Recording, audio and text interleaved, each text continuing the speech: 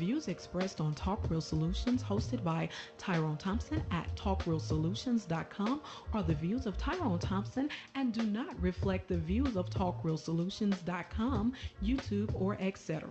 The content here belongs to Talk Real Solutions and its many contributors. Views and opinions expressed by all contributors belong to them and not TalkRealSolutions.com or Tyrone Thompson, the host, or etc.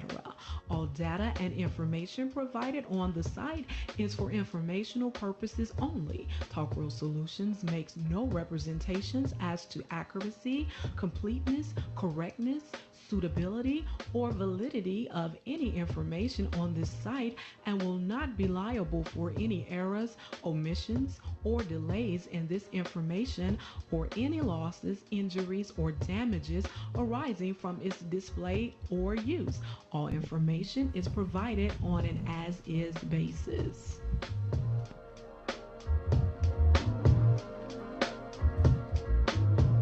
All right. Welcome to the show. This is Talk Real Solutions, and I am your host tonight, Tyrone Thompson. I want to thank you for tuning in.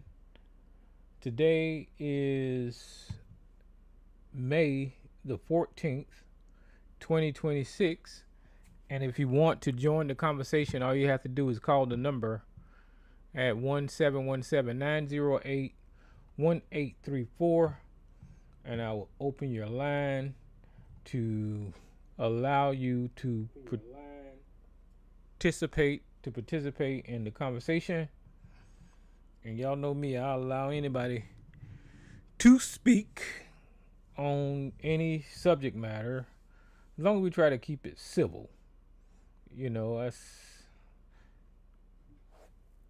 have a better conversation that way.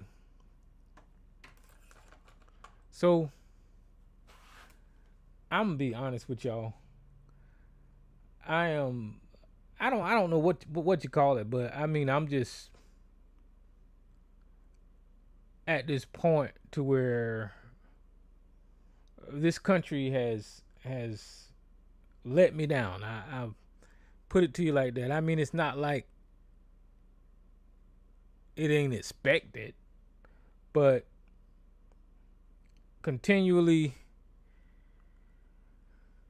it just let me down. But you can't do shit about it, and that's what I'm realizing. So that's why I choose other things to do with myself besides focus on the negativity. You got to not let things stress you, especially something you can't change. You can't change what's going on in this country. You can't change the nature of the savage. You can't do anything about it, but the good thing is you can speak about it. You can spread the word about it, and whoever accepts it, and whoever don't, well, you're just a coon. That I don't know what to say about that. That's what you are. So yeah, there's a whole lot of things going on in politics, and once again this week I haven't been tracking. I just caught the thing about Trump going to China. All the corruption and all of that kind of stuff still exists. Nobody's doing anything about it. The rights of black people are getting trampled on in this country, and don't seem like anybody with power is concerned about it. Of course, there's a lot of people speaking out about it, but no action is getting done. It's just weird, especially for me, knowing the long history of what black people has been through in this country, beginning in the 1800s with slavery, or the 1619. I'm gonna use that number because that's when that documentary said, the first slaves came to America. But beginning in the 1600s with slavery and Africans or black people or people of color in this country clawing their way up a ladder that was bound to fail, I guess. every bit of progress that my ancestors made, every bit of progress that black people have made in this country, um, it's clearly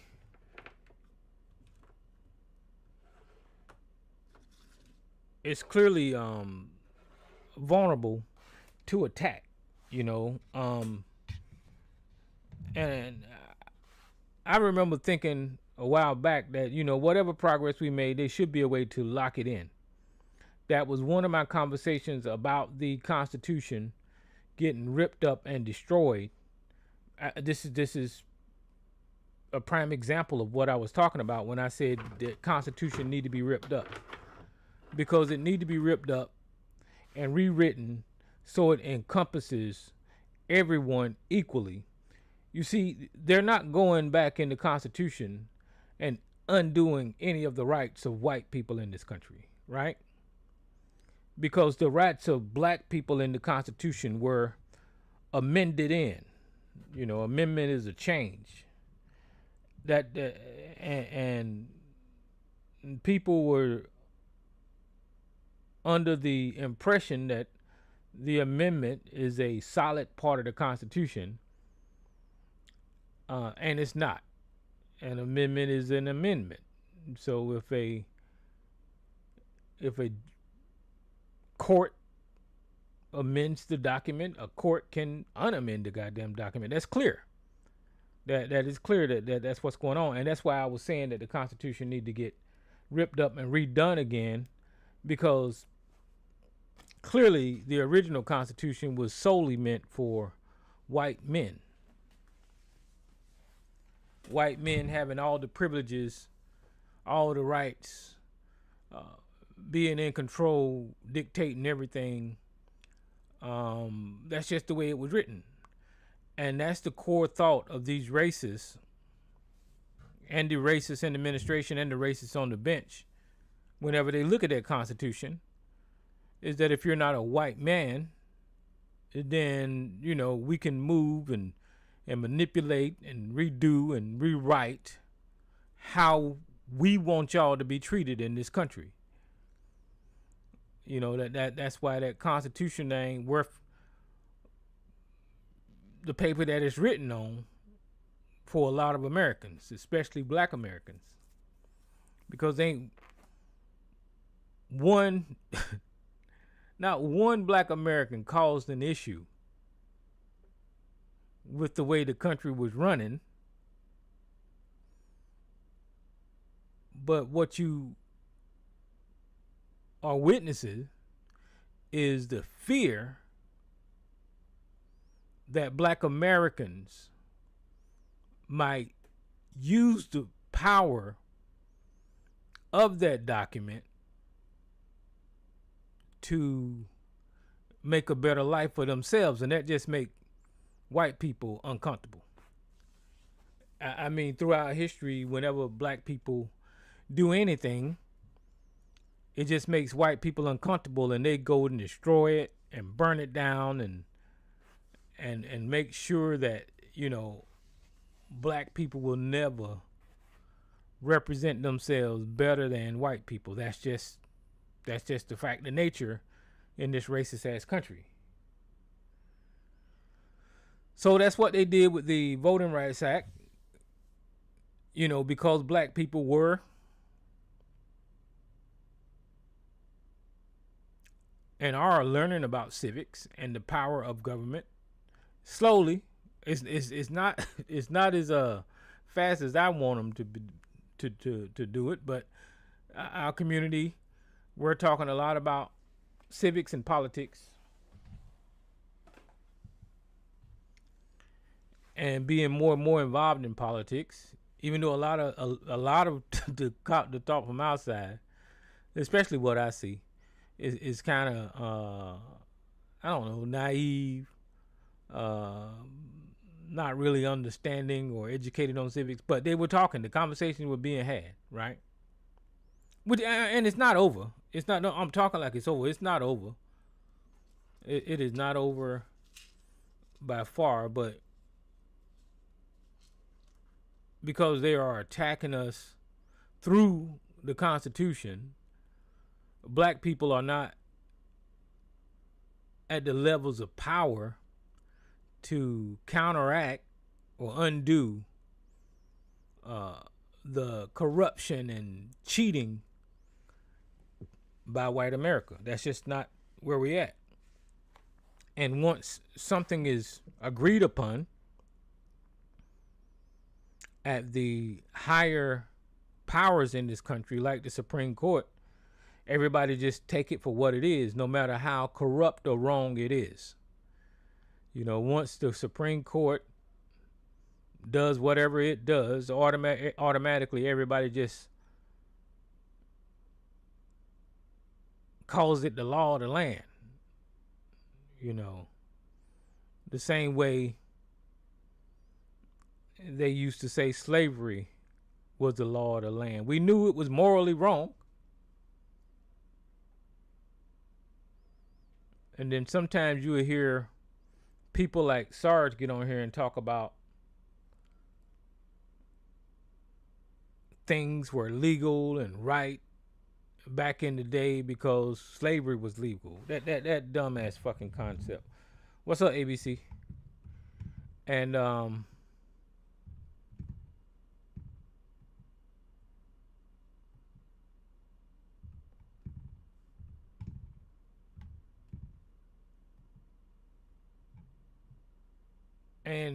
like I said, whenever black people try to make any progress, try to do anything, it gets ripped up. And they dumb down our community so much that we got some black people agreeing with the decision of these KKK members on the Supreme Court, on the Supreme Court. And those are ignorant black people. Ignorant black people like Sarge. I listen, I don't know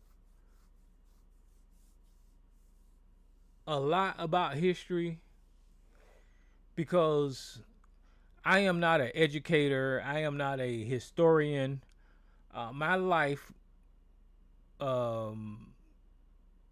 centered around working with my hands, working on electronics, working with computers, not really being into politics, not really, you know, that's not my deal. But for conversational purposes, you go and research and learn why things are the way they are, right? So you have to find out why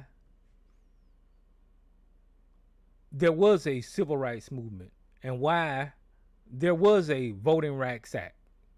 You know, and this is history that is documented on the reasons and purposes why these things existed. Why there was Roe versus Wade. You know, there's actually history why these things exist, you know. A woman's right to choose and all of those things, right?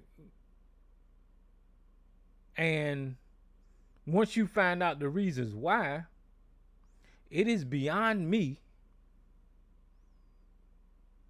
why somebody can look at the other side of that and say, make it the way it was. Or I like the way people were being oppressed. Or I like it when other people had less rights than me. That just don't make no sense to me.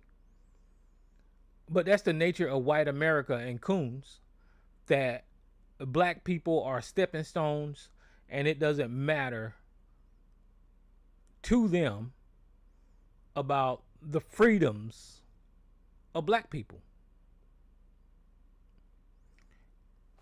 It doesn't matter to them the freedoms of black people, just long as the black people are being oppressed.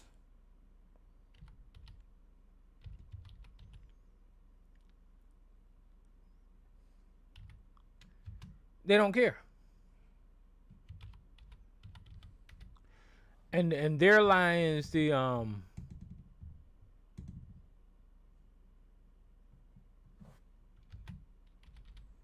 problem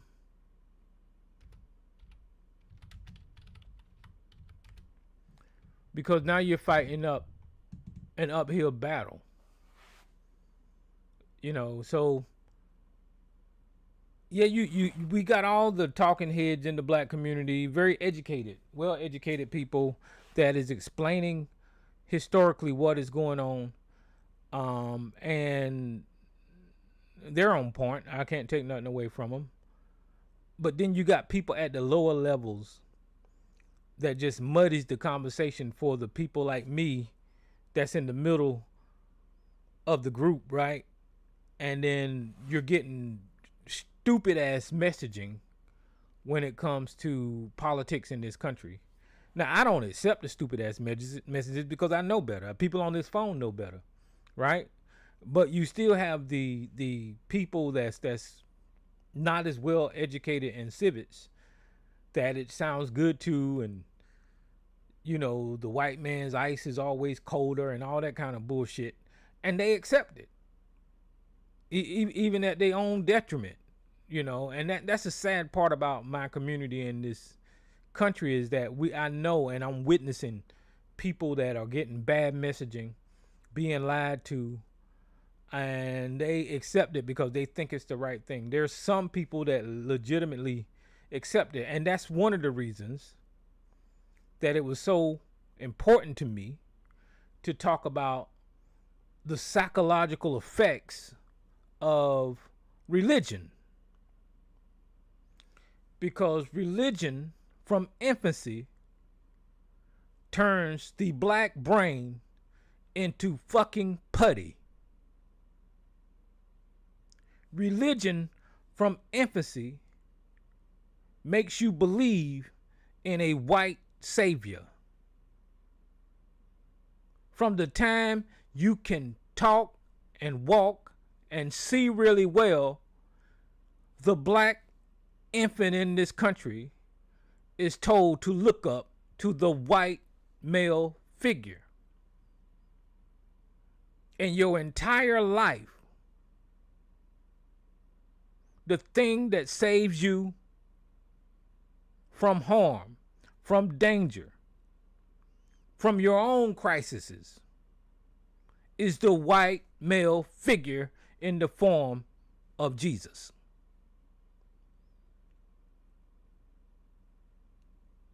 You grow up believing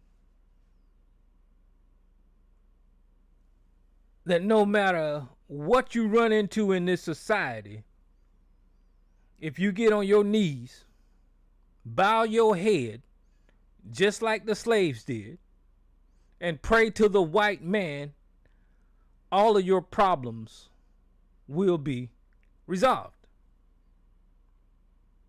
Now, that is a very harsh truth, but that's the mentality that the black community is raising damn near every family in this country to believe in.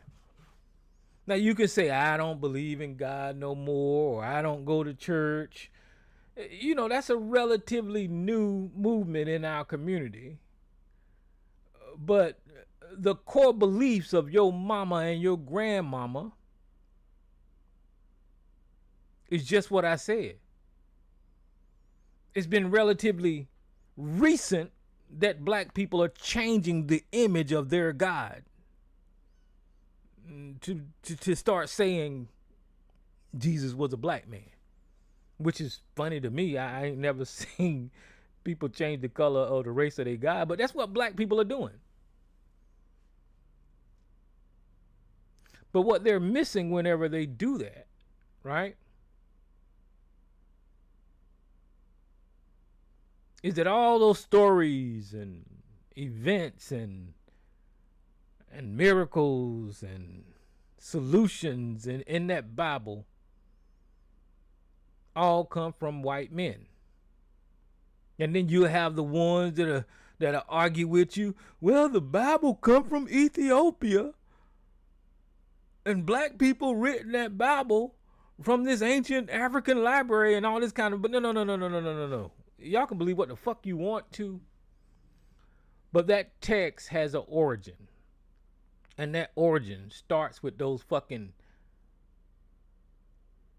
ancient white goddamn priests and kings and all of those people. You can believe what the fuck you want to about that Bible.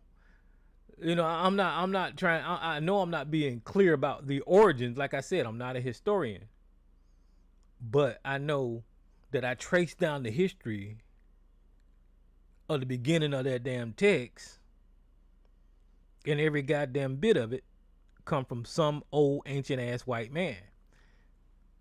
So whenever you try to argue with me that, you know, that the Bible is some ancient African scripture, you know, and then you got the ones that argue about ancient Egypt and the mindset of the sun, and I done forgot the ancient Egypt god named Haru or whatever the fuck, you know. I understand that text over time in ancient time has been transliterated and turned into whatever the fuck, and it could have started whatever the fuck with ancient Egypt, and all the motherfuckers want black, but that's a whole nother goddamn conversation. But the point is, let's just take your argument and say that it is started in Egypt. I don't know, what is that, 8, 9, 10, 16,000 years ago? Let's say it did start in Egypt. By the time the fucking Greeks and Romans and those kings got to it, none of that shit in that goddamn Bible even mattered in the form of ancient Egypt no more. So holding on to that bullshit is a lost cause. Even though it's all fake from beginning with, you know, because it's all created to control people. So holding on to that shit is bullshit, you know, just at that point for how long they've manipulated the text in the motherfucker. So it's just straight bullshit. So what I'm trying to say is, because the African American mind has been manipulated so long,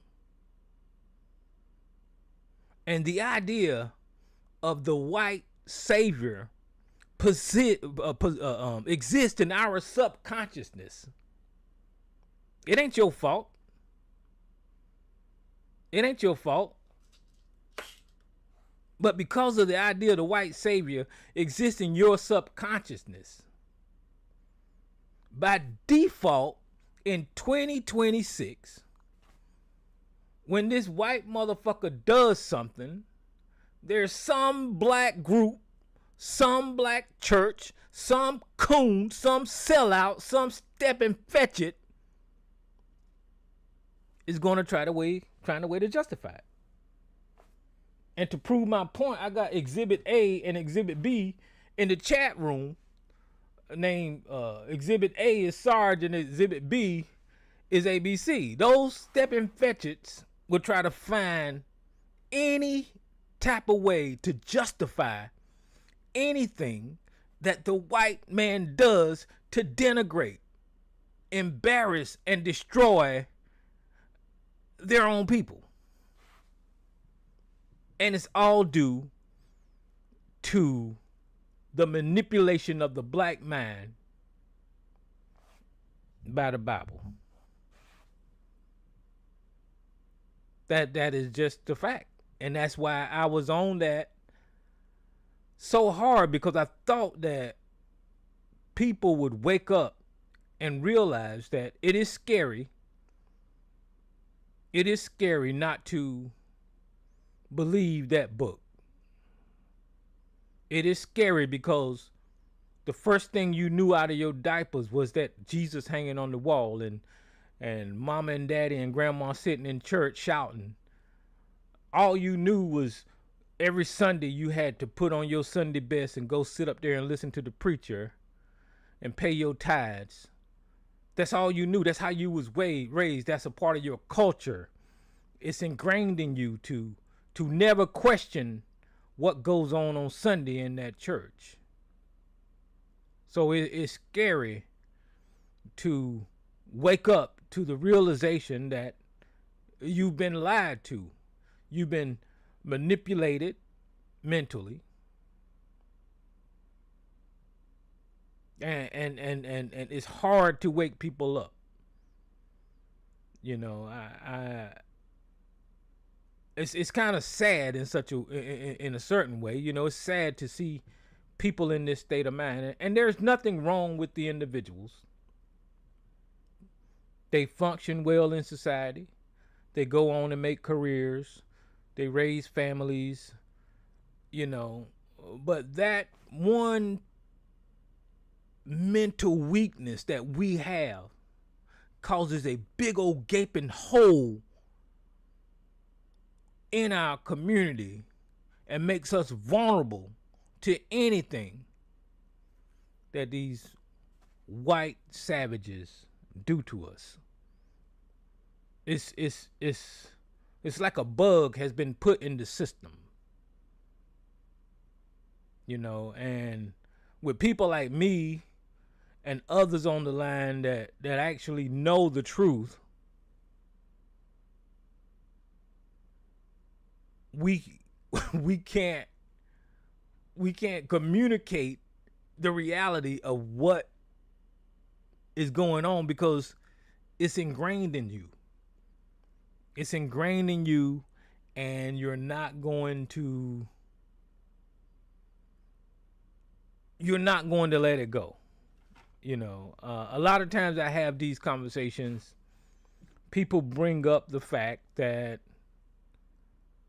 you know, if it wasn't for Christianity, we wouldn't have the Civil Rights Act or the Voting Rights Act or the accomplishments that we had by our ancestors. And I'm not going to argue it against that thought 100%, but I will say that that's not 100% accurate. Okay? It's not 100% accurate. Were the majority of the people participating in those movements Christians? Yes, they were. But Christianity is not the reason that black people fight for fucking freedom. Christianity is not the reason that we seek liberation and equality. Now, you can be a Christian and seek those things, and you can also be a non-believer or a human and seek the identical things, because all of those things belongs to everybody, not just one goddamn religious group. So like I said, I won't push back to your face about you claiming that if it weren't for Christianity, then these things wouldn't happen, because you're not at that level of thinking that realize that human freedom and equality belongs to every fucking one. You see, it don't belong to just Christians. It don't belong to just Muslims or Jews. It belongs to everyone. And being that that's the fact, you can't say that the reason for humans wanting to be equal is for some religious reason. That makes no goddamn sense. The same thing about the conversations about morality and all that kind of bullshit. That's not a religious thing. That's a human thing. You know, but because it's been drilled in your head that morality comes from the Bible and all this kind of, nobody can convince you anything else. So why even have the conversation? It's just that you need to do some more maturing. It doesn't make any sense to have that conversation. So we ended up here in 1619.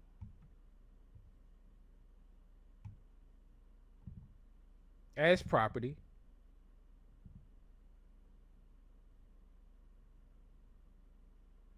And after that, they put us to work. through torture, mutilization, murder, lynching, raping women, raping men, killing babies, cutting fucking pregnant women, babies out of their children, out of their mom's womb. They put us to work in the cotton field, doing the white man's bidding, waiting on them hand and foot, feeding their fucking children, taking care of their goddamn families.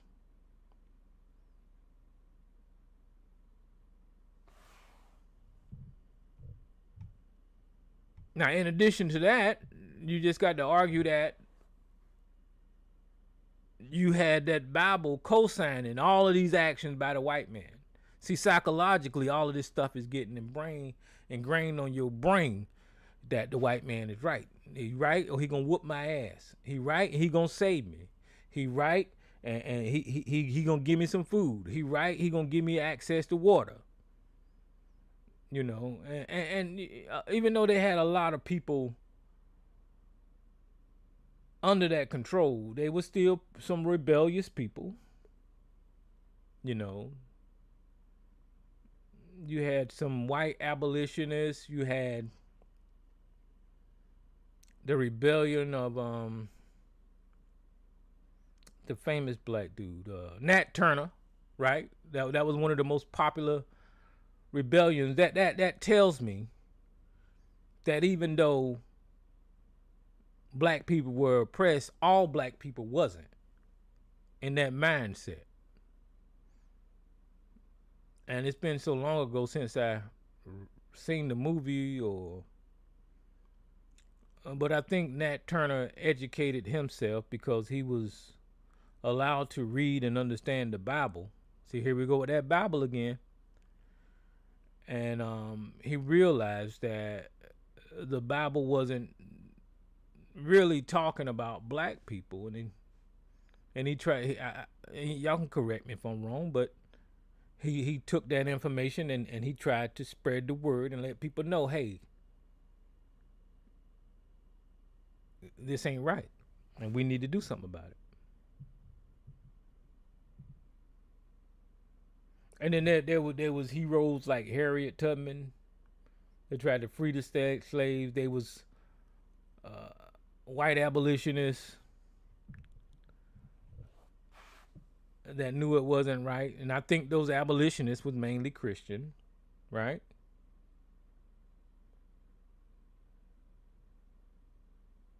And I'm just having this conversation as a reminder of where the fuck we came from and where we at in 2026 with a lot of these damn stepping fetchits that don't know their goddamn history and the struggle of their own motherfucking people. So you have to look at them on videos, and you have to hear them on this line, and you have to tolerate the foolery of other black men justifying whatever they white massa is doing. Fuck those racists. Fuck them. They don't do shit right. They could never do shit right. They claim, the racists do, that they have higher IQs. They claim that they are more civil. They claim that they created civilizations. And Sarge pushes this dumb shit. They claim that if it wasn't for them, then civilizations wouldn't exist and all that kind of bullshit. But you can take a snapshot right here in 2026 and see the actions of this fucking savage, as in Jeffrey Epstein Island, Donald Trump raping women, allegedly, and children. You can look at the savage when you look at Amazon, Jeff Bezos stealing. You can look at Mark Zuckerberg. You can look at the Jewish motherfucking people murdering people in Gaza. You can look at Vladimir Putin murdering Ukrainians. You can look at the United States of America murdering people all over the goddamn world, including Africa. But you're supposed to be the one that created civilization. You're the one with the principles. As you here in America in 2026 is taking away people's health care. Starting wars, causing people to starve. You're the one that sets the example for what a man supposed to be.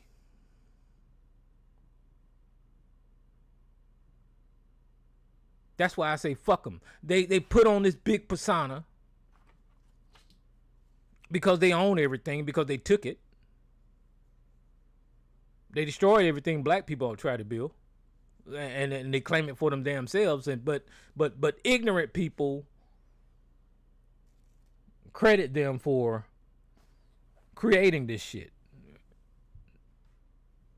They're fucking savages. They take and steal and then claim. That's what the fuck they do.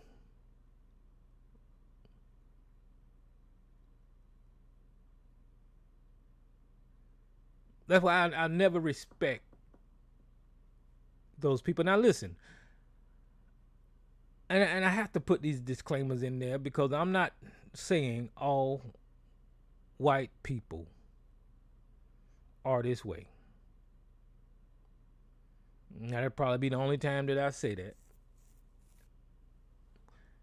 But I am telling you, historically, the white people in power, the white people that you are neighbors with, the ones you see at the grocery store, your children's school teachers, your mailman, those people are subject to be exactly what the fuck I'm talking about. Evil, hateful, savage, dirty, manipulated, corruption. That's what the fuck they are.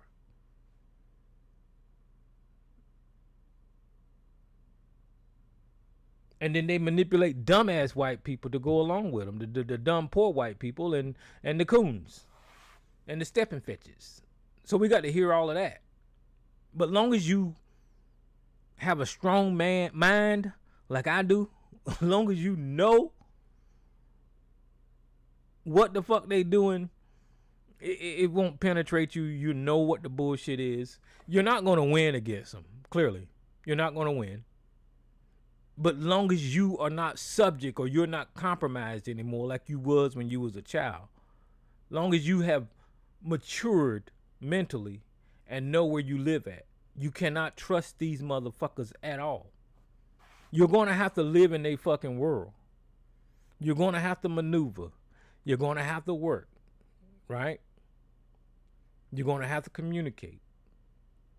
But as long as you ain't falling for their bullshit, then that's one of the ways you can protect yourself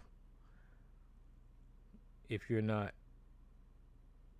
a white person in this country. You just don't fall for the bullshit. You know?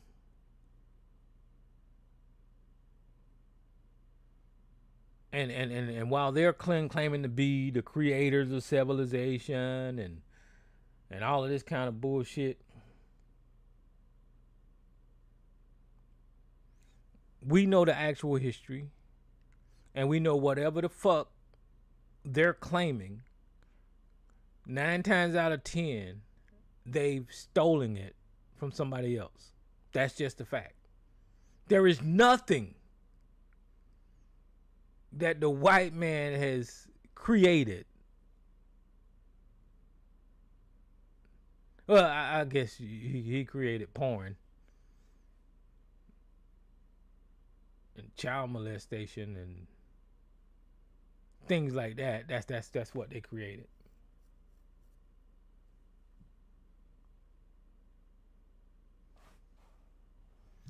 And then we went from the abolitionists, and then they had Dred Scott, right?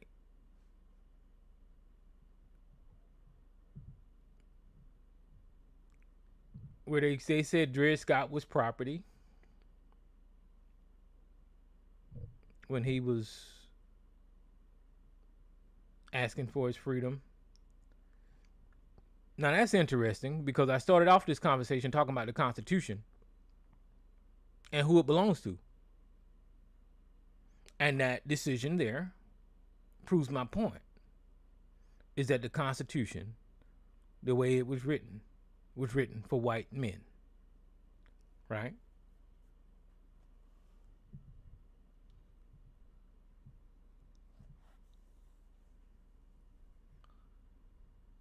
I don't know. You can go on through history. I can go on through history, but I can't remember the timeline exactly. I guess you can go to the Civil War. That was an interesting time, right? I remember having conversations on this phone. I guess we was on Blog Talk Radio and listening to Sarge talk about the Civil War and downplay the actual positions of black people in the Civil War and not really explaining what that was. You know, during the Civil War, I guess the black people in the South was enslaved and some black people up north was free.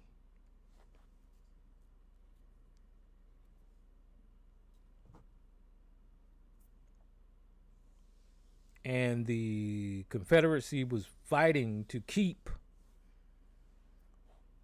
control of slavery. That's what that was. People down here where I live at, in South Carolina, south of the Mason-Dixon line, were fighting to keep slavery. And I think Lincoln wanted freed states because of the industry era, the industrial areas of some bullshit like that. But my point that I'm trying to make here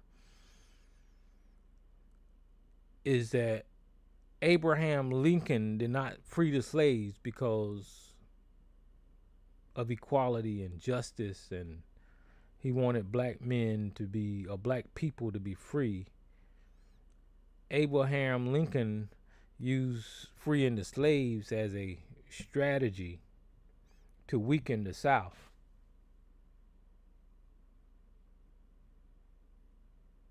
In part. That's the reason that he freed the slaves, in part. And whenever people are screaming black people used to be Republicans because Abraham Lincoln freed the slaves and he was a Republican and all that kind of bullshit, that's a half truth. You know, I can't correct everybody when they have all of these narratives. And it's true that black people were in the Republican Party in part because of that reason, right? But it's not like Abraham Lincoln gave a fuck about a black person. He was a savage, just like his ancestors. So I guess what I'm trying to say is throughout history in this country, black people ain't never had it easy under the hands or the leadership or the guidance of any of these white people. You know, and then even after the emancipation, they still didn't free the slaves until, you know, what they was Galveston, Texas, June 19th, Juneteenth or whatever. And then even after that, there's a long goddamn history of lynchings and just torture and terrorism against black people, Jim Crow and all of these things, right?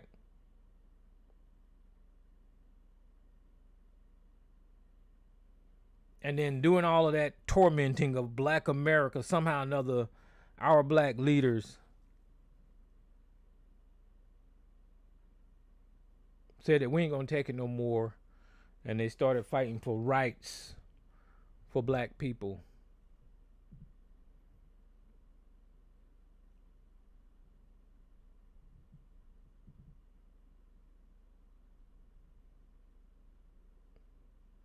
And somewhere in there they murdered Emmett Till and Rosa Parks and school integration. And during these times, at one point in time, it was illegal for black and white people to date and get married. That was a death sentence. This is who we're dealing with. We're dealing with these white savage pieces of shit that created all of these goddamn laws. Not one time since I've been talking can I claim that black people contributed to any of the rules and regulations or laws or acts or bills that any of us go by. All of these rules were written by white men for white men, right? I think they had to have a fucking law to outlaw. How would you put it? They had to have a law to legalize interracial marriage, because the white man would kill people or torture people that was interracially dating.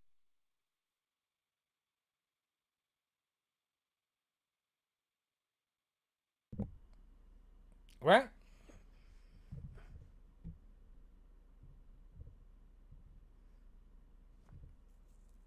And then I don't know. I guess that's where the civil rights come out of all of that confusion throughout history, because black people was unfairly treated in this country by white people, and they just willy-nilly did all of that,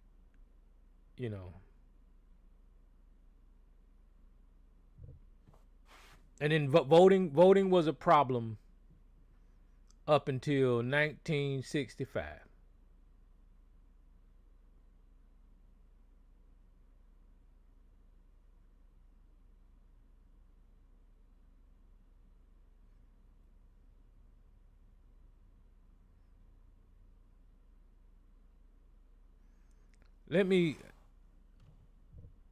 I'm going to share this,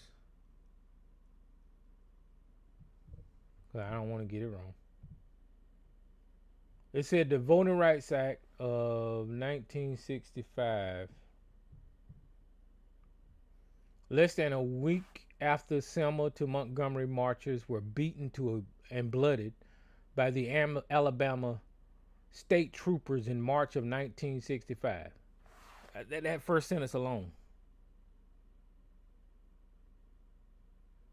is a snapshot of how black people were treated in this country. It was marching from Selma to Montgomery, and state-sponsored racist ass law enforcement state troopers beat and blooded innocent black people. Well, after that, President Lyndon Johnson addressed the joint session of Congress, calling for federal legislation to ensure the protection of the voting rights of African Americans. The results was the Voting Rights Act, which Congress passed in 1965. The Voting Rights Act sought to overcome the legal barriers that still existed at the state and local levels, preventing black citizens from exercising the right to vote given them by the 15th Amendment.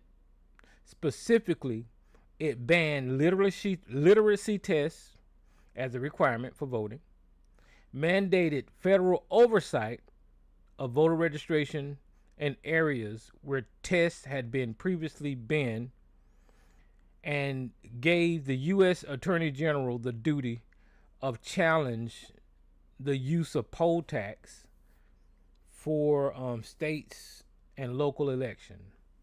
So in order for people, black people, to vote in this country, they had to take literacy tests, answer questions before casting a vote. Black people had to pay money, pay a poll tax in order to cast a vote. Along with the Civil Rights Act of the previous year, the Voting Rights Act was one of the most expansive pieces of civil rights legislation in American history. It greatly reduced the disparity between black and white voters in the United States.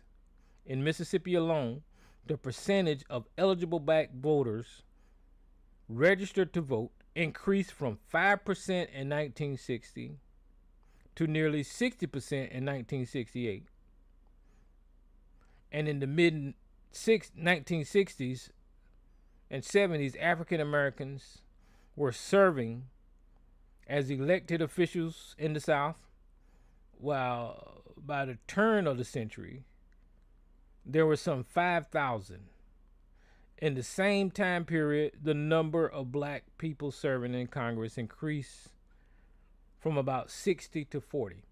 Now, that's just a small snapshot of the importance of why the Voting Rights Act exists. You know,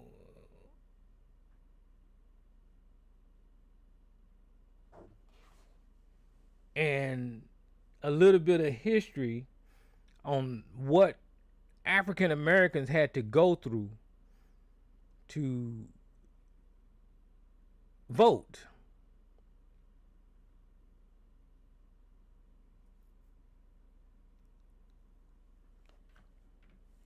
And I'm of the mindset,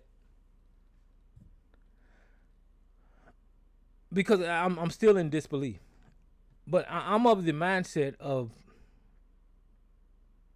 if this is supposed to be law, is this supposed to be constitutional, is this supposed to be, look at how easily it got undone, right?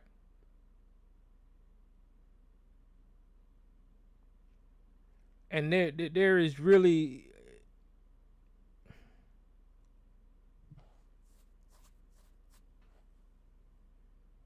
there's really no pushback. Down here in South Carolina, what's going on with this thing is that South Carolina rejected drawing out the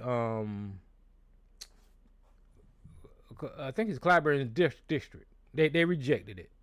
The Senate rejected it. But in later news, the governor is calling into session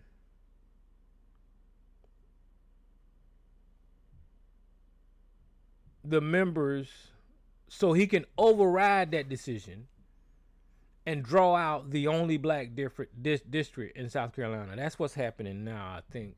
Let me see. I heard that either yesterday or today.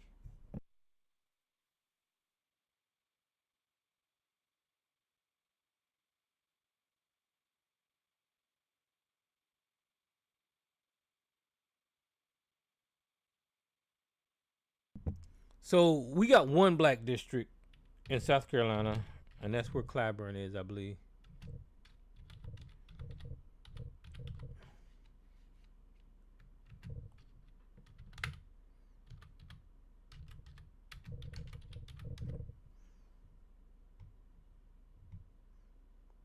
Yeah, here it is right here.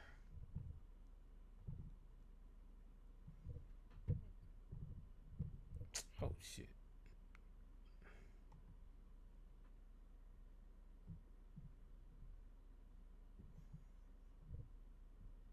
What is that? I don't want to put my goddamn email in there here. Okay, it says South Carolina redistricting. Governor forces lawmakers back into section to eliminate the lone majority black district. Immediately after South Carolina legislation ended their legislation session on Thursday, Governor Henry McMaster called lawmakers back to redraw the state congressional map to eliminate the lone majority black district. It wasn't a surprise. McMaster signaled Wednesday that he would be calling a special session for redistricting. But the move was a reversal from McMaster's previous stance at the beginning of the month, when his office specifically said that he wouldn't call a special redistricting section amid the pressures of Donald Trump. McMaster also move also comes after the state Senate voted earlier this week against reconvening for a special session to take up the redistricting. The resolution, which allows the legislation to come back after their regular session finishes matters, needed a 2/3 vote in both Senate and the House to pass. It passed with the House but failed with 29-17 in the Senate. So they didn't agree to redraw or eliminate that one district initially. But clearly our governor has been licking on some orange balls and kissing Donald Trump's ass, and he decided to override his legislatures down here and redraw and get rid of that district down here. So what am I know I'm just rambling, I'm all over the place, but this goes along with the history I was telling you about what we fought for and how we ended up here. And why is this important? Well, from my understanding, if all of this goes through, you're going to have nothing but white representation Republicans in Washington. Right? Eventually. I don't know if it's going to be this voting cycle or the next voting cycle. I don't know when all this stuff going to kick in. But let's say everything goes to plan. When you have all of those white representations, hold on, let me make sure that I know what I'm talking about.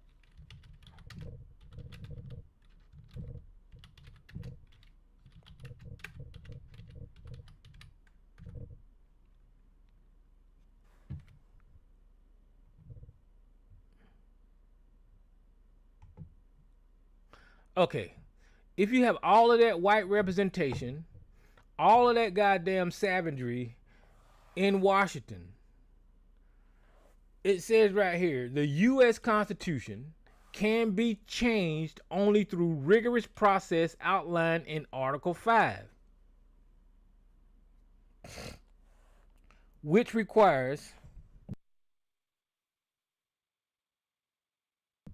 a two-step method proposal and ratification, making it intentionally difficult to amend. Amendments must be proposed by 2/3 votes in both the House and the Senate.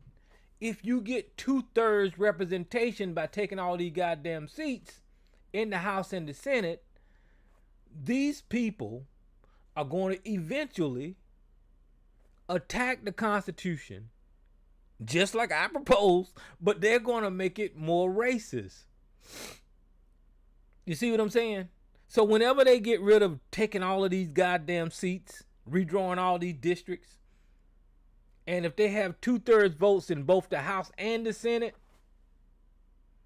they can do whatever the fuck they want to do to that piece of shit ass Constitution.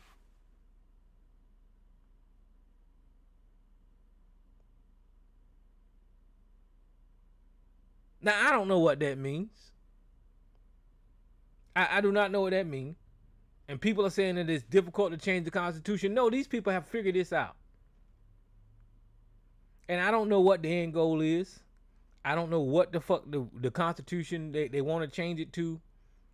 But because they are going so head first into redrawing these districts and getting all of this representation in Washington that are fucking Republican.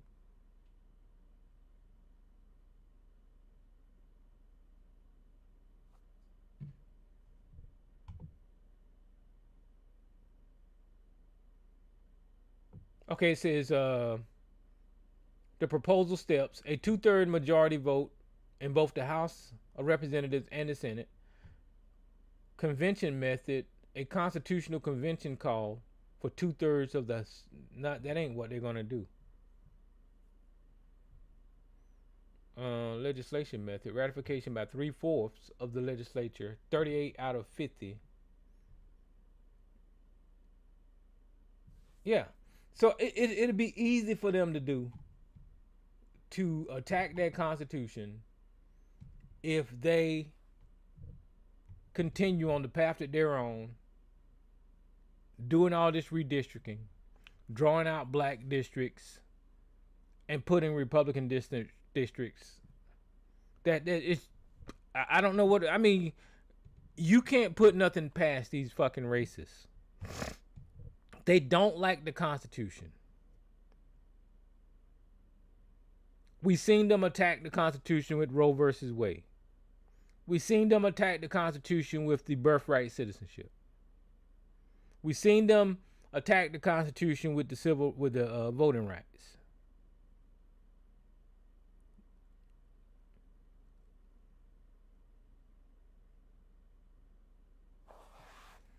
So I don't know. I don't know where these people are headed, and I don't know how it's going to affect black Americans. I don't know what the fuck is going to happen. But what the fuck can you do? You know, I don't see any strategy by the Democrats. Of course, they're speaking against what's going on. But as soon as their districts get drawn out, you know, they're out of there. You know, I don't know. I do not know.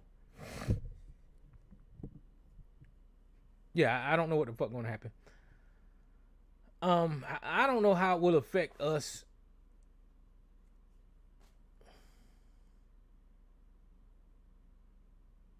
The way that it's making it hard on us now is people on the street are more emboldened, saying and doing things that put people in danger by being more racist.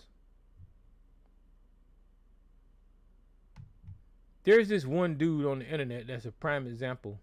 Oh, there's somebody on the line. I'm gonna shut up. I'll go ahead and say this part right here. There's this one dude on the internet that is a prime example of what I'm talking about here. And his name is Chud the Builder. I just seen a news clip about him.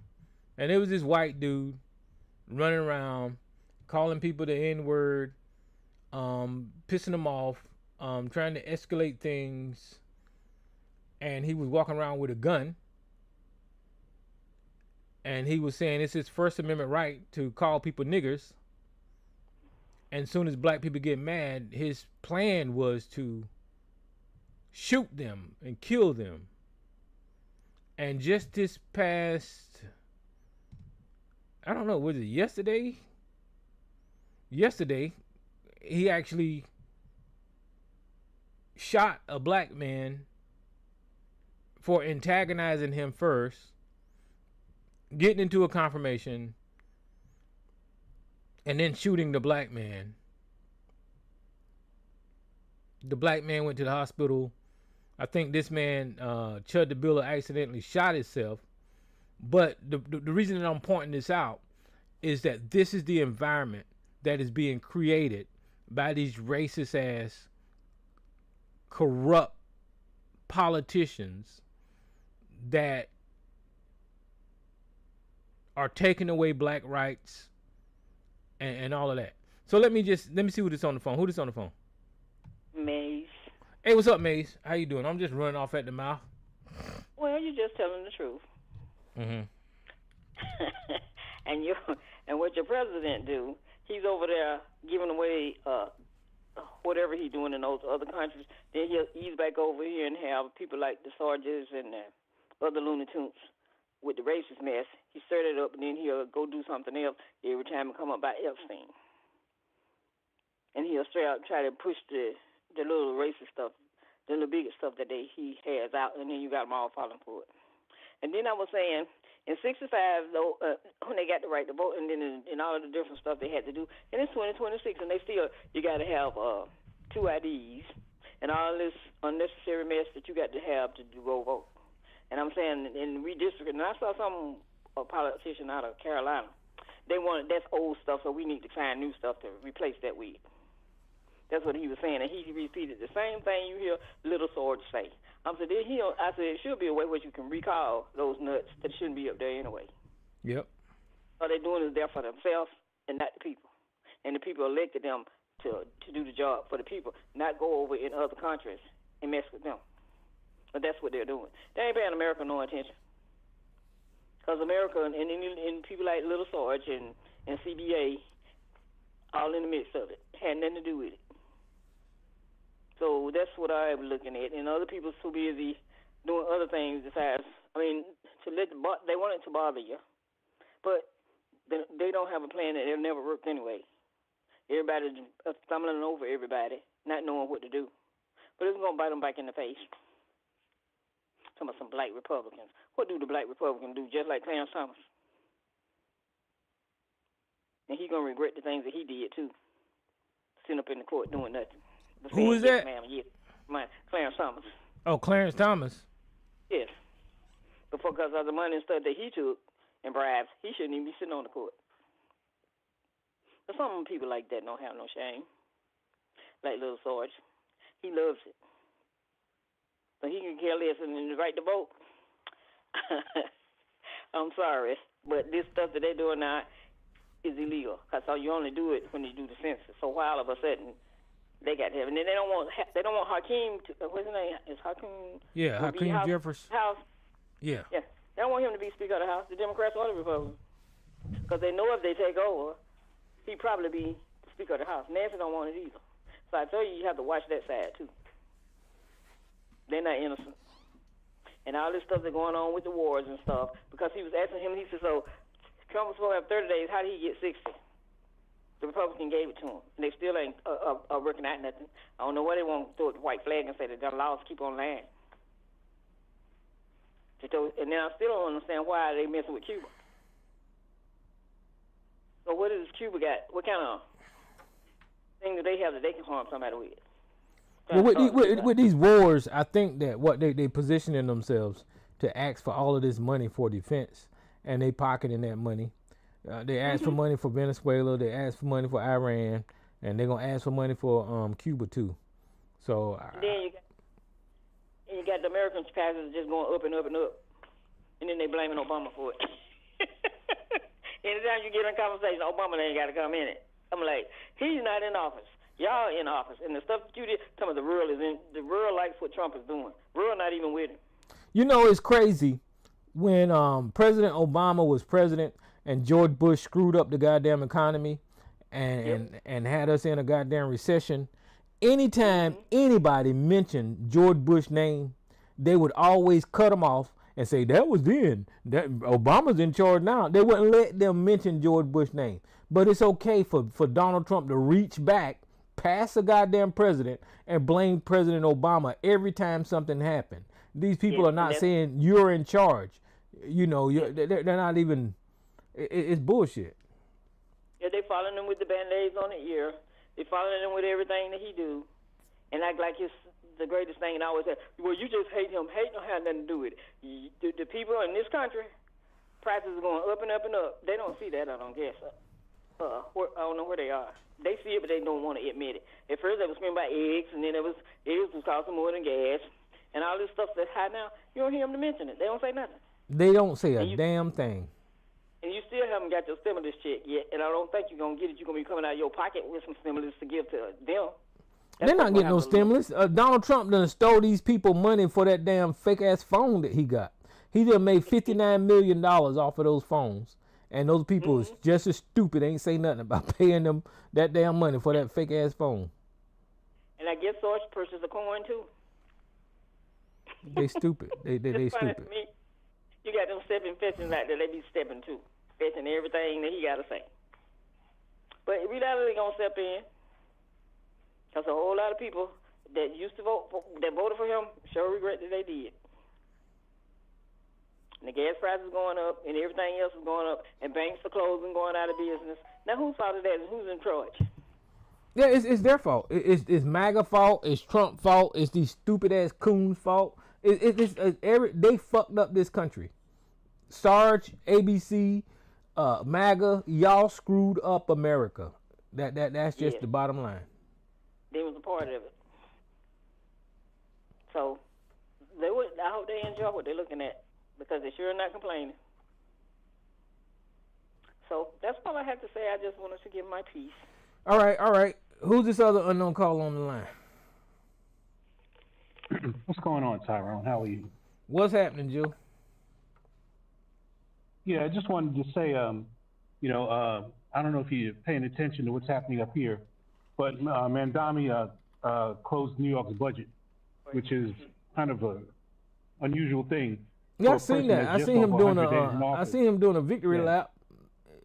Yeah. Okay. So look, I'm not. I just want to be clear. I have problems with some of the things that he says, and I have problems with the way he did it. But just over 100 days, he closed the budget. Yay for communism. Hey. So the Sarge that was screaming about he's a communist, this is what effective leadership looks like. You get in office, you don't blame the guy ahead of you, that was there before you, but you get down and do the dirty work. You pull strings, you exercise your political muscle, you do what you have to do to actually be a leader and legislate. And he did it without all these executive orders, and he did it while still offering free child care to New Yorkers. So hooray for that. I mean, what they don't want us to talk about, what Mamdani did, was he taxed the rich. And it was at a low rate. I think it was like either 5 or 6%. But that 5 or 6% was enough for him to balance the budget, get some raises on some public workers, and free daycare, free child care. I mean, they don't want us to talk about them taxing the rich, and he did it. Well, again, this is a clear example of what governmental leadership looks like. Look, let me just add a contrast to that. Have you been seeing the Senate hearings for these cabinet members, Trump's cabinet members? Do you every piece, whenever they make viral clips, I watch that stuff. Yeah. I would suggest looking at them, because none of his cabinet can seem to answer a question properly. And the brother that runs HUD, oh my God. Look, I'm not a fan of that guy. I think he's an idiot and a buffoon, but the way he cooned in front of the Senate is just beyond belief, bro. I mean, this guy gets the Coon of the Year award. He could not he couldn't give a straight answer for anything. Everything was Biden. And the senators are saying, hey, look, you've been in office a year and a half now. You can't keep putting it on Biden. What are you doing? And he could not answer the question. So, it's embarrassing. It's a national embarrassment that these so-called the best and the brightest that Trump has picked can't seem to answer a straight question. They can't seem to produce a budget. They can't seem to, provide reports to the senators. These are things that have been going on for years and years and years, and all of a sudden, these clowns get in office and can't do the job. Come on, man. Anytime your FBI director is become the butt of a Saturday Night Live joke, then you need to really rethink. Is this the right guy that chosen for this position? because they're not laughing with him; they're laughing at him. And so, the president, sure, he gets his jab. That's just nature of the business. But when your cabinet, your chief cabinet members become the butt of the jokes, it's time to really evaluate who you have on your team. So, I'll just leave it there. I think it's super comical. It is definitely comedy, but politics should not be comedy. It should be about helping the people. And what we have is a clown car full of idiots, man. Well, what they did for the last 10 years was mentally prepare everybody to accept everything that's going on right here, because there was really no big pushback against Donald Trump enough to get him out of the way.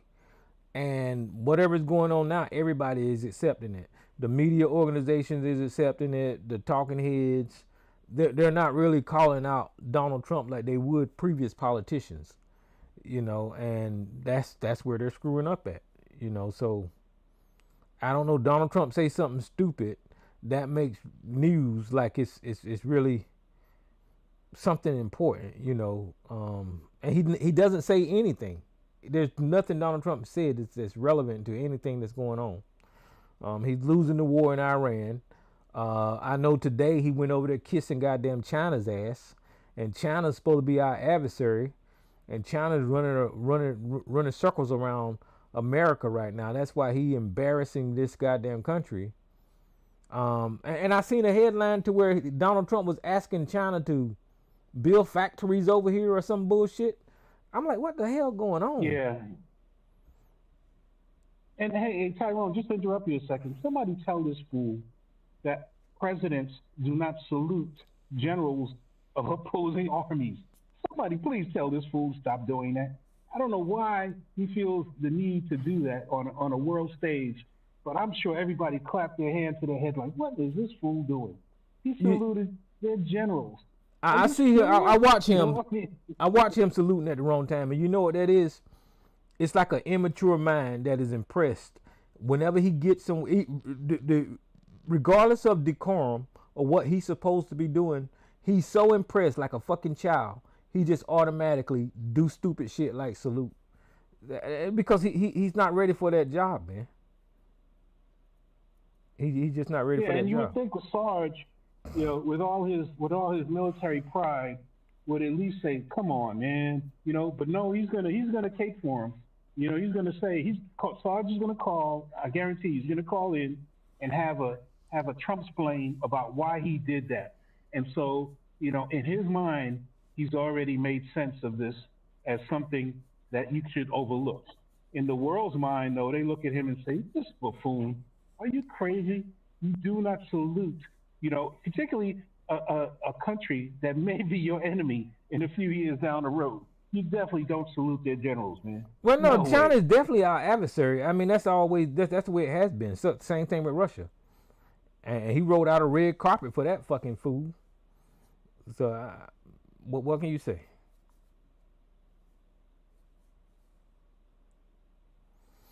All right. I'll leave it there. You got other people on the line, so we can move on to another call. What's up, Miss Elisa? How you doing? Welcome to the show.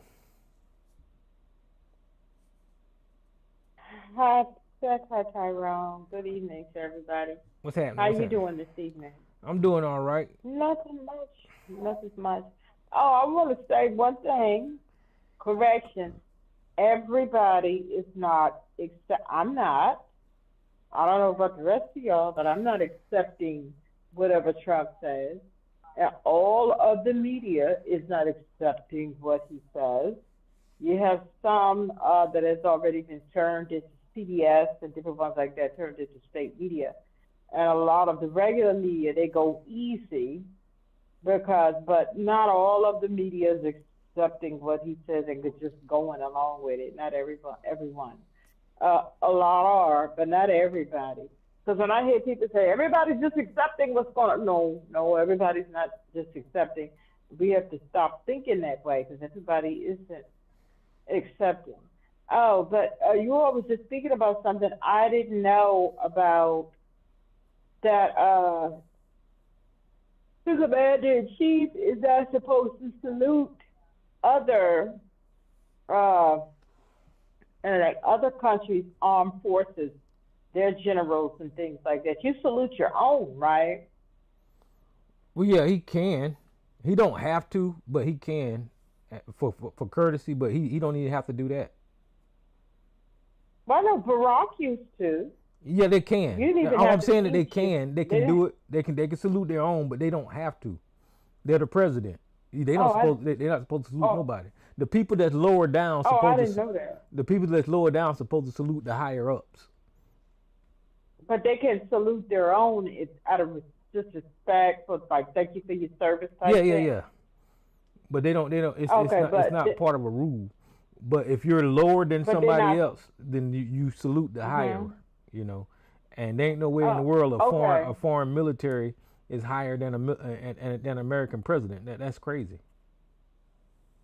So you're not supposed. That's something you do not do. No. Another foreign country's military, but you can do it to yours as a sign of respect. Thank you for your service. Yeah. Okay, because I see Barack used to do it, even to the military people that were standing out, that would be standing out in front of Air Force Two. Well, yeah, he do it to waiting his for own him. soldiers, but you didn't see him do it to foreign countries, did you? No. I'm Yeah. talking about our own military. Yeah. When he would walk past them and they dogs on guard or whatever it is they're doing, he would do that. I always just took that as a sign of respect that he was doing. But no, never no foreign country. No. But I didn't know that because I saw some videos of Trump doing that. He was just in awe of Xi Jinping. He was in awe Yeah, he's a child. of the dude. He's in fascinated awe by of him. And I have to admit that Xi Jinping, he has the forever poker face. He has a poker face, so you never know what he's thinking. He does not smile. He does not frown. He does not nothing. He keeps that same poker face, so you don't know what he's thinking or what he's about to say. I got to give it to him. He got that down pat. That's one thing I will say about China, and they will be surpassing us here soon. And it is what it is, a new world order. And he was talking about some of that stuff about those, in a sense, that he was talking about with America, some of the things that was said. I'm sure it went straight over his head, and I'm sure Marco Rubio got it, because Marco Rubio, he played dumb to Trump and them, but he understood all of that. And Elon Musk was there taking pictures. It's just in that unqualified white boys playing leader, and it looks a mess on the world stage. It really does, and it really shows that they just in awe of Xi Jinping. And as a matter of fact, they should be, because he know what he's doing, and they don't. I just have to be honest about it. He knows what he's doing, but they don't. So just have to see how things go. At this point, I got to the point where I don't care. It's gonna be what it's gonna be. I don't care anymore. Yeah, you can't do nothing but I watch can't. this car crash. There ain't nothing you can do. Just sit back, watch it. That's about it. So to see how things are going to be, I wouldn't have had him over there, because if I was Xi Jinping, we don't know what his strategy is for letting him come, but Iran is one of their allies. So they got some type of strategy going on why they let him come. Well, I see a problem with the way America showed up. America showed up with all of these CEOs and billionaires that don't represent the American people or the American interests. They had no business over there with this visit with China. But for some reason, it's money involved with Donald Trump and these people that went over there with him, instead of representing the American people and having people to represent like his fucking cabinet. I think that's who's supposed to be over there. Yeah. He had millionaires there. Yeah, because and Xi Jinping is planning on taking advantage of all of that. Don't think he has strategy. They know what's going on. They see how it's going, and they plan on taking advantage. Like these people, they don't give a shit about the American public. Only thing they care about is that they pay taxes. Those that are working, that they pay taxes, and the rich is gonna pick it clean. So he has strategy. He has his own plans for that. Because if he didn't, he wouldn't have would have bothered with the meetings. Like if it got postponed and canceled this past time, they would have done that. He has his own strategy. I mean, no telling what they have in plan for the United States of America. And it's gonna be whatever it's gonna be. I'm just to the point where whatever. Yeah, it's crazy that all of those people went over there to suck up to China. That makes us look weak and embarrassing.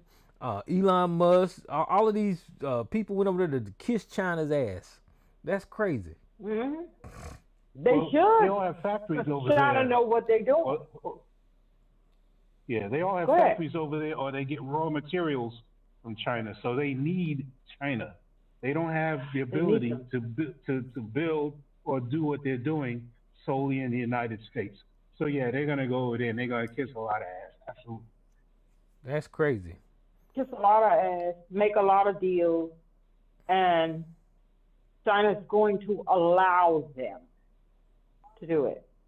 They have their own strategy. Trump made it. I mean, Trump's just there with his big stomach. So, I mean, he's just over there, his stomach poked out with his diaper on. He doesn't really have a clue. As long as he's allowed to steal, that's the only thing he really cares about. So, and China don't give a shit about America. China don't need America. Not like that. The only thing China need us for is as consumers. We just need to buy their shit. Mm-hmm. That's what they need us for. Consumers, to keep the world trade somewhat going. That's the only thing they need us for. And then there's a lot of capitalists who have money over there. But I was watching a great video from an economics professor, I can't think of his name, Wolf. And he was talking about how China was able to build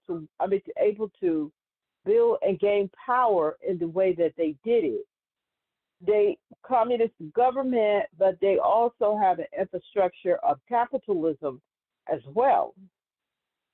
And in a sense, like socialist, that's going on. That's why they were able to build from the dirt and be where they are right now, while America was destroying itself with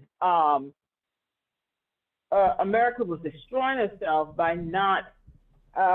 If you're gonna have capitalism, with greed, America is greedy. With greed, and they refuse to put some type of. You allow the people to be capitalists, but they allowed it to go unchecked too long and too fast. And they allowed it to get all mixed up in their politics. That's why we're in the predicament we're in right now. So, and that's what I was saying. Who was a dummy that called over here that one time and was like, "You're just against capitalists and rich people." No, I'm not. I wish I was rich.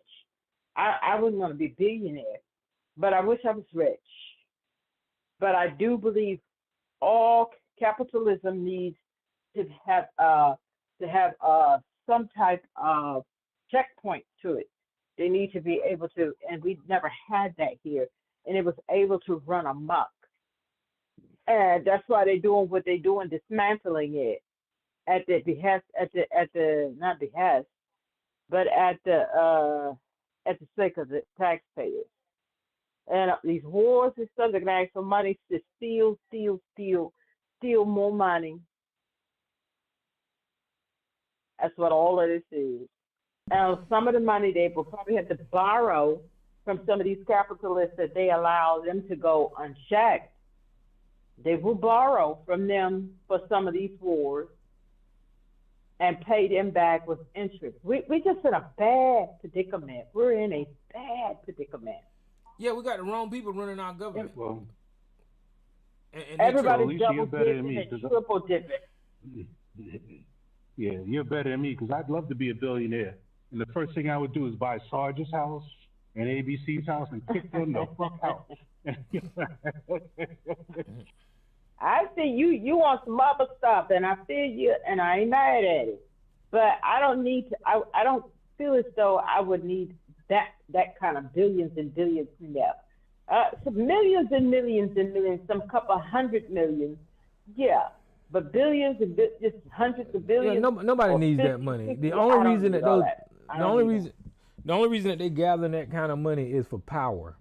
And in order for them to have power, they got to make the less fortunate of us suffer in order for them to have that type of power. But they don't care about nobody. Nobody needs that type of money. No, because did you all hear Jay-Z when he did that interview? And they were talking about billionaires, and he was saying, in a sense, trying to say that he's not one of those billionaires. That yes, you are. In order, anybody that got that kind of money, somebody was taking advantage of. He invested in Uber. They won't even allow the Uber drivers to organize. They won't allow them to do anything as far as to turn that into like a job where they could get benefits and health insurance, and they get what they pay them, and they take so much. Yes, you do. Just with that alone, and I'm sure other things that he's invested in. Just with Uber alone, that made him a lot of money. Just that alone, there's somebody at the bottom that's being taken advantage of. That's the only way you get to have that kind of money is if people were taking advantage of. I would do good. Give me 10 million. I'm good. I don't need all that. You know, I don't need. Give me 5 million. I don't need all those billions and billions. I know people say I'm a billionaire. I don't need all of that. And it's not that I don't like nice things. I like nice things. I want nice things. I have nice things. It's not that. It's just that I don't need all of that because I don't want to have power over anyone. Well, And I don't gave want up on people taking capitalism. advantage.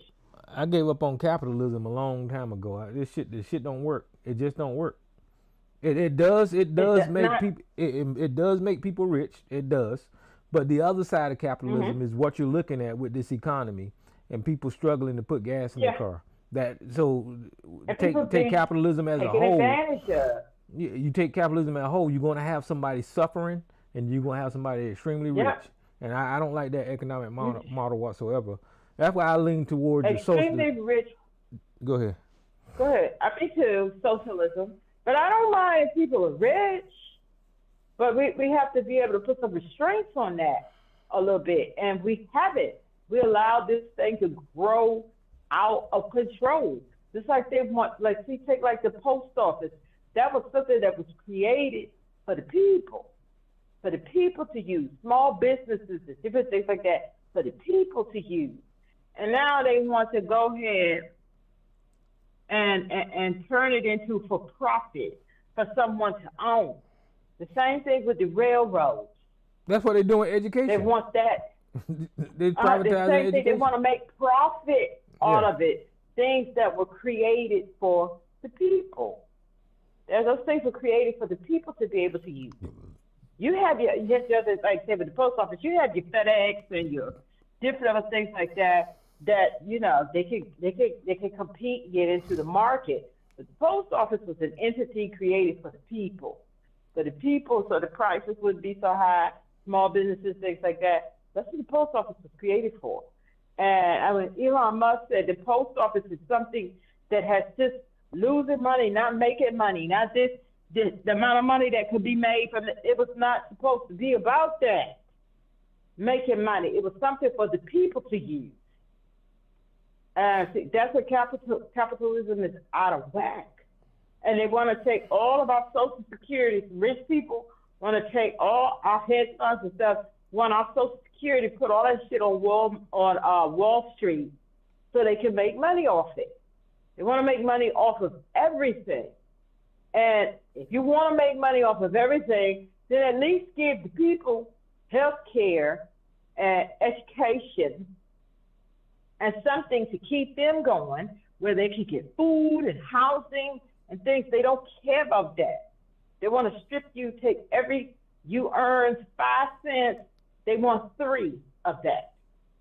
So capitalism has gotten out of control. Let me see who this other caller is. Who's this caller? What's going on? Good evening. Hello? Good evening. Hey, what's up, Jay? Hey, Jay. How's it Yeah, I agree with y'all saying. I just think something that went the quality of the post office. I think has went down. I noticed that you know, and I guess because now profit or however, but it's federally run. Um, when you go to a lot of these post office, they have like 10 booths, and they only have two people working there, working the booths, and you have long lines. I don't know if that's everywhere, but I know that some places, and I've been to multiple post office. Another thing, they lose a lot of packages. Um, um, and I'll just say this: the post office should not have to spend any advertisement money and promotion and advertisement and commercials to promote the damn post office. I think everybody and their mother knows that the post office exists. I mean, I think they show you that from young. And if they don't, they need to let people know that before UPS, FedEx, and any other delivery service, or carrier and all that, that the post office is there, and it's that's where UPS and all that come in after as a a supplement or private entity like you said. But I just say that the post office, there is a lot of the quality of whatever it was, and I get it. Not people are not mailing more letters; they're doing more digital stuff, but still people do mail stuff, boxes, different things to the post office. I just say that the U.S. Post Office should do better. It's spending money, and this is what I've seen on commercials promoting the post office. Like again, like it's a business that people don't know about, or it just exists. I mean, like that's where when they say, "Oh, well, we need more money. We're raising the money on the stamps. We're raising the money on this, on that." And I'm saying, but y'all spending $1, $2, $3 million on commercials that y'all don't even need to promote. Like people know, the post office is the people that deliver your regular mail. Everybody in the United States, or most people, have a damn mailing address and a mailbox where you have mail come in. So I'm just saying that I don't know. It's just weird when you spoke about that. I was just thinking about. I said, damn, you know what? The post office, they have, I respect that they've been in existence, but I said, damn, the quality in the last couple of years have went down. And I'm not blaming the workers, because I know there's a lot of people that work hard, but then there's some people that don't work hard, and then you have people in positions of power that doesn't put everybody in position where they need to be. Again, 10 booths, only 2 people working it. That's not fair for the person. That's those 2 people that are working and have to deal with all those customers, that you would, cut in, in half or a quarter. That's my word on that, and everything else is going on. I'll just listen in and say something.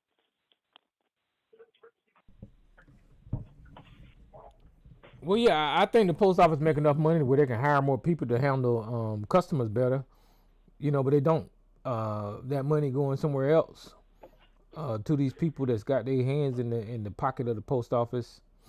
That's why Donald Trump and the government is trying to privatize it, so they can make more money off of it. They're trying to privatize Mm-hmm. so they can charge more, because the post office is still a needed entity, and they fund themselves.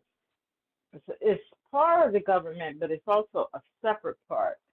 What they charge in stamps and stamps delivery and whatever they do, they sell stuff too. What they charge in that's supposed to fund them, keep them going, because they're a separate entity. But they want to privatize it and then charge with the other. But the post office is so expensive. I think a stamp is damn near $1.08. It's 80-something cents now. Is it? Jesus Christ. I forget what it is. I know it's up there. The quarter 35 Yeah. cents. That's when I remember the stamps used to be like for regular. Wow, I remember it being now cheaper than that. I remember it being a dime. Look at that. So you go even back like ancient. So I mean. I remember quarter. I remember when it was a quarter. Yeah, I remember Let a me quarter, see how and much then it it went is. to 35 cents, right? And I'm just saying, like, even when you sending packages, I've been the victim of it, where people send you stuff, and then when you get it, the box is all tore up, something's broken, or packages get missing. Another thing is post office, depending when you in the urban area, not the suburban, but when you in the city, a lot of those post office workers, not all, but a lot of them, they're lazy. They don't want to bring the packages up to the people's door. They'll leave it at the door. They won't knock on the door, and people steal shit. They're stealing people's packages. It's almost like Amazon. Amazon takes pictures of the person of whatever product in front of the door, but there's the USPS. A lot of times they're lazy. Not all of them, but there's some that they just leave shit. They don't even ring the bell to let the person know. They don't knock on the door. They leave that shit there. And guess what? Somebody grab it, it's gone. I don't have a problem with the post office in my area. They won't knock on the door. Because they will not knock or ring doorbell or anything. But they will at least deliver your package. Now, Amazon, man, don't get me started on this. Oh, Amazon, they have some trifling delivery. And what's the other one? FedEx can be kind of bad too. You got UPS, you got UPS and DHL. UPS is okay in my area. They still won't ring the bell or anything like that, but they will deliver it to your door. But Amazon, they had gotten into the habit, because like where I hire each individual, because I live like in a condo style townhouse, and they, you know how you have your mailbox, you have more than the latter communities, they have like a group of mailboxes. You know what I'm talking about? Mm-hmm. One big group, and all the mailboxes, even some of the single family homes up the street, theirs is like that too. They don't have a mailbox in front of their house. So you have these big groups, like on your street, you might have like your street has one big box, and everybody's mail goes in that. Yeah, and it got into the habit, especially Amazon. They go and leave your packages up next to that. At least the post office will bring it, put it in front of your door. But Amazon will leave all the packages out there, knowing anybody could just come and just take what crazy. they want. That is crazy. Mm-hmm. Oh yeah, stamps is 70. How much is it? Stamps are 78 cents, and they're going up this July to 82 cents. So I knew it was Christ. something like that, 80 cents. Mm-hmm. Wow. For a stamp. That's crazy. And that could be that it's going up because of gas. Because they do have to deliver their mail. So the war in the gas, because they just went up on the stamps, I think last year. Last year. And now they're going up in a month or two. I think that's probably because of the rise in gas prices. If I had to guess, that's what that is. Donald Trump just screwed up this whole damn country. And I don't think enough people is saying how much Donald Trump has screwed up this country. We didn't have all these problems. I mean, we had problems, but it won't like we have it now. Mm-mm. So it's just, it is what it is. They're gonna suck everything out of the working taxpayer. So that's basically what's going on. They're gonna suck everything. He don't care. He don't care about what we pay. He don't care about the American citizen and what they're paying, the bills and none of that. I mean, you got to think about it. Whether he made a mistake or that was like a, like a slip. You got to think about it, right? And somebody brought a friend of mine brought this. He doesn't care about the people for many reasons, right? Or just you could say plain and simple that he's just he's not empathetic. He's racist. He's this. But at the same time, which that is all true. But think about this. That man doesn't pay. Is he paying any bills right now as far as like, I mean, he got the businesses running that he has outside of there. The man is not paying to live in the White House. He ain't paying electricity. He's not paying telephone bills. He's not paying no car insurance. What is he paying for? That is, I mean, he's not buying again, food. The business, the food, the groceries. You think he's paying for groceries? Is he gassing up them limousines the way he goes all over the world? Is he paying airfare for the flights? The man is not in tune and in touch with what's going on with reality, and I think that's where I think people tend to forget. It's like, like this man is not gonna care about you because he doesn't deal with none of those things. And now that's not even. Let's not get into his personality. I mean, that's a whole other shit.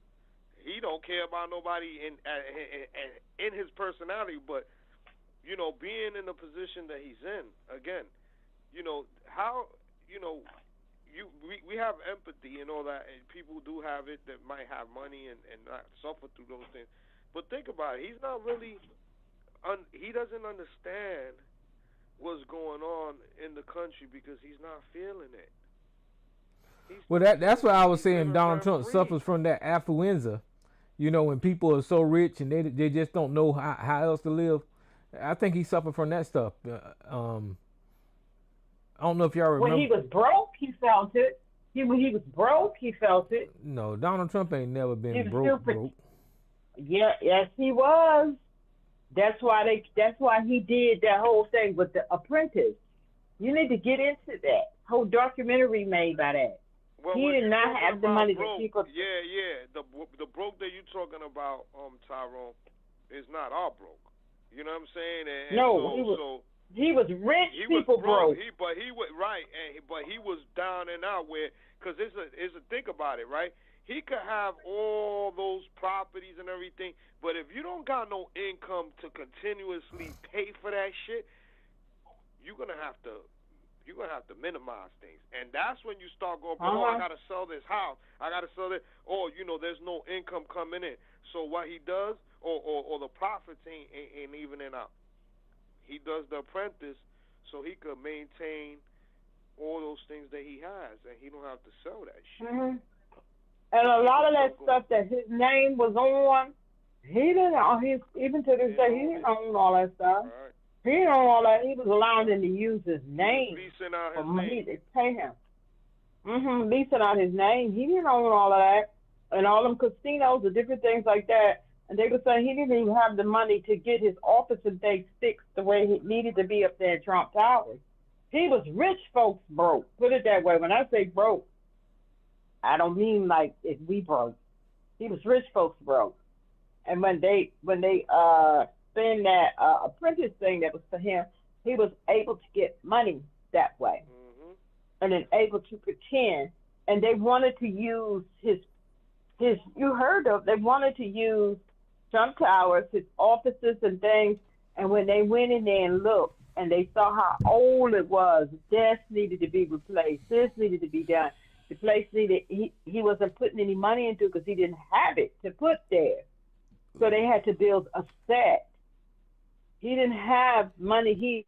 Not saying he was poor and like broke like regular people, but he was rich folks broke.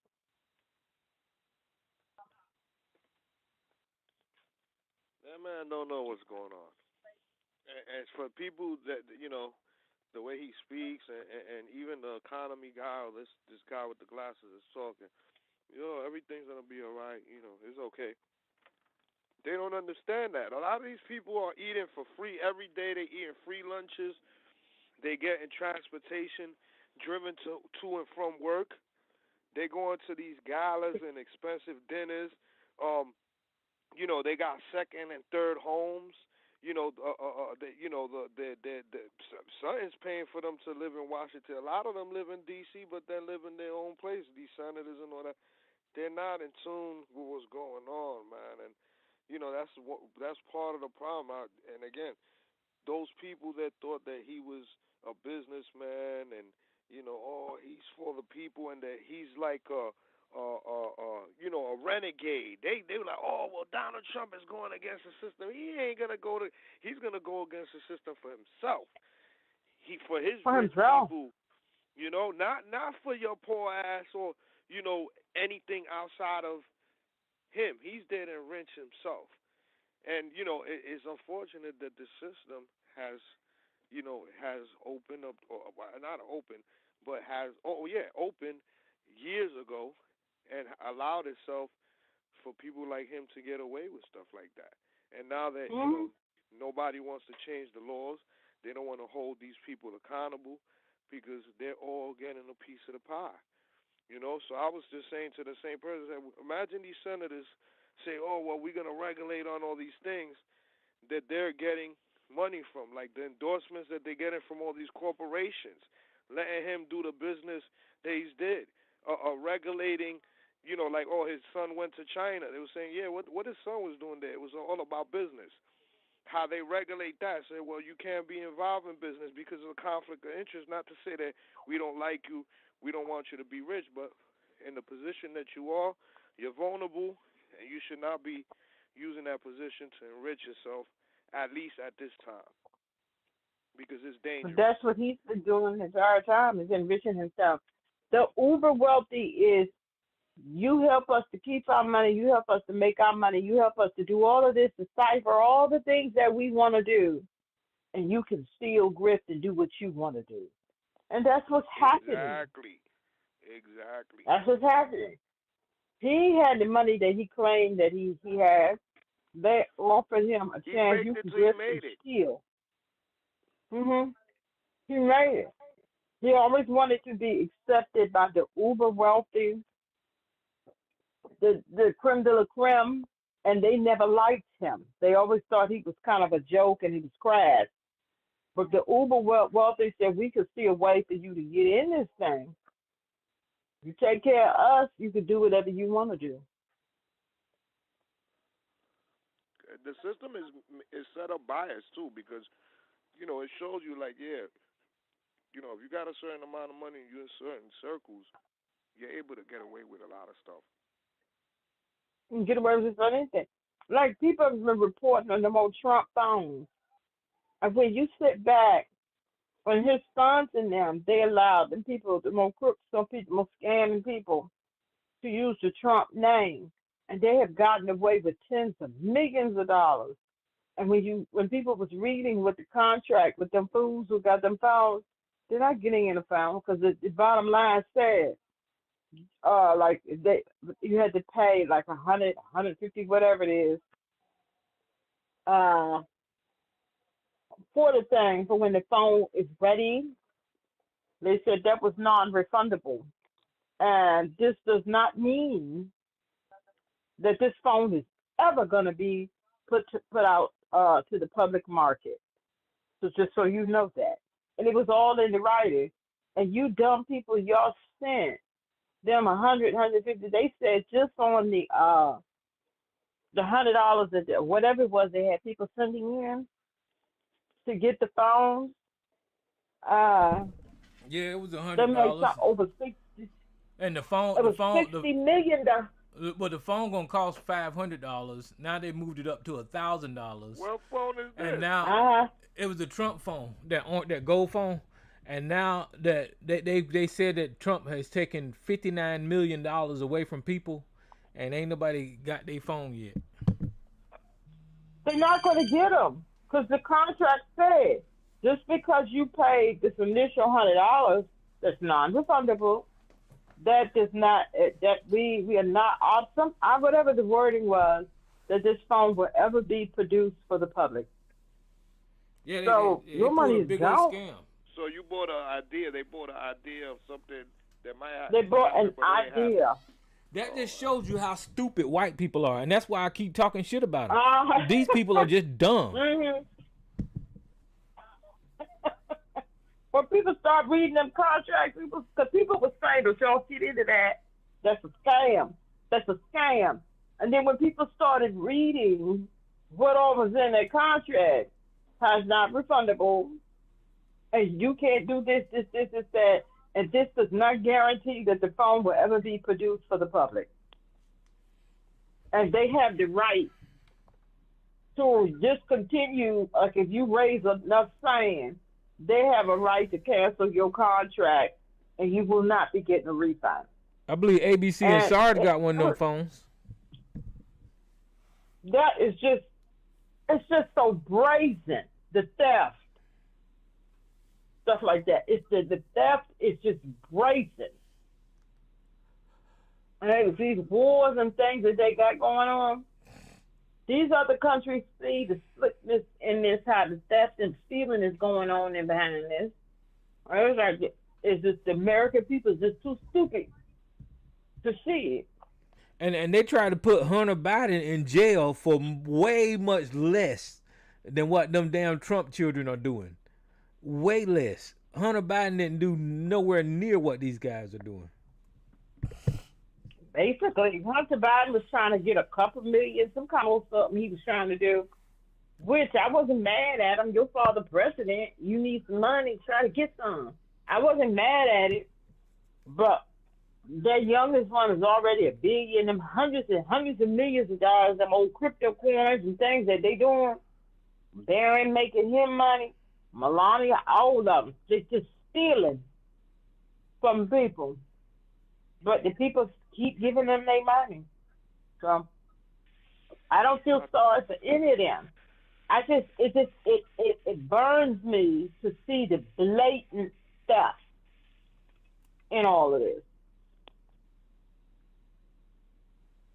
Yeah, they don't care. That's white privilege right there. They're able to break the law, be corrupt, change the damn laws to fit them. They just corrupt. This country, these people are corrupt. And I just hope the Democrats have enough courage and enough spine to undo the majority, because the first thing that they need to do is go ahead and stack that damn Supreme Court with enough judges to roll back all this shit that Clarence Thomas and his KKK members are doing up there on that damn bench. That needs to happen first. I hope they do, but they're not going to say it's us. But they can make money while they're in there. They can still, with all the corruption, the Dems can make money while the other one's making money too. You in the office, they can still make that money. Mm-hmm. They always have. All of them, when big money got into politics, this country was doomed. Yep. So. More importantly, too, is the greed, man. Because even like Trump, he could have been one of the greatest presidents if he really was serious about financial. The greed, he could have made his money. I would say, if he was able to get the right people. He says, you know what? I don't know shit about this. I'm gonna hire the best people, real people. I'm not, I'm gonna listen. I'm gonna get the experts, get this country some money, get, things more stable, and then he could get his money and go out with a success story. But no, the man doesn't know how to do anything right but wrong. His expertise is fouling things up. Well, that's because what he he's not doing all of this. He slipped up. Doing all of this though. He slipped up this week and said that he don't give a crap about American finances. So I mean, that was everybody was playing that back to back. But we already knew that. He just said it out loud. Mm-hmm. But he's not doing all of this. There's different factions up under his tent. They're doing it. He was promised that you can steal and grift all you want to. Just give us what we want, allow us to do what we want. He's not doing all of this. And so Trump don't know about such things that he's doing all of this. He's a dingbat. They said you can steal and grift, and you can build your monument, and you can have fun, but you let us do what we want to do. That's the uber wealthy. That's all it is. That other countries are all involved. We know about your Epstein. We know about your this. Go ahead and steal and grift. This is what we want from the United States. That's what Putin is doing. Yeah. I want sanctions lifted. I want this. I want you to do. It's okay. All he does. He doesn't know about all these things. All he does is okay, and you can steal and do all this you want. We just want this. And these other old corrupt governments. We want this. That's why I said I wouldn't. I'm sure. Was it Xi Jinping? I'm sure he said probably setting up some deals for China.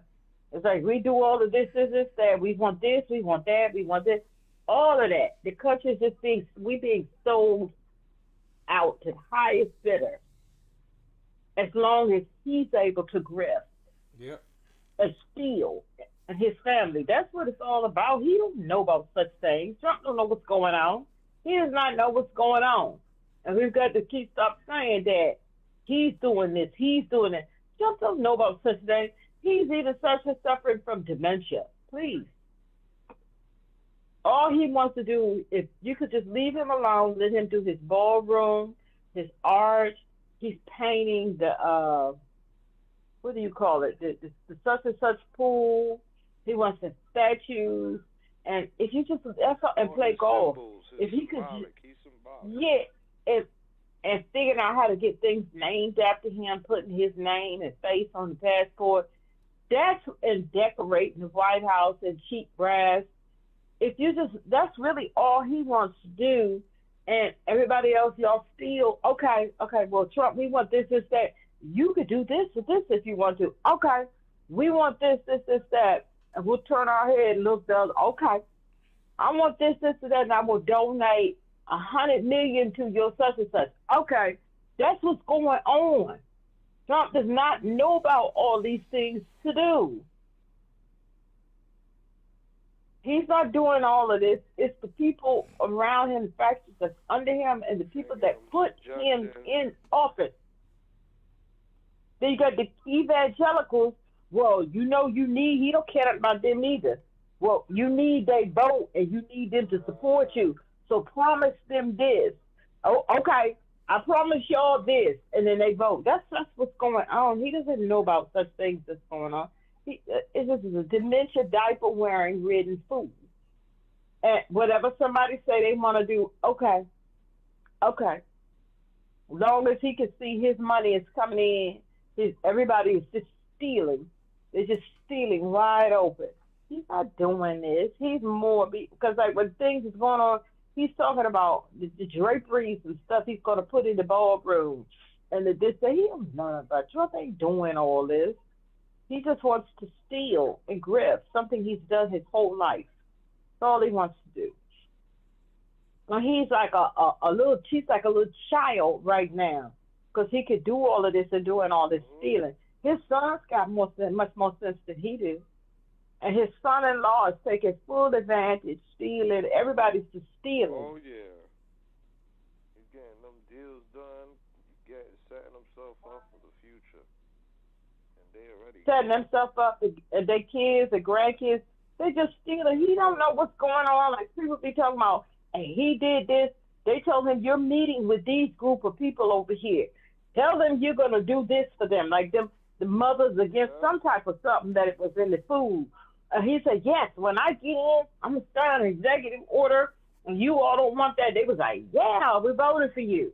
And they was just outside protesting a couple of weeks ago. I forget that group of women. Because he said he was going to do for them. They're like, well, I think he lied to us. Oh, you think so? You think? He was never going to do that.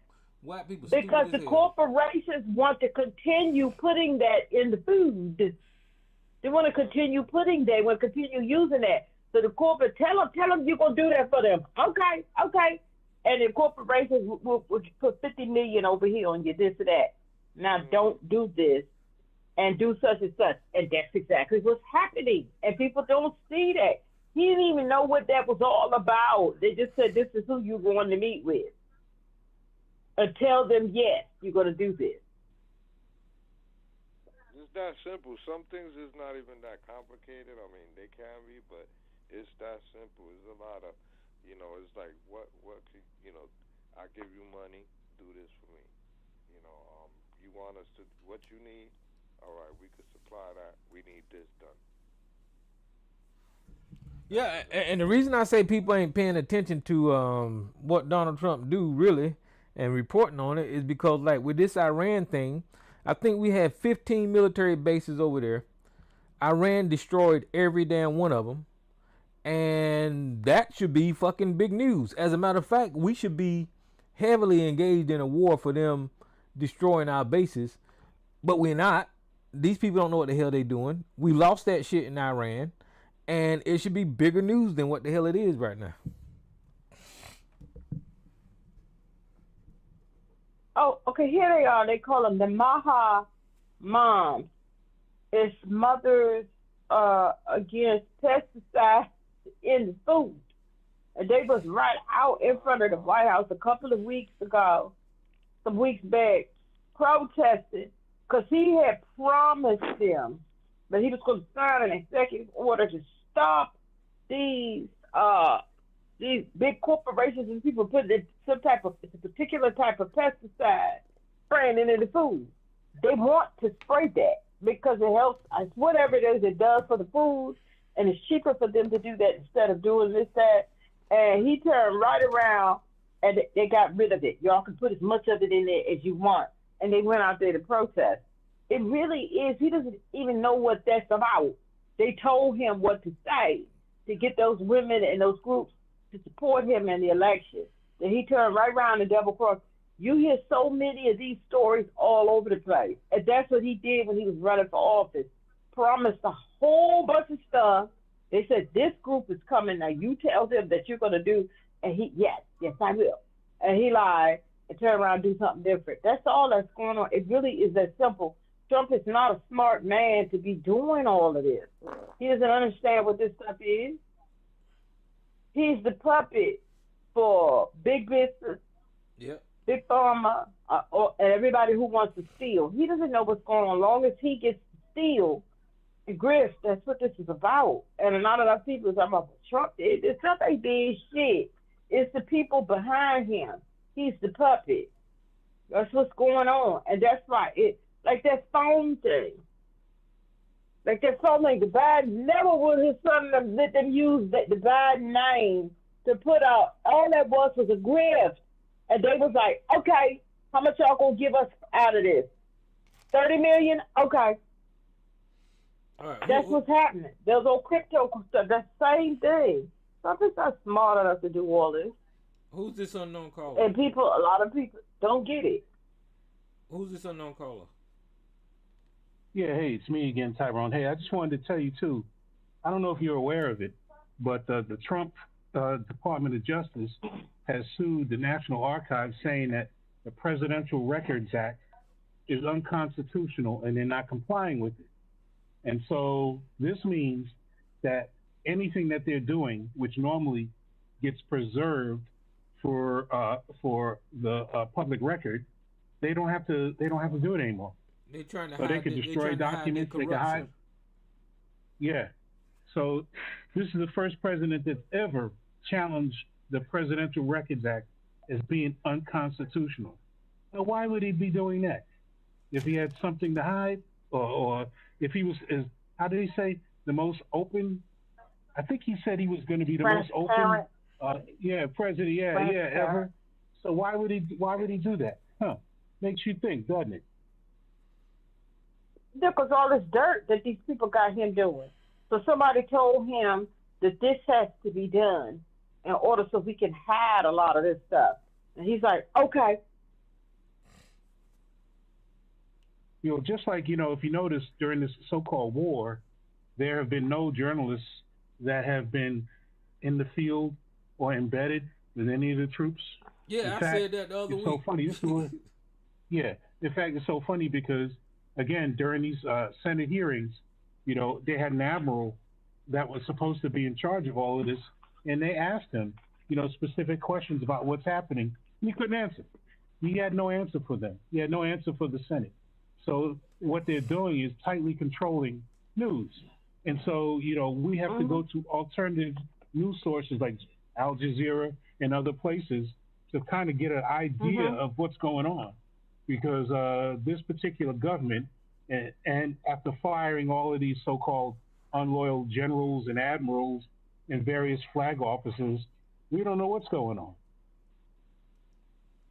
And they're not going to be open about it, whatever the hell they doing.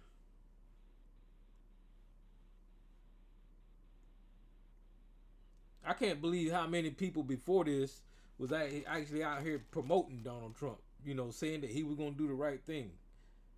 Just, I don't hear a peep from them people now. Well, no, they're still out there defending him, and they're still out there defending him. I hear them in various social media. They still get out there. They still do a Sarge and they yell and scream. But when you actually sit down and really deconstruct the noise, the signal that's there is pretty weak. And I would gladly invite anybody that's a Trump supporter to come online and say exactly how is your life better under Trump. Exactly. Forget all the rhetoric. Forget all the noise. Forget all the posturing, and forget the kabuki theater. Please, explain how is your life better under Trump. You've had a year and a half of him, so apparently there should be some kind of a indicator to your life and lifestyle that says, wow, things are better now. So I'd be curious, ABC, Sarge, why don't you guys come online and explain that? I'd love to hear it. Well, they ain't gonna do nothing but lie, because like Sarge, whenever them tax cuts whenever his first election, Sarge said that he got money from the tax cuts, which was a fucking lie. So he was just saying that to try to stand up for Donald Trump. What's up, Mama's boy? What's up, family? Peace, everybody. Hey, it's interesting me listening to y'all speak, the way y'all speaking and what y'all speaking about, especially this. It makes me think.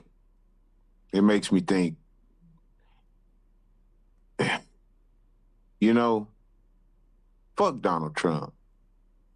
Fuck that nigga. Who I should be looking upside the head is the motherfuckers who keeps him in power, who voted his ass in, and who keeps his fucking bullshit going. Mm-hmm. That's who the fuck I'm looking upside your head. Fuck Trump. Hey, he way up there. He giraffe pussy. I can't get that damn. But this nigga down here, soaking himself up in the juices of that giraffe pussy. He close. He Sarge. He alphabet soup. Them the niggas. All the other voters in your city, next door neighbor, cousin, auntie, and uncle. They crazy. Something is fucking wrong with them. Yep. And that's all I had to say. All right, well, who's this other call on the line? Hey, Tyrone. This is Miss Lady. I listened to Don Lemon's show. I think it was today. It was good. This white woman calls in, and she goes off on white people. And her name is Virginia, I think, and she was raised with a father who was abusive and a white racist, and it was terrible. And she said, I think she was raised up in Carolina, one of those Carolinas. But anyway, she moved to San Francisco, and she said if her father knew she had voted for Barack Obama, he would beat her if he could. And she talks about the coons. You should play it, Tyrone. She's being for real. She talks about the coons and how they would not be saved. They would be strung up too. I don't care how much you parrot their talking points. I don't care how much you move up to the. They would get you too. And she's calling on the white people to do something. Not for black people, but for white people to stand up. And that we're owed reparations. It was good. Well, I guess you got some white people out there that's got the right messaging, you know. So it was done today. A hot take: a white collar goes off on white people. And it's like you have to play the whole thing. There's a young black man that calls in too, named Manuel or something. And she agreed with Manuel and, blah, blah, blah. But I think she comes in probably about minute 9 or something like that. You should play it so the coons could have a listen. Well, I'm going to try to find it. You said it's called what? It's the Don Lemon Show. Oh.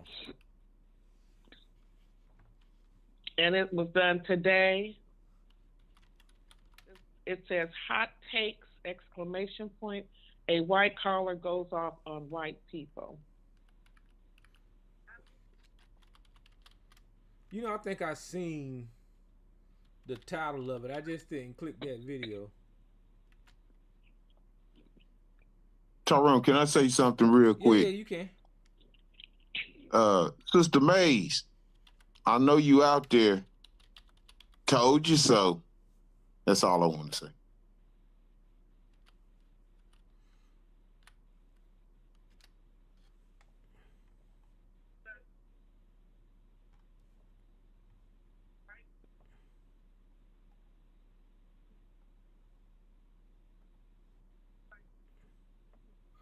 I'm looking.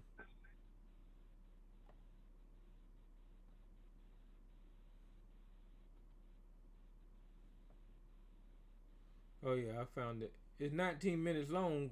Wait a minute now. Let me see how I can do this. Copy.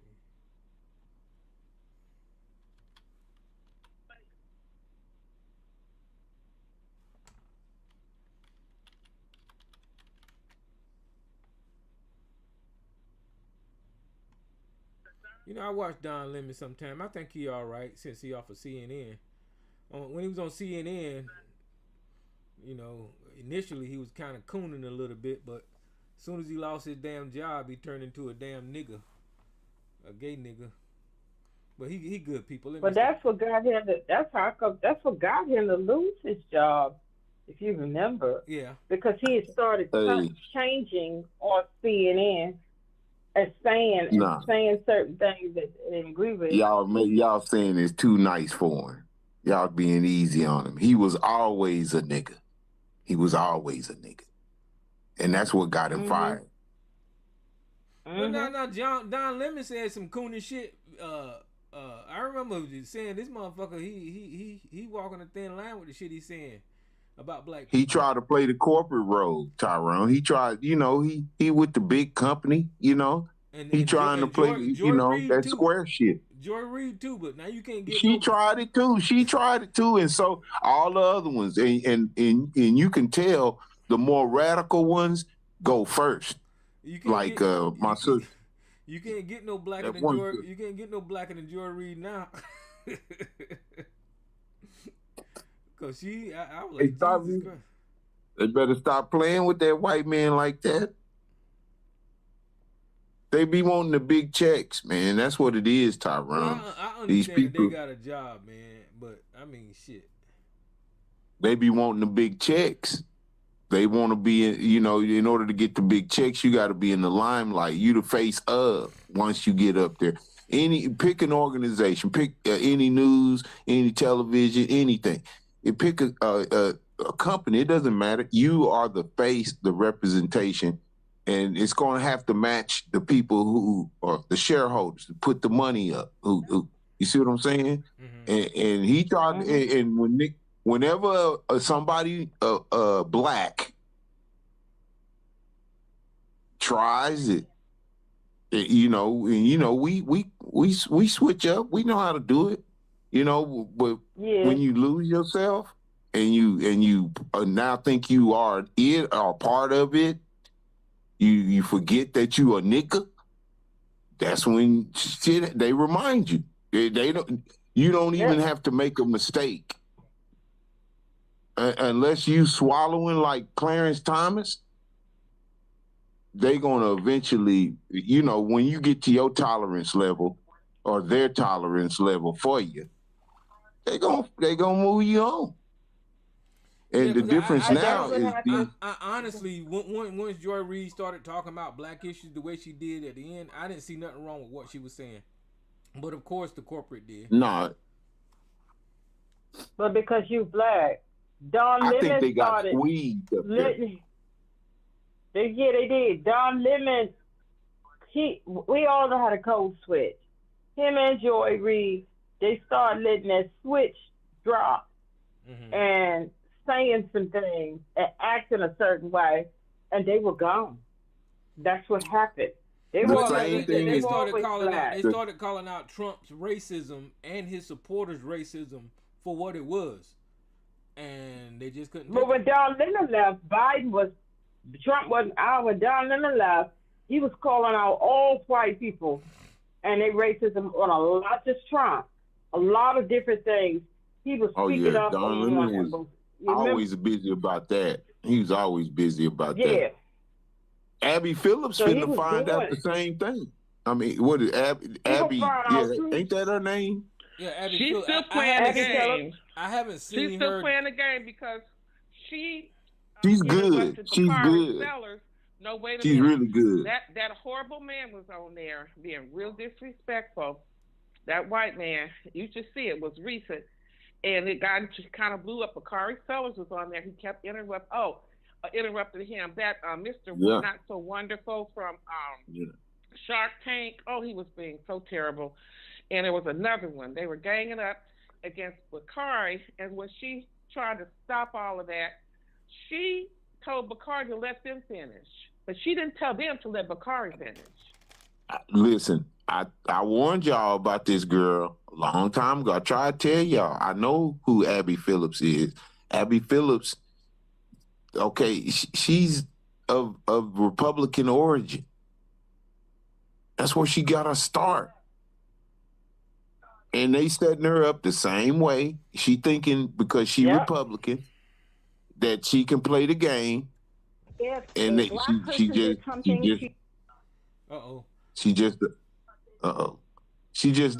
don't know that, Laura Grease, it get hot. She don't know it. She gonna find out just like Joy Reid found out and all the other. It's a cycle they put niggas through. But Abby's being real careful. See, what you only got, if you ain't cooning, like for real cooning, like I'll give you the world's most famous coon. He gonna die a coon. And I don't even use that word. But I'm saying it so y'all understand he does the weather. Y'all know who he is. Took the Ozempic or did the stomach thing or something like that. Maybe did a little both. The little short dude. Al Roker. He's a coon. If that ain't Clarence Thomas. No, if that ain't Clarence Thomas. I ain't seen him do nothing crazy. No, that's why he's still there. He's just a jovial character. He's not. That's why he's still there. Now I tell you this, Tyrone and everybody, y'all listen to me. Think about what I'm saying. I know y'all think I'm way up in the tree, not quite yet. If Abby Phillips, Joy Reid, if they all acted like Al Roker, they would still be there.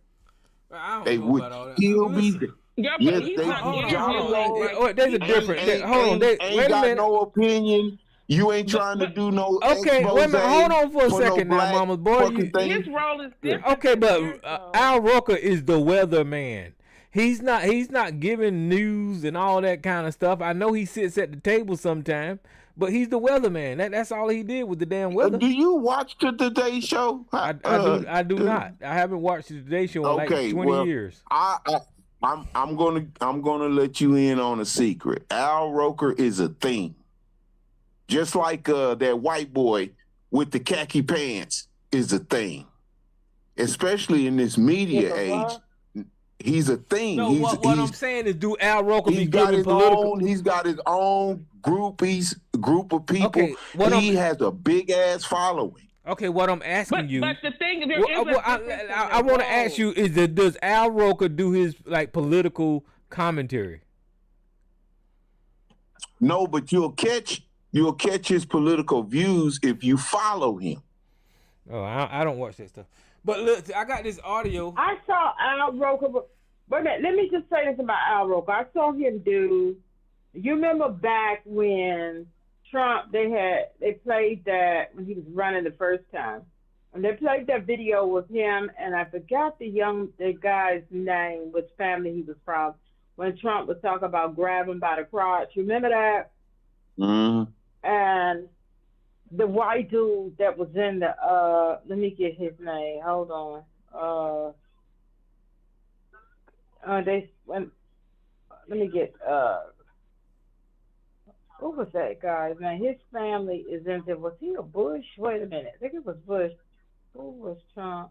Let me get his name because his name is important. Billy Bush? Billy Bush, thank you. Yeah. And when all of that came out, they were all, Al Roker and some other people was all on the terrace. And keying all together. And they were talking, if you remember this interview, and the guy who was on that was trying to, because Billy Bush lost his job. So did, really fast. He lost his job. They pushed him out. Not that to Trump, but they pushed Billy Bush out. And the other two, the white two other people, commentators, all of them was talking about, well, Billy is just a kid. And Billy is, you know how they try to make excuses, and when they know something is they try to call them kids. They're just kids. And Al Roker, as dark as he is, his face turned red. And he said, I forgot how old Billy Bush was. Let me see, how old is Billy Bush? What happened? Like I remember that. What happened? What had Billy done? Billy Bush was the guy who interviewed Trump. He was kikiing and cacking and laughing with Trump when he was saying the shit. That's why he lost his job, because he was kikiing and cacking with it. And they was trying to say, well, he's just a kid. Billy Bush, let me see. Hold on. Billy Bush is... Al Roker is the pedestrian black.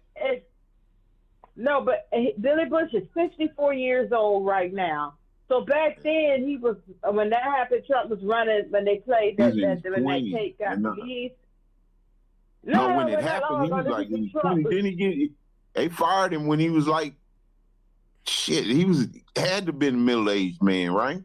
Well, he had to been in his 50s and 40s. He was like, if he's 69, that happened in his 50s and his 40s.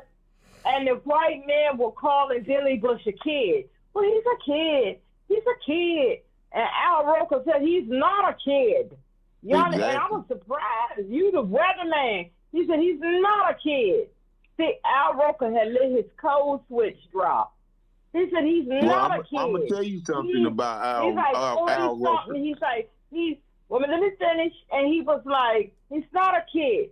He's whatever, he was 48, whatever years old. Yeah, he was a middle-aged man.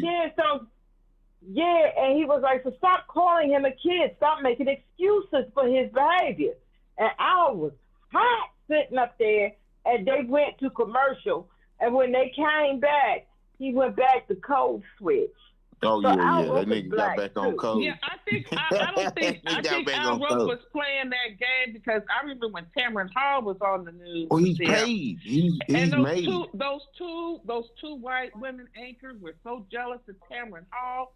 They were so nasty to her and cutting. Remember all the time. And Al Roker would kind of let her know, hey, listen, I know you're strong. I know you can handle that. And I remember him standing right on the air. And I'm like, he's looking at Kit Cameron, kind of giving her some support. You know what I'm saying? I know everybody love Al Roker. I love Al Roker, but I'm telling you, Al Roker is not what you call a handsome man. He's not very okay. He has a great gig. He has a wife and children and grandchildren. He has a nice life. He's playing. He ain't fucking that up. That's right. Say he's a coon though. I've been watching him since he was fat. I've been watching Al Roker since he was fat. And I see it in all these television personalities, all these, every last one of them. They have one quintessential thing that is key. They want the limelight, and they're willing to endure whatever the fuck they got to go through to stay where they at, and especially if they getting some traction, some success. And no matter what it is, they're not gonna give it up. They're not gonna get that success, that celebrity, that they're not giving it up. And they will tom you down the street if they have to. And that's all I'm saying. He's one of them too. Well, he's a nice one, but he's one of them too. Regular job, and they worse than them folks. Okay, and they ain't making nowhere near. It's all over. I ain't saying it ain't. So it's all over. What they think they need to do to make it in this racist world. They're playing the game.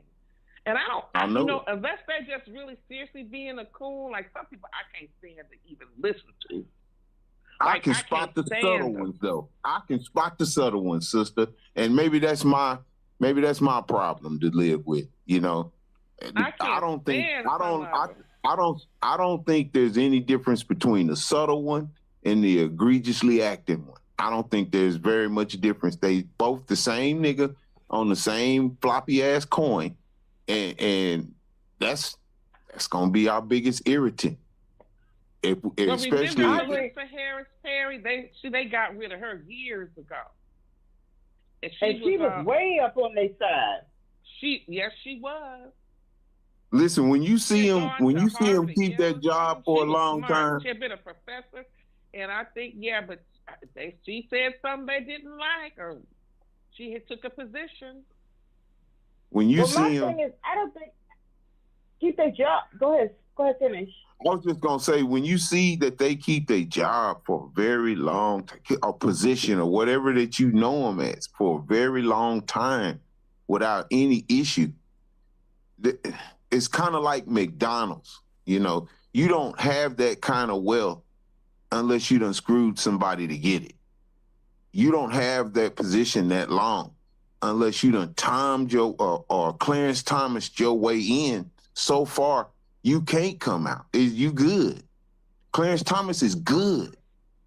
He got white men buying and giving him money, buying shit, paying for shit. He good. Cool. Oh, that was in 2016 when Trump was running, and Billy Bush was 44 because he's 54. So he was 44 then.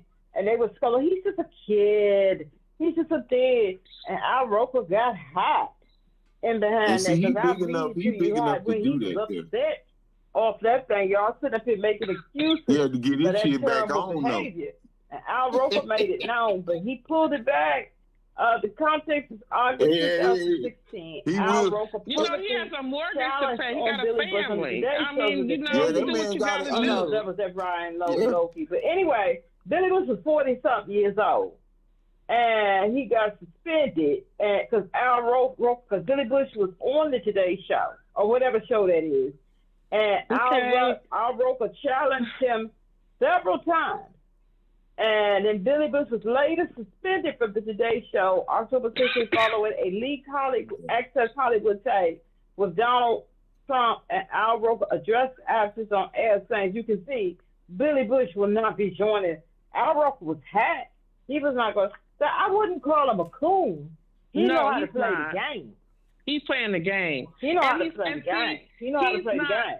Where else is he going to go You know, he's not. He's That's why I don't like to use the word coon, because coon is a specific word. On another TV show, okay? He's the jovial kind of. That man, he's locked in. He's locked in until he dies.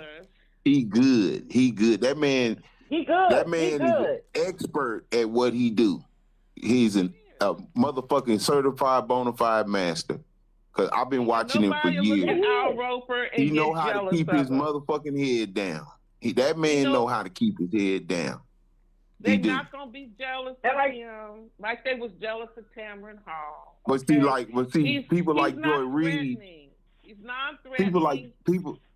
That's right. And people like Joy Reid at a point gonna become threatening. You know. People like Joy Reid. You know, they at some point they gonna, if you know Joy Reid feel threatened, she gonna strike back. Yeah, because she's interviewing racists. You know what I'm saying? And you know, on her show. So is Don Lemon. Don Lemon gonna get to a point like he did. That's how he lost his job. Y'all not gonna nigga me no more today. Y'all not gonna. He had his limit, nigga. Like Wemby elbowing motherfucking that nigga in Minnesota. He had his limit. God damn it. Y'all not gonna nigga me today, and he corrected that man and lost his job. Well, you know, I'm looking about Melissa Harris Perry back in 2016. She refused to host her show after it was preempted for several weeks in favor of election coverage. And I guess other shows weren't. And so she sent an email to colleagues saying she felt worthless to the network and refused to be a token, mammy, or little brown bobblehead. Mm-hmm. And then the email but that's what was happening. Yeah. Well, it's next man and up. One other thing about Al Roker. Everybody knew who his wife was, and he has children, and they talk about the children. People really didn't even know that much about him. I remember I forget how many years ago when I found out that Lenny Kravitz is his cousin. Wow. I didn't know That's that. Crazy. I did not. I like Al Roker. Don't get me wrong. I like Al Roker. I didn't know that, and he finally, and when he said it, he know how to play that game. I like him because he's funny. Rocker from the He Jeffersons. is funny. He's a funny dude. They first cousins, and he never talked about himself. And one day he was something or other, and he was out on the street talking to the people. And it came up, and he was like, "Yes, that's my cousin." Oh, Roxy his mother, Roxy Rocker, from the Jeffersons. Because they first cousins, and they grew up together. And he was like, "Yeah, Lenny Kravitz, that's my cousin." And a lot of people were shocked because he played a game, and he don't talk about himself. You're not going to give him anything. Lenny was a rocker and he probably was like, "Well, I'll just keep that quiet." Well, ladies, don't get me wrong, family. Don't get me wrong. I like Al Roker. I like him. I wouldn't. I know he on the Today Show. I know he do the weather on the Today Show. He like the coolest thing at the Today Show. But you know, like I said, you know, we gonna always have issues, and whether they subtle brothers, sisters, or enormous, indignant motherfuckers like Sarge. You know. I agree with you. You know, it's just the awareness. I want y'all to know. It's the awareness. You got to know it's there. You got to recognize it. You got to see it when you see it and know what it is, what you're looking at. You can't look at it and say, you know, this is a centipede when it's a whole dragon. You know, you can't be walking around like that. That's crazy. You got to know what you're dealing with out here, especially now. Because niggas they get rid of black people, though. They will get rid of you. Like Tiffany Cross was on MSNBC, and she had That's my dog. They got rid of her. I'm glad she's still coming back, and they calling her every little bit of while on CNN I seen. But I thought that was the worst thing in the world. That's when I knew MSNBC was in trouble. I was like, yeah, somebody done did something done happened, somebody done got bought, something done went wrong, and all them niggas in trouble. And that's exactly what happened. They want to turn it into more of a CNN. A right wing. They wanted more like CNN, yeah. Right wing. Because they seen the pressure company. See, these people want to do mergers. with other companies behind the scenes. So that's why you seen them all up there when Trump got inaugurated. That's why you seen them over there in China. Because on the surface, what's making them the money, the CNNs, the MSNBCs, is part of conglomerate of companies, you know? So it's just as expendable as any other company if it's about money. And they know Trump gonna come after all of them fucking, you see he did, ABC, he went after everybody. I think it was, they want them, they want their other business deals to go through, so they'll copulate for Trump on the news organization. They don't give a fuck about this shit. Yeah, it's the media's been taken over. It's been taken over. You got to get the real news. That's why I like the Midas Touch Network, because he's tuned in. And, you know, there's like certain websites you can go that are supposed to be unbiased and give you good information. I know the lady on I've Had It, she mentioned two places where she gets up-to-date information that's supposed to be vetted and correct. But you're not going to get it. I don't watch CNN and MSNBC anymore. Me either. I don't watch it. And I barely watch. I watch my local news for the weather and some local, you know, whatever is happening. But yeah, my local news, I don't even fool with that anymore. I think everybody's kind of like that now, right? Everybody's kind of like that now. You looking for some more independent media. Yeah, I think everybody's like that. They've taken it over. Yeah, because really, it's killing freedom of speech, to be honest. Because if you say local news, you're gonna be They got it. They got it. They got it. You can tell by how they report the news. They're gonna try and take over YouTube you watch. They're gonna offer enough money. Well, I don't know. Google's pretty. That they might. I'm sure they're trying. Because Google, that's a hard entity for them to just take over. But all the local news stations are owned by, you know, they done gather them all up. So. Yeah, Viacom. Yeah, they got shit like that. Well, you got to remember BlackRock too. It's the damn Jews buying up everything. That's who buying up everything. Oh, was that anti-Semitic? Was that anti-Semitic? They got all the money, Tyrone. They got all the paper, man. What are you talking about? I don't want to be anti-Semitic, but they the one buying up every damn thing. Y'all want to hear this audio? Yeah, I want to hear the white lady, because I want the coons to hear what. I'm sorry to mess y'all up about Al Roker, man. I didn't know I was gonna blow y'all shit up. Like no, you're all right. I agree. Went across the street, sat in the college, watched the inauguration, but I have to be honest, Don, I was absolutely terrified that my dad was going to show up and that I was going to get beat because I voted for a black man. So I, again, and that would have happened if that would have happened. I want to talk to, let's bring in Manuel, how do you say it, in New Orleans? Hey, good morning, Don. Good morning, Manuel. Manuel or Manuel? I was just calling to talk about. It's Manuel. You said it correct the first time. So you say he's after this call? She's after this caller? They come in like twice, but she at some point she talks quite a bit. He's gonna say the kind of stuff that you expect. Okay, so just let it. You want me to just let it play? What are you not from the beginning? Okay, so I'll move up a little bit. Scroll about 9 minutes. 9 minutes. All right, let's try here. And what white people have to face and talk went across the street, but on the inside and what they taught us, Don, growing up in it, my family, my dad's side was from Macon, Georgia, and Atlanta, Georgia. Okay, and when I was from a little girl, when we would go down there, and I would see the N-words being thrown around, and these are people that on the outside, had that white picket fence. We grew up in a very upper middle class family, okay? So people wouldn't look at us and say, oh, look at the trailer trash.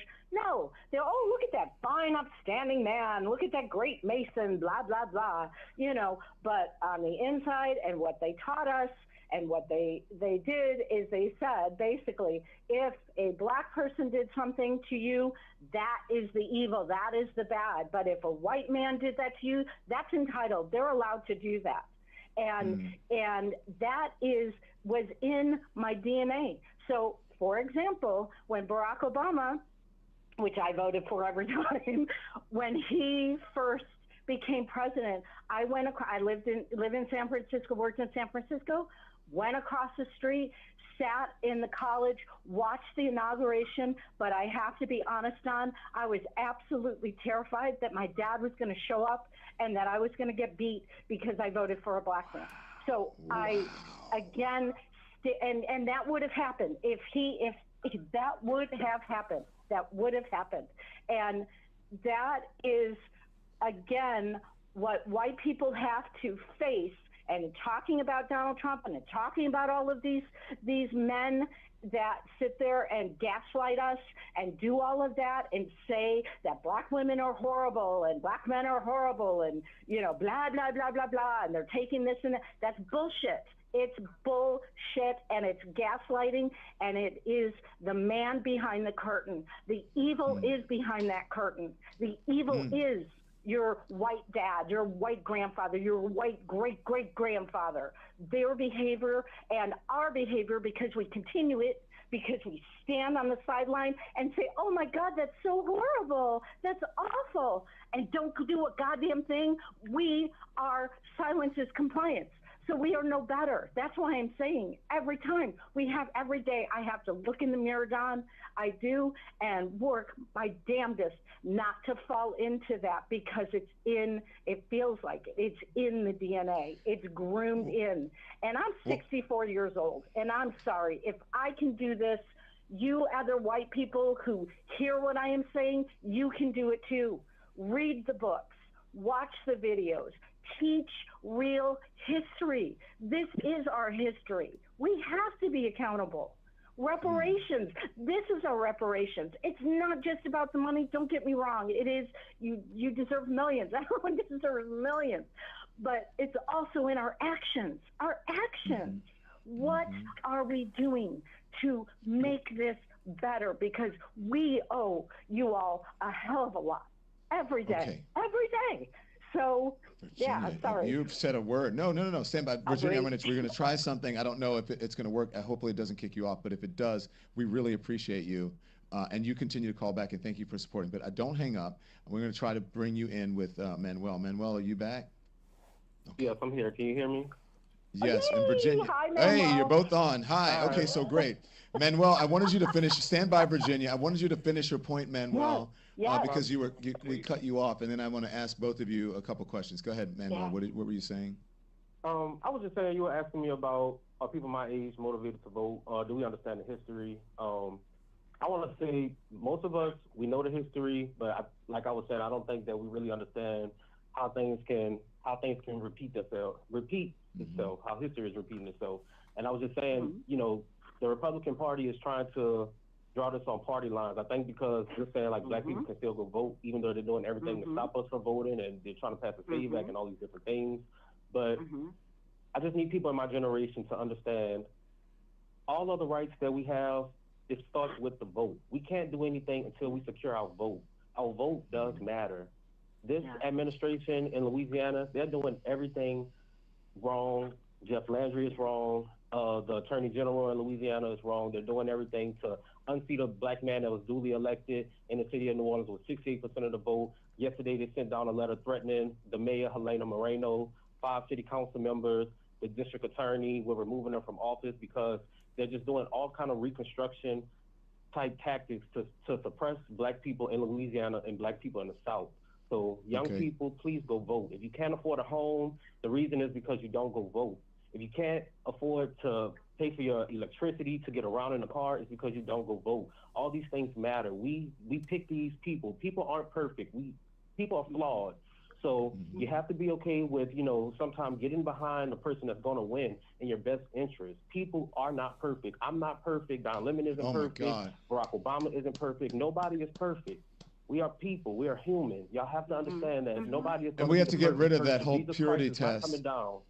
Yep, to save us. Yeah, exactly. 100%. I want you guys to stand by. I want you to stand by, and I want you to listen to this because I want to get your response to this. And this was, I played this earlier, okay, and I'm going to play it again. This is Wesley Hunt from Texas. I'm seeing a lot of talk from my colleagues on the left, too, as we shift toward this reinvigorated talk about Jim Crow and the past of this country.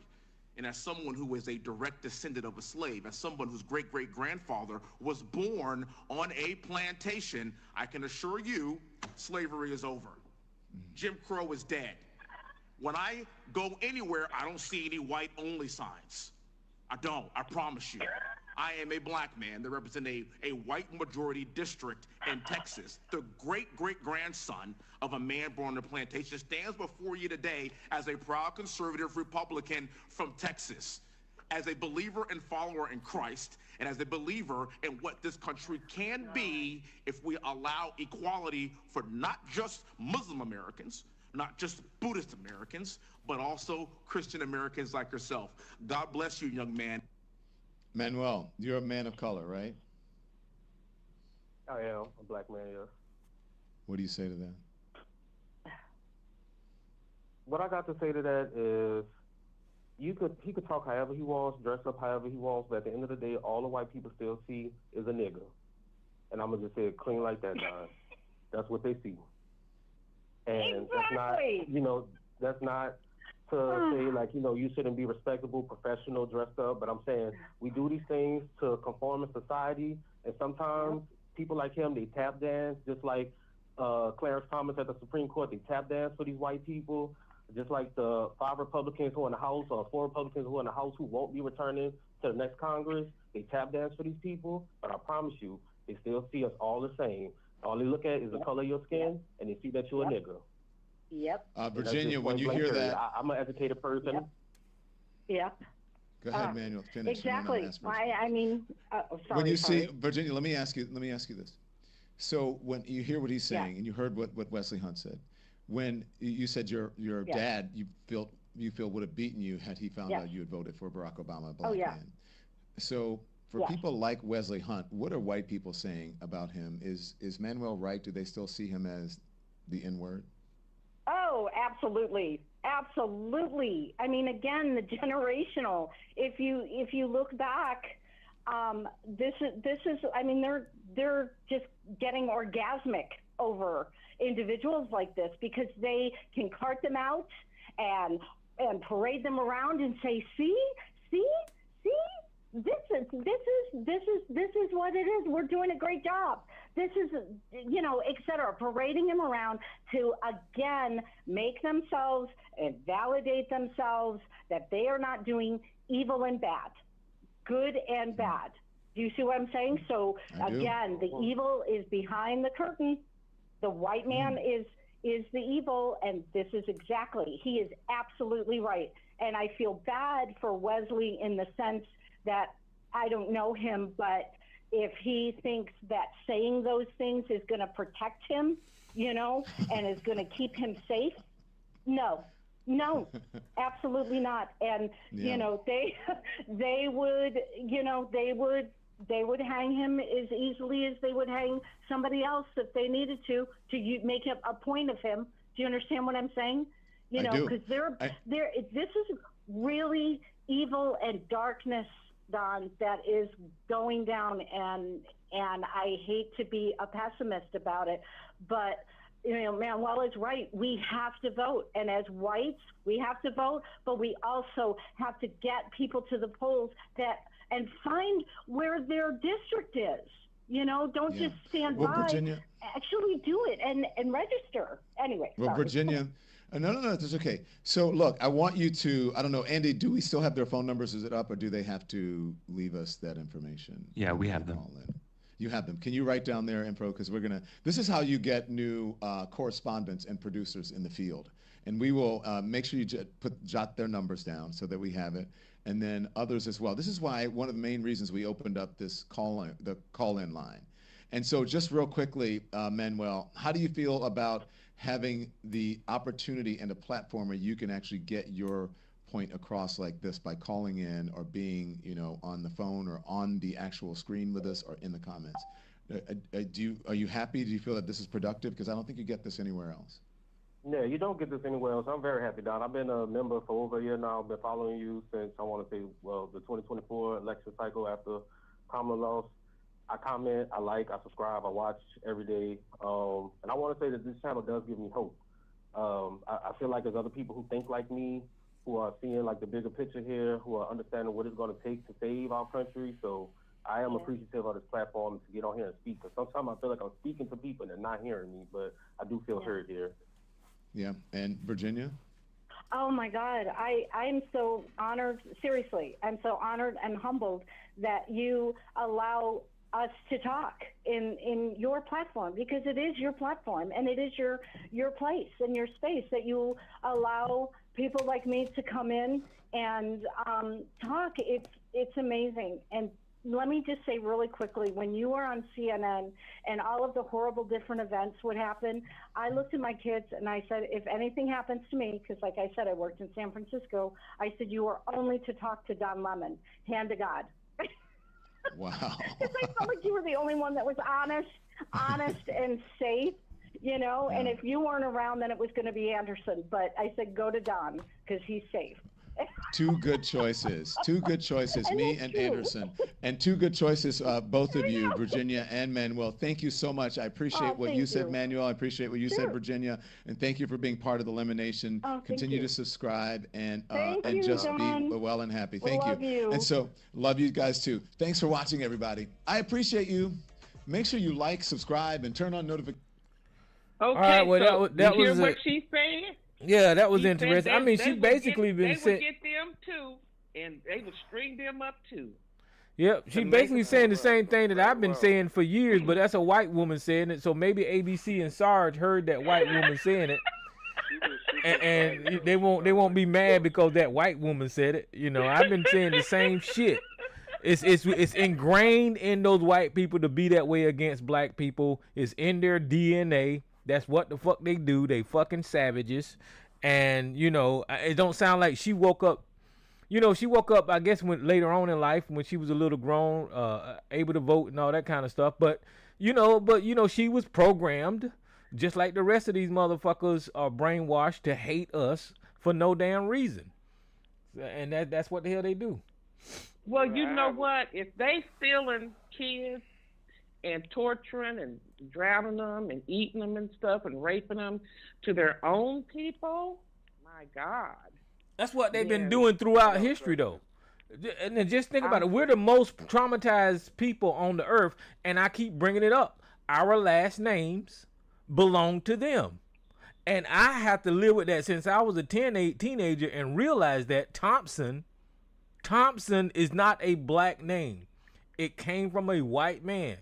And that I struggle with that every damn day, and I know most people don't look at it like that because we adopted these names, we embrace them. Our father was named this, and our grandfather. So I know we got pride in those names, but I know that these names don't belong to us, and we're stamped with this forever, and that's part of traumatization.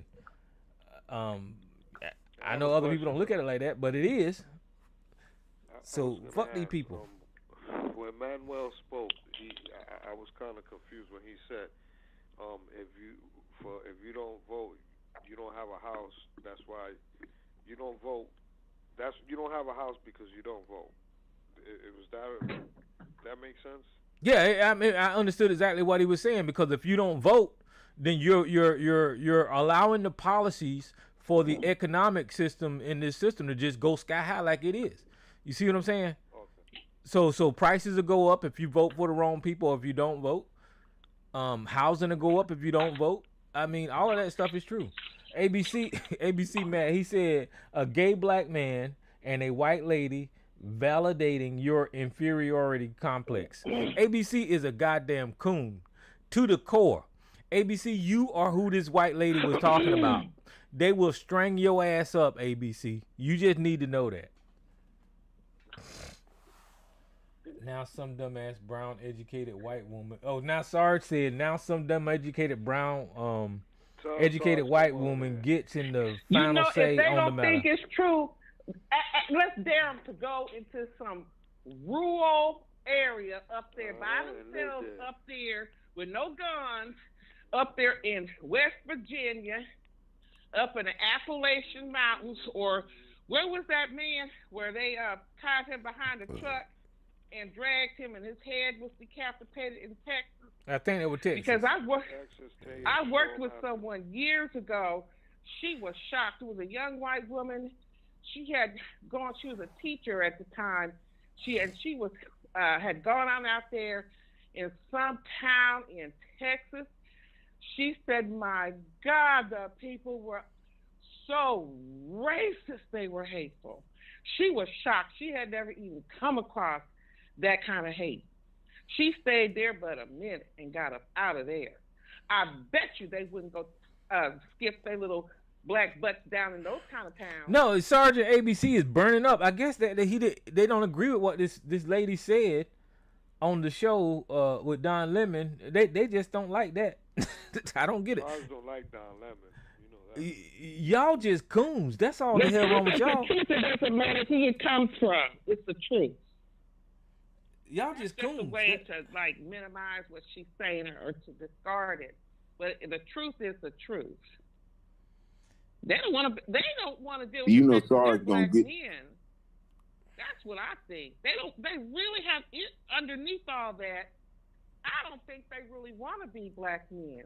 They don't. I think they want the privileges of white men, and I understand that.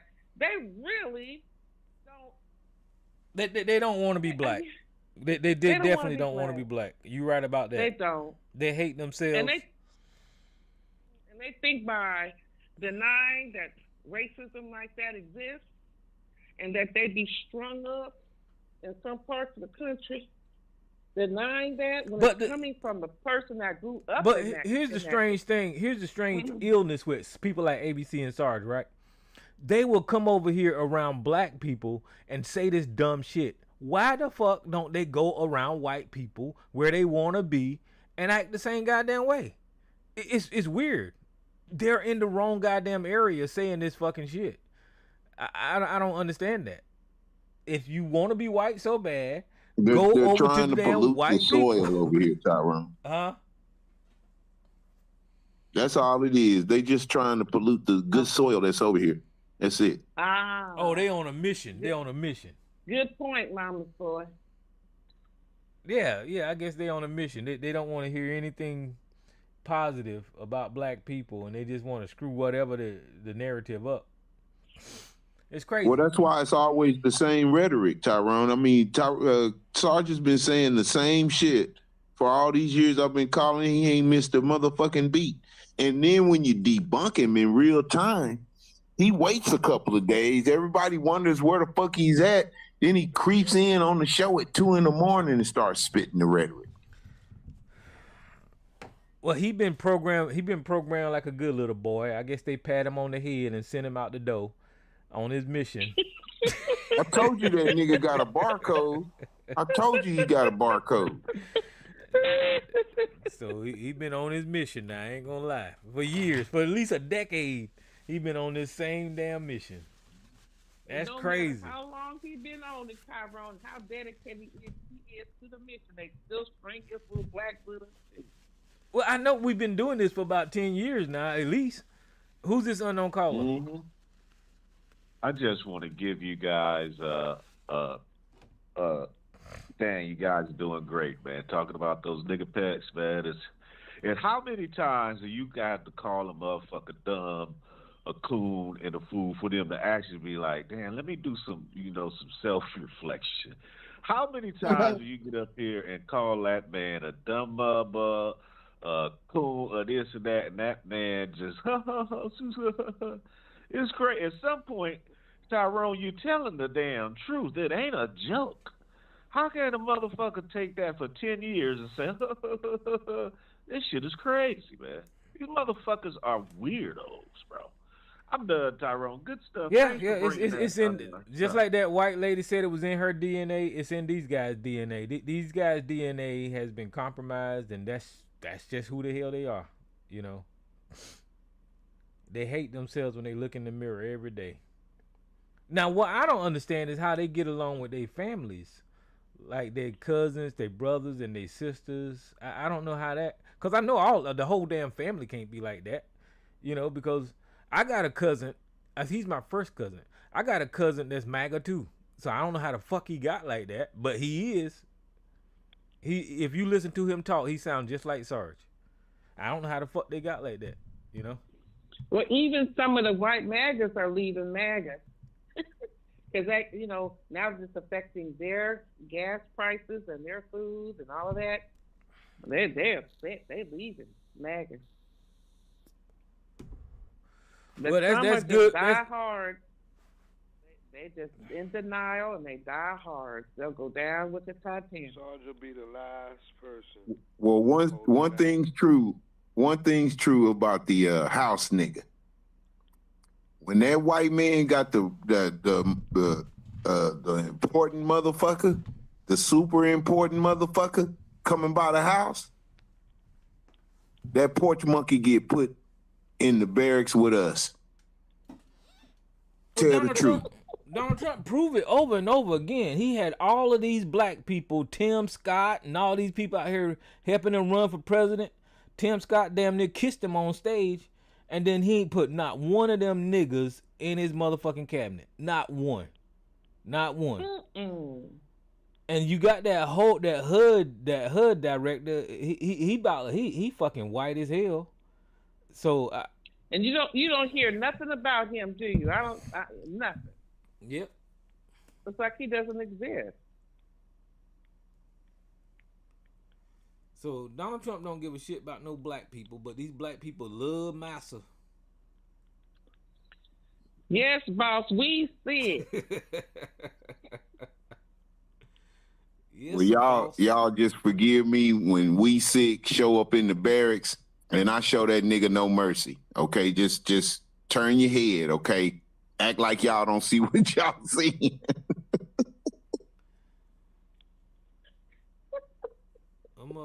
Them motherfuckers love that white man, boy. I swear, they got to let it go. You got to let it go.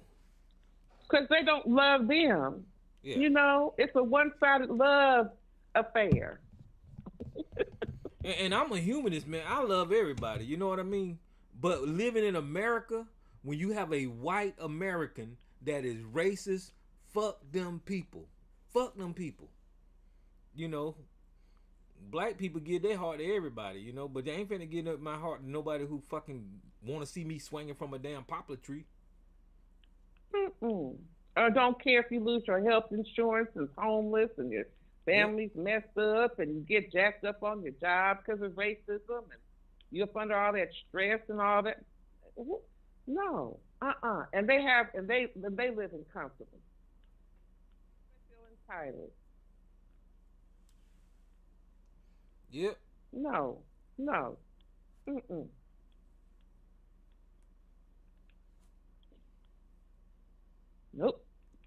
I'm gonna tell you, Tyrone, what's funny.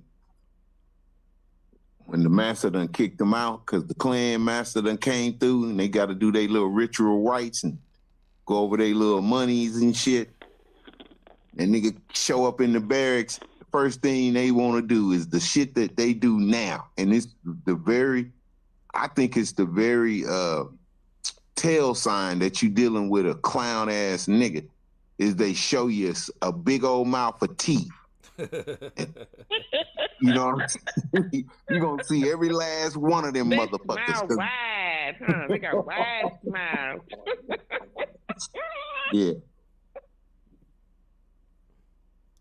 Yeah, I don't know. I mean, I try to understand it, but I ain't nowhere in the world I understand why these guys is like this. Like, I would understand it if you was that way. Okay, so like Don Lemon and Joy Reid, they was doing it for a job. They was doing it Like y'all said, they was code switching. So I get that. You know, I don't agree with it, but I get it. But these guys is permanently stupid. They just permanently coons constantly. And they're not benefiting from being coons. Yeah, there's no benefit to it. You're right. Loving somebody that don't love you. At least Candace Owen got paid. She became a damn millionaire off the shit. These people ain't getting a goddamn thing. And see, Candace Owens got backup. Her husband's very wealthy, too. Mm-hmm. Candace Owens' husband is very wealthy. She got backup. Yeah, I can't stand her, but I understand why she did it. You know, she got paid. You can see why she did it. She's steady getting paid. Being a coon, I don't understand. I don't agree with it, but I can see why she doing it.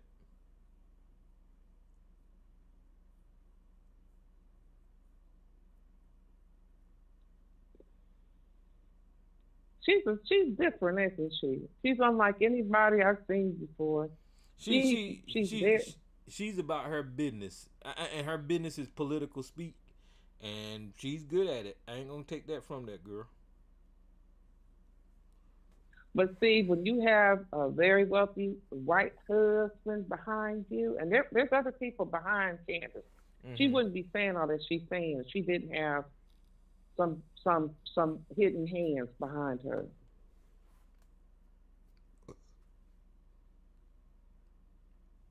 Yeah, cause once she get on her little thing, she has an agent. She has everything that an actor has behind her. No, I'm not gonna get upset. No, I'm not talking about that. I'm talking about somebody with some real deep claws into some power structure. Like there was a billionaire white woman who was, I think, very friendly with Candace Owens, an older white woman. I'm not talking about an agent or an attorney. I'm talking about people that's really connected with some real assets. So you don't know, because she wouldn't be out there, I don't think, saying all that she's saying without the AOK from some people or somebody. Uh-oh. Hey, ABC, go ahead and hit that line for me one time. Go ahead and say, I love you like a hog loves slop. Go ahead and hit that line, ABC. You there, nigga? Oh, he hung up.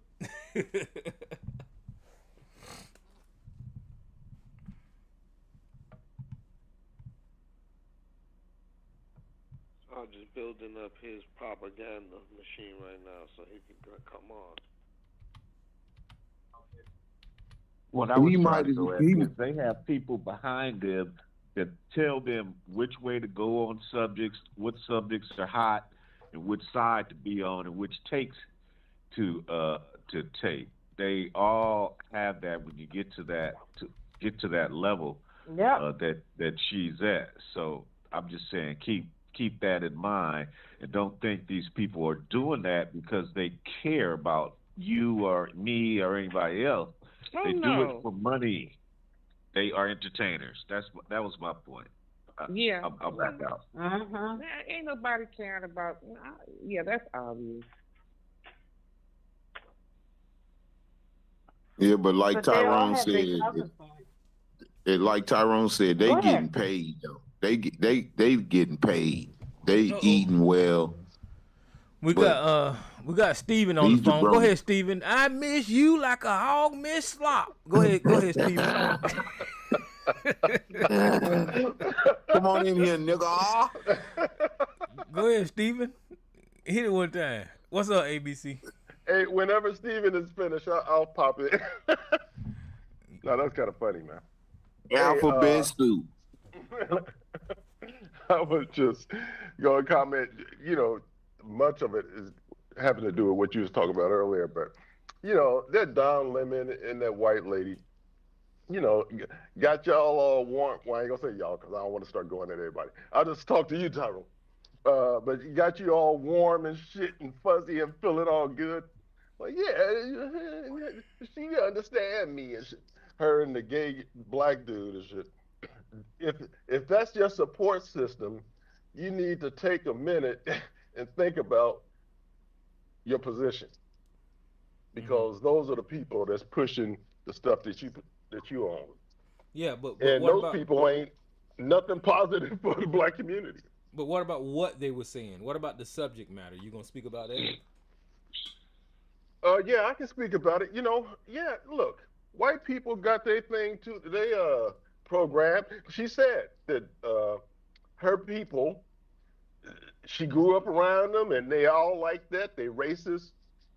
All these people she grew up with, and basically that's how they teach their kids and all this stuff. So, absolutely, there's those white folks out there that's got all that going on.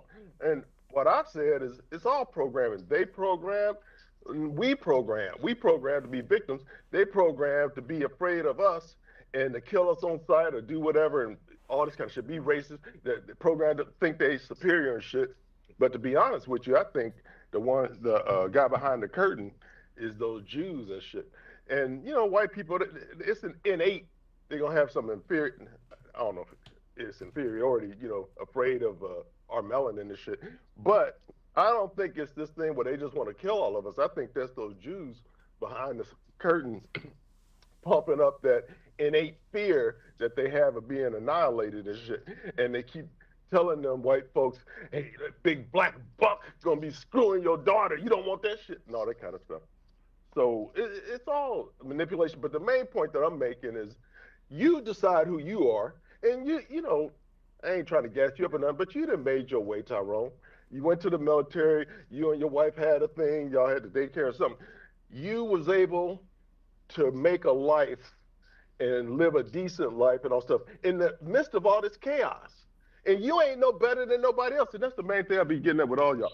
Y'all act like y'all so special. Like, yeah, I made it, but all the rest of the black people, they catching hell. Nigga, you ain't no special, everybody can do I what don't you hear did. nobody doing that. What are you talking about, ABC? I hear it all the time. I didn't let him go. As a matter of fact, I hear it from you, Miss Lady, when you tell us about all of your special friends and everybody rich and everybody got all this money, but then you come on and talk about how all this racism is going on. Somehow you surviving and living well, and you got a lot of rich people. He gets put down, you got a lot of Tyrone. rich people and people around you and stuff, but I don't think you any more special than the average black folk person out here. Somehow you making it. I think average person can make it too. Why do you always talk about I bring up my rich friends? What are you talking about? Well, no, hold on. You just said that you asked me what I'm saying, and I'm talking out of line saying this stuff about that black people can make it or something and all the shit, and basically I'm not being sympathetic to the average black person. Well, you doing okay. You ain't special. What do you mean I'm not special? I'm special to me. There you go. You are absolutely correct. I totally agree with you on that. Well, listen to what you said. Hold on, just real quick. Real quick. Listen to what she said. And that's everything I'm talking about. What she just said is what I'm talking about. Everybody should feel like that. Instead of, man, they coming to get you. Man, you know what they did to the black one. They coming to get you. And they always coming at us. And that's why we ain't got no jobs. Well, 800,000 black people have lost their jobs since Donald Trump's been in office. Well, that's what I was going to say, Miss Lady. They cleaned out Doge, okay? So that's going to be a lot of pain and suffering from that. But somehow you still got a job, Miss Lady. Hold on. About me. That's anecdotal. And that's what I was. That's what I was going to do. You don't know what my support systems have been, but maybe other people didn't have the same kind of support system. Well, I was trying. You know what? But you don't know what other people's support system is like. Well, before y'all get started, I wanted to decipher this coon language and what he is saying. Now I'm going to decipher this shit. What he is saying, if you are black and you have somewhat been successful, you should stay in your place, enjoy what the white man has given you, and not worry about the other black people that are suffering under this systemic racism. Because you made shut the hell up. That's what I'm deciphering your goddamn coon logic. So let me do this. So that basically you're saying you just said it. You said, Tyrone, you had a Listen, you said, Tyrone, you made it through the military. You had a daycare. That means you shouldn't complain. That means you should shut the fuck up. Shut the fuck up. Didn't I let you talk, nigga? Yeah, you're right. Okay, I'm gonna shut up right now. Tell me when I can respond to what I will, but that means it's talking about me. You had a daycare. You've been in the military. You should shut up. You made it. So why are you worried about all the other rest of your goddamn community that is suffering? So you don't have the side of your brain that actually has sympathy or empathy for the struggles of your own goddamn people. Now that's me deciphering Coon for you. Okay? There you go. You can talk. So what I'm saying is, you right that I'm saying, hey, you did it, Tyrone. I told Miss Lady, hey, you did it, Miss Lady. And then Miss Lady said, how did she say it? She said, I believe in me, or I'm 100% me, or something like this. But she's basically saying, look, I can do me. I'm special to me. You said you're not special. I said I'm special, but it has nothing to do with the social, political, economic, racial. Let me just finish answering. Let me just finish answering Tyrone. Just let me finish answering Tyrone real quick. And I appreciate it. That's what you said. I said you ain't special, and you said I'm special to me. And I'm saying all of us should feel like that. I bet he'll laugh. All of us should feel like that. All of us should feel like that special, instead of talking about how can't none of us make it out here and we all losing our jobs. Not us the ones that saying it, but all the other black people ain't got this and ain't got that and can't make it and they ain't doing this and they losing their jobs. But somehow you doing it. I ain't talking about you, Miss Lady. I'm talking about just the people on the phone here. This everybody. And then Tyrone, you were saying that we need to have sympathy and empathy. Yeah, man. You know, there's sympathy about that. But all you do when you come on here is you helping the. It's like you programming trauma in the people. Man, look at what they did. No, but they coming in, they got another one. They came and did another. They're killing another one. You're all emotional. We're just speaking the truth. No. Okay, so let's do this. How many black people are there in the country, and how many getting killed by a white man? What percentage? Now, see, you're going left now. No, you just said you're telling the truth. Yeah, that's a red herring, ABC. No, hold on, seriously. Listen, I agree with Miss Lady that you are telling the truth about some of this stuff. But I'm saying, okay, so white man lynching people, killing people.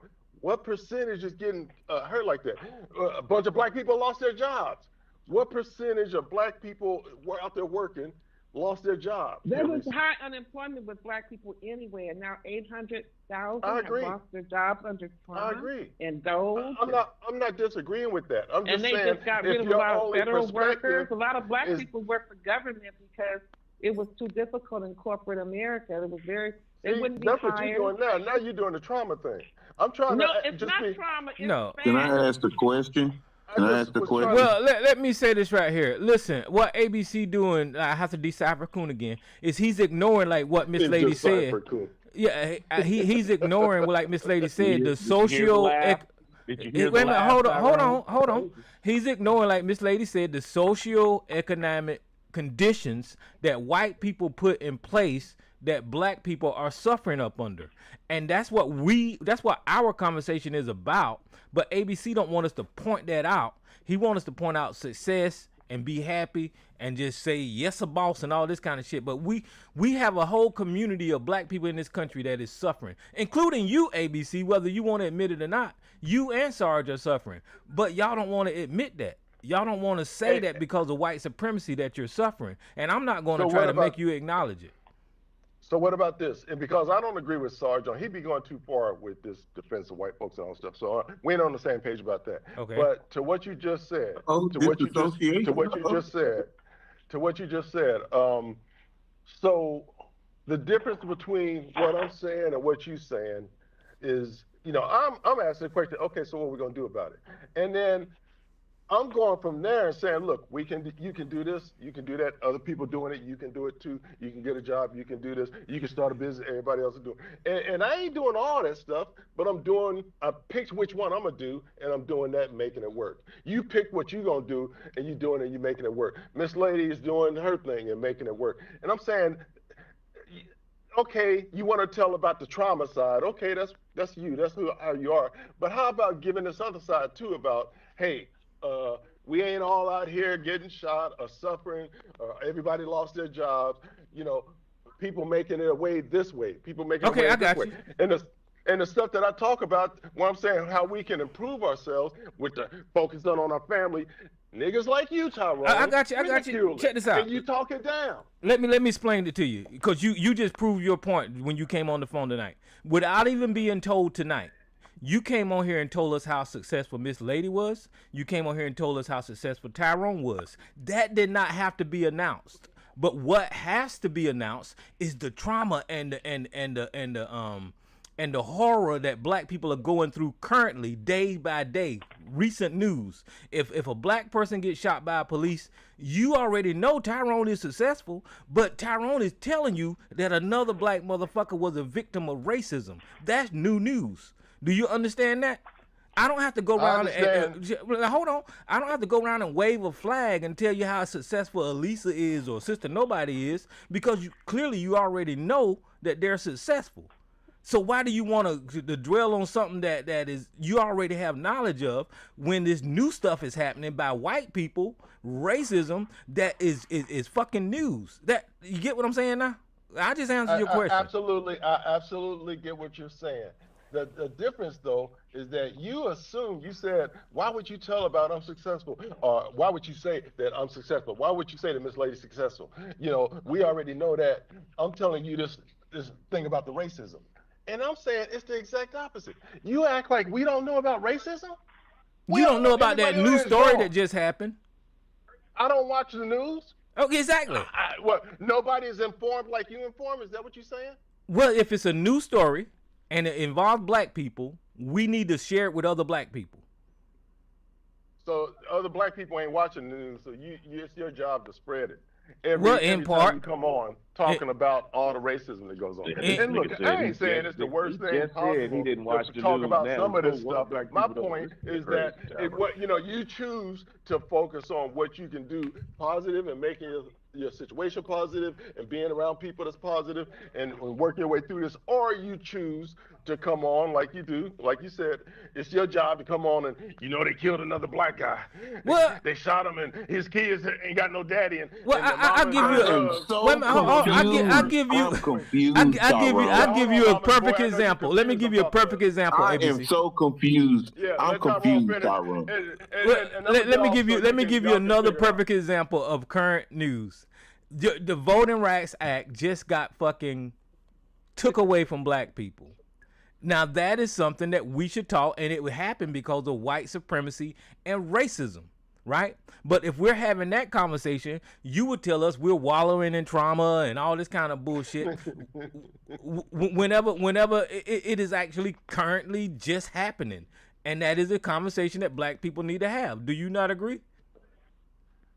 I think it's a conversation to be had, but okay. I think that what you do typically is it's the same thing. You always find it's the end of the world. They're coming to get us. They're taking us all this kind of shit. And what I would say, like you said, it's a conversation to be had. It's a conversation to be had. The conversation is, okay, do we consider ourselves Americans? We still got the vote and all stuff. All it means is that they ain't saying that neighborhood down on Martin Luther King Drive is one district. And the other point is that you've been having all this for how long now? The way it's set up, where they didn't created these districts, you had it for this how long now? And what are you getting from it? Your neighborhood's still fucked up, the family's still fucked up. The representatives you got, you ain't getting nothing from them. And you attempt to defend them like you're getting something. Who's doing it now?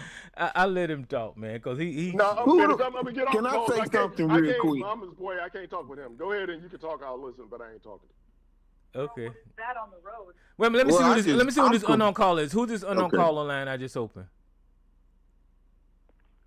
Nigga, you done fucked up now. Let me have at your ass. Okay, hold on for a second. Right, let me tell you this real quick, and then Sarge can go. Yeah. You're gonna go after Mama's boy, Sarge. But real quick, ABC, you just proved my point by discounting the fact that they gutted the Voting Rights Act. Like you said, we can still vote. It's about representation. If you're not represented, then your needs are not going to be addressed. But go ahead, Mama's boy. Well, Tyrone, before you go, answer this question for me. Because I'm confused, and it will help me with my confusion. Have you ever called into ABC show and told him what he should be doing, his show topic, or how he should be running his show on Saturday? No. That's why I'm confused. Because he coming on here telling us what we need to be doing shows about and talking about. But he gets to willy-nilly piss all over everything in his house, and nobody says nothing to him except the people who he doing the show to.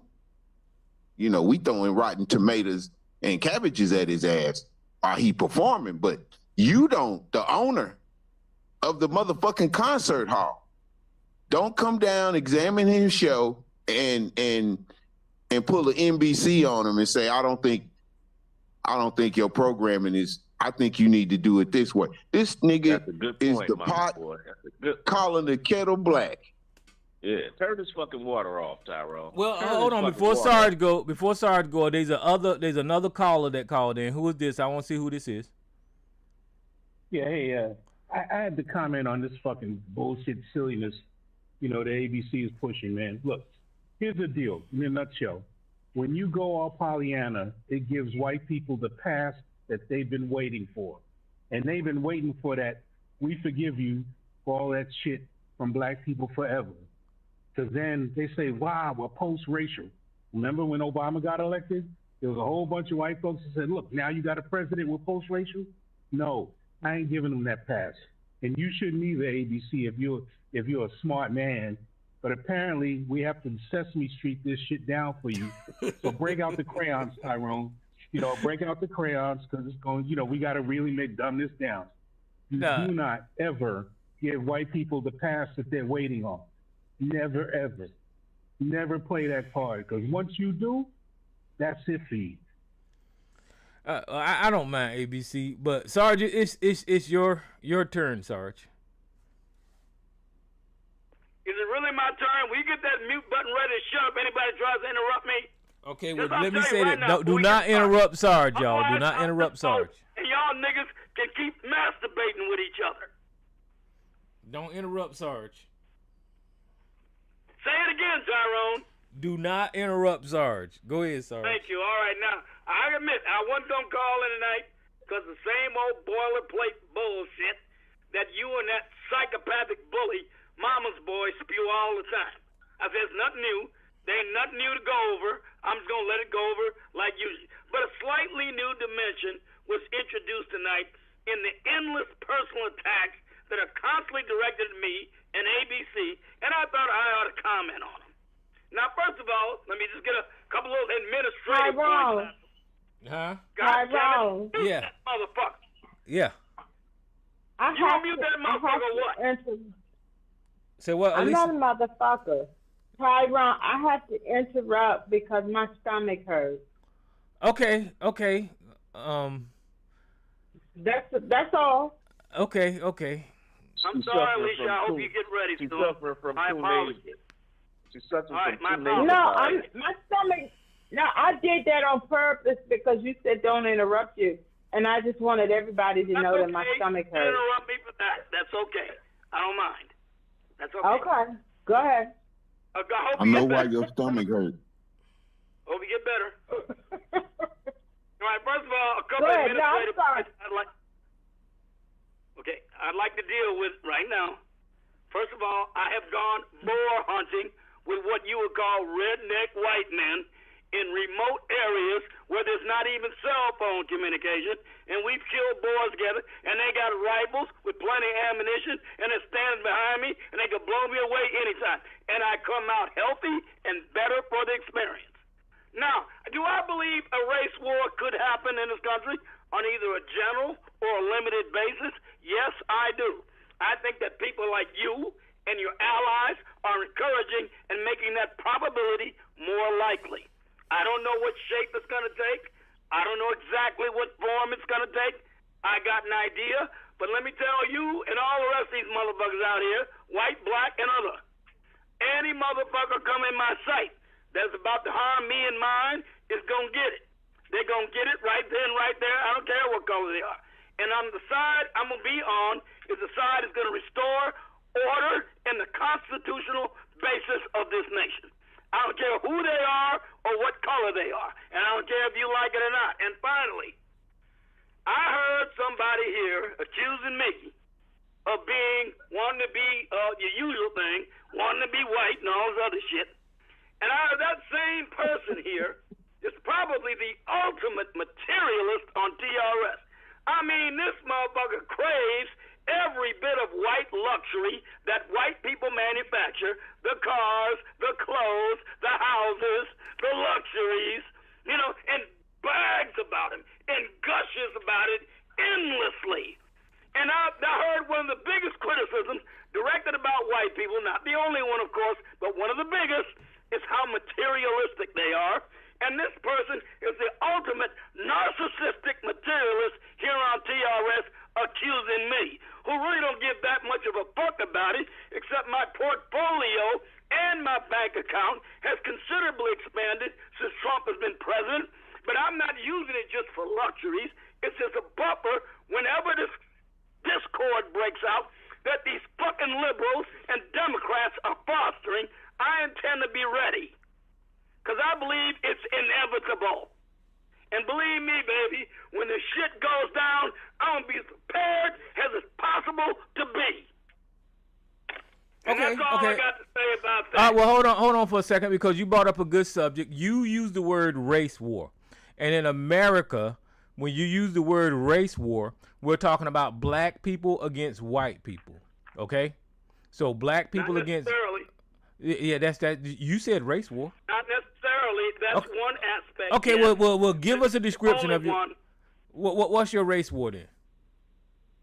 Like I said, I don't think it's going to assume the same sort of form it would have assumed in the 1960s, because the country is different now. I'm asking The country you. is not 80% white now. I'm asking you. Use the terminology. Let me finish. We got a bunch of factions here jockeying for power. It's no longer just black people and white people. We got a huge contingent of people from the third world who that bastard Biden let in the space of 4 years. They're going to be included in that war too. They're going to be taking sides. You better believe it ain't going to be like you probably think it is. You use the word race war. I'm trying to get a clarification on what your race war. I'm trying to explain it to you, and you don't want to listen. So you're saying Like Mexicans? Are you saying Mexicans against? I said it's not going to take the form that you, with your high-minded ass, thinks it will take. Sorry, it will take listen. another form than the kind I envisioned when I was a young man in the 1960s. Sorry, that listen. America does not exist today. Sorry, listen. I want you to stop talking, because I'm using your words, race war, and you just inserted. I'm defining it for you, and you refuse to listen. Okay, and you just inserted Now, when another. you take it on my terms and then explain yours, You take my not being terms, specific. He's vague. understand them, and then explain to me how you differ from me. You just inserted another race, which is the Mexicans, obviously. Now I've got a It's not the question. only one. Okay, I got a question. You got 3 races now. You got black people. You got 5 at least that are significant. Okay, what are the other 2? There are Muslims, and they can be of any race, but their religion is paramount. Okay. And then you got the Indians that are coming in here. Indians. Okay, so now we got From 5. Okay, from West okay. I'm Asia, trying to get from clarification. West Asian Indians. Okay, I got you. I'm trying to get clarification. You got black, white, Mexicans, Muslims, and Indians. And I Hindu. didn't say Mexican. I said Hispanic. Okay, black, white, Hispanic, Muslims, and Indians. This is your race That's war. right. That's your race war, right? Yeah, we don't know how all these factions are going to align, do we? Okay, so let me tell you where I'm going to be at. I am not Muslim. I am not Hispanic. I am not Indian. And I am not white.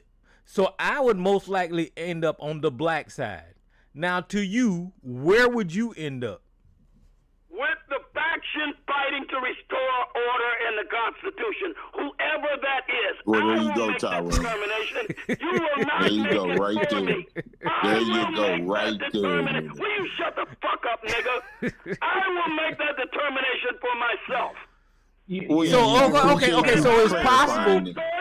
If So I got to die alone, so fucking be it. okay, so I'll it's just be dead. it's possible that you could end up in either one of those other groups, right? Besides black. It could be if they want to restore order out. Whoever I got to take out to restore order gets taken out if I get a choice. So you be Whoever it is, take your pick. you'll be fighting against the black people if you You heard me. I made it clear as I can. you'll be fighting against the black people if you ended up in one of those other groups, right? Yeah. Whatever. Sorry, you just a coon, and you just took a long time to talk around that I'm you gonna want. say it again until you understand. No, it I don't want you to thoroughly. say it no more. I You done said mean it. You done said enough. You done said I enough. didn't take racial sides when I was a police officer. I didn't take somebody's side because they were black or white. I enforced the motherfucking law. Well, we're not talking about enforcing the law. You said a race war. No, we talking That's about very race war, specific. and it will be The fact that it's a race war means it's lawless. It's lawlessness. So you already know where you're gonna be, You Tyrone. need to go live in South Africa because that's a country more suited to your liking. This is the United States. We don't have Bantustans here. All right, so I got another caller. So, Sister Ottawa, welcome to the show. How you doing tonight? Peace.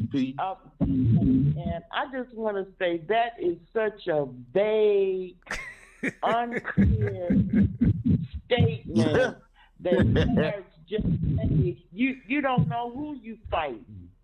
Oh, God. If you said a race war, which is definitely a physical thing. I specifically said I didn't know how the factions will align. Didn't I? Did you miss that? Let her finish, sorry. Let her finish, sorry. Did you miss it when I said I do not know how these factions This will motherfucker just align? loves to be disrupted. I mean, apparently you don't like to listen. You exclude what you don't want to hear. Can I finish my point? How are you going to identify? You got what I said. Sarge, you got to let her finish, man. Come on, man. You got some feedback, Sister Ottawa. You're going to be with the people that support the Constitution? Well, these GOPs that's in office right now, they're not supporting the Constitution. Good point. They're not putting the Constitution up right now. So are you getting ready to go up into Washington and blow those people away that's sitting in office right now? The Republicans that you're talking about and the Democrats that you're talking about that are not supporting the Constitution? The Supreme Court justices that's turning their back on the Constitution? Who are you going after, Sarge? That's a good point. Is that rhetorical or do you want an answer? Sarge is a proud boy. Is that rhetorical or do you want an answer? Excellent point. Is that rhetorical? Let me answer then. I'll assume you actually want an answer. First of all, I don't understand. First of all, I've been speaking with you on this program for a long time, Sister Ottawa, and I do not trust at all your interpretation of the Constitution. I do not think you have much of a grasp on what it says or what it intends. I think mine is infinitely better than yours, and mine is insufficient. But I'll tell you this much. I do not think that the Republican Party as a whole is the one that is outright violating the Constitution when you got the Democrats who've been literally violating the Voting Rights Act since 1992. Outright violating by making up things in it that are not in Section 2 of the Voting Rights Act. They said that judge said some bullshit about voter dilution that is not in Section 2. Now, I don't trust your interpretation nor theirs. I am going to go with what I understand of it based on precedent and history. You go with what you believe, and I guarantee you our two viewpoints will diverge. At this point, you said everything, but I will be fighting for the white man. Voter suppression has been going on for a very, very long time. We can go all the way back. Let's go back to the Civil War. The brother was giving us a timeline at the beginning of this show. Now, voter suppression's been going on for a very long time. The black vote has not been one that has been embraced. Our participation has not been something that people have run after. It's been something they've tried to dismantle. And that's all throughout history, especially since the Civil War. Since our participation has been a focus for us. We in this bitch paying taxes and we don't have no representation. And right now, that's what we're dealing with. Mm-hmm. Now, you say I don't understand the Constitution. I know that it didn't have a goddamn thing to do with me when they were putting it together, when the Founding Fathers wrote it. Because my folks were enslaved in this country. We were considered property. And they were always subject to the Constitution. We were not included in the Constitution. You want to talk even over when people. They were slaves. Let her finish, Sarge. Let her finish, Sarge. You're not trying to have a conversation. You think you're the only one on this line that knows any goddamn thing. You think you're the only one that knows something, and all you're going on is your personal feelings. The Constitution always applied to slaves. You are wrong when you say it didn't. What in the Constitution do you stand up for? The right to bear arms? The Constitution didn't apply to slaves. You're wrong. Listen, Sarge, when they wrote the Constitution, your family, if you black, was enslaved in this country. Okay, I'm not it didn't doing apply anything. to us equally, but it applied. When I finish, you can say what you got to say. All right, You okay, can't keep mixing apples and oranges, Sarge. All right. Where do you stand? We're not going to agree on this. What does your square look like? Why don't you tell us what your square look like? Because you want to make it about me? We're talking about the Constitution. I didn't write the damn thing. I didn't write the Constitution. You're the one that said something about a race war. You're the one that made something about a race war, Sarge. You made the comment about a race war. You made the comment about a race war, Sarge. You made the comment about a race war. That's what you made. What's that got to do with the Constitution other than me to suppress it? You know what? Every battle that has been on the United States of America has been a race war. And it was between dark people and Europeans. Now, what kind of race war are you talking about? Hey, and I'll back up. And this is why I ask you to listen to every word I said. I specifically said I am not sure of the dimensions of it. I don't know if it will be general. I don't know if it will be localized. I don't know if it will be high intensity. I don't know if it will be low intensity. I believe some sort of race war is a probability. That's what I said. But you refuse to listen to the words I use. I speak standard English. You should understand me.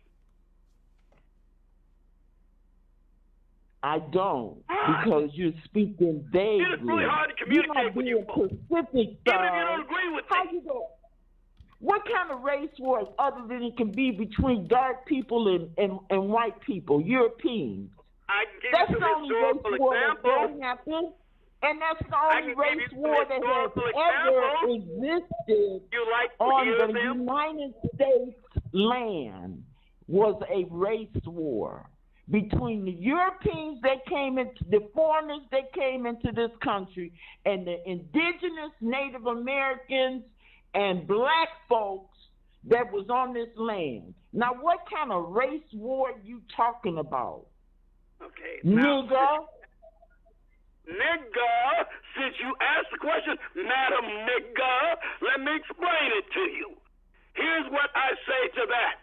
The race war between blacks and whites in the 19th century was not much of one. There were some very localized insurrections like Nat Turner's Rebellion and a few others that didn't really amount to much. Now, the Native American wars were a bit different because the United States actually treated Native tribes as domestic powers. They didn't treat them as just a war between individual citizens of nations because they didn't consider Indian citizens. They considered them to be domestic powers, which is why they signed treaties with them after they defeated them or before. They signed treaties Why are we with them. having a history lesson? Significant. He's not answering. And it wasn't really a race war as much as it was a Oh, war fake ass between historian. nations. Oh God, he's just going on and on. He's pontificating. I swear to you, I said she rambled. I got specific, motherfucker. I told you about You're not history. specific at all, And Sarge. I'm rambling. You're being That really untruthful. irritates the fuck out of You're me. being You don't even know what you're talking untruthful. about. You sound like the one Well, that he's being don't untruthful know. about a lot I more mean, than I that. swear to God, Yeah. the Indian wars were wars with You said nations. I'm being Indian untruthful, He Joe. nation. wants to hear himself talk, and he's No, demanding no, that we listen to no, him that is yelling not a and screaming nation. and pontificating. He You wants to do show not off, sign a show treaty off with, with you know, someone it's just that is sad. not a nation. You ignorant, brown-educated biatch. Hold on now. Sarge is kind of being Wait, untruthful. It didn't call for all that. Now you gonna have to calm yourself down, Go, brother. there you go. God damn it, I get all this bullshit instead of a reason. I mean, argument. Sarge, you called in, brother. Calm down. Look who's losing their cool, Tyrone. Look who's losing their cool. Especially that goddamn mama for you. The so-called civilized nigga. Well, you the one called in to talk to us. You called in to talk to us. Now, calm down. That is something that quickly degenerates every fucking time. Well, Sarge, I'm sorry about that problem Yeah, you It have, ain't but my fault. I Yeah. mean, goddamn. Hey, just Tyrone, calm- let me break something down for you, man. Go ahead. Go Let me ahead. break something down for you. This guy said his portfolio was up and he's doing real good. Okay, so let's break this down. He's a guy on a fixed income, all right? Meaning that his income doesn't change, with inflation. Maybe a little tiny bit. They may give him a bump here, they may give him a bump there.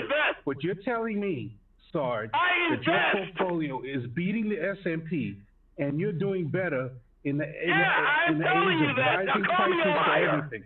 You're doing some magic shit, huh? Yes, I am telling you Get that. the fuck out of here. Get the I'm fuck a out of liar, here. Now I know dirty you're lying. motherfucker. All these Have you MAGA seen my dudes, portfolio? when you really Until I break down show and it talk to to you, these MAGA fuck dudes, you. because I've talked to them on multiple lying platforms, bastard. You know they a all say that they're goddamn thing doing about great. me. Let's go one But at if a they're doing time, so Sarge. great, Let's go one at a time, Sarge. but if they're doing Wow. so great, then why is I tell this Mississippi, motherfucker what's happening, Arkansas, tells me I'm lying Alabama, about and myself. those states even poorer now I can't than they stand were motherfuckers like before? this. This is amazing. Tyrone, Yes, ma'am. can I ask something? Sure. I see what Sarge was talking about with the race war. I do agree with him that it won't look like probably what we think or what it would have looked like, let's just say maybe 50, 60 years ago. But I think we're more at risk of having a class war than a race war. Yeah. I think Sarge been trying to put that on the Well, honestly speaking, Sarge been trying to I mean, put I that was on just the trying table. to, I was trying to entertain Sarge to find out what side we're gonna be on. I don't see any war happening whatsoever. But I knew Sarge would. I knew Sarge would not say that he would be on the blacks. I knew Sarge wouldn't say he that would was be a on the. guarantee. That was a good one too, Tyrone. That was good. I like Looks that. like a little bit of an impending race war to you. The Summer of Love with George Floyd. That was Hey, that Sarge, was protest. That was lawful I'll tell you protest. why. I'll tell you why. Listen, shut up, Can I Sarge. answer You you? so in love with the goddamn Constitution. If you paid attention to I those would like to protesters, answer him, Tyrone. you know that was a legal constitutional protest that was being performed during George Floyd. So I don't know what the fuck you talking about, race war. That wasn't a race war. Down is legal? Really? Constitutionally, those protesters was legal. I don't know what the fuck to tell you. Now Nigga, I ain't talking about protests. I'm talking about the violence that ensued when the protests started. Oh, so let me speak on let me speak on that. Let me speak. That it occurred. It Okay. broke out in connection with it. Okay, so let me speak on that. It was found out after the protest was over that those was white supremacists in their burning down building. They was inserted into the protest to cause chaos. So that wasn't the protesters that was protesting George Floyd doing all that stuff. Shut the fuck up. I'm trying to tell you. You want me to pull up the articles for it? We read it. Shut the fuck up. You don't want to hear the truth. This is why I mute you, because you don't let me talk. Evidence for that, please. Yes, I do. It was. I mean, we did the article about the FBI. I mean, damn, they caught one of them. The black kids caught one of them. Y'all, you remember that news story when those black kids? It was right around dusk, after the protest had left. The people who had put the protests on had left, and the kids stragglers, and the white dude was walking along the fucking side of the damn building with some object in his hand. He's smashing the windows as he's walking past them. And those kids called him out. They called him out. It was all in the news, but and not I guess only you that, so busy.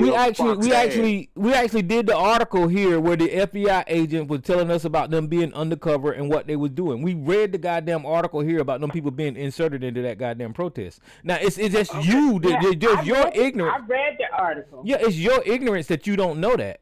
What you're not seeming to realize as you affirm me and praise me and these things, which may be true to some extent, is that however the war begins, it begins. It doesn't matter what causes it. If there's a spark that lights a fire, it's not the spark that does the damage. It's the fire and conflagration that breaks out as a result of the spark. So what I was saying. However, a race war or a class war or a civil So this war fool begins, going back to some Boy Scout shit. a civil war, no matter what the cause of its origin is.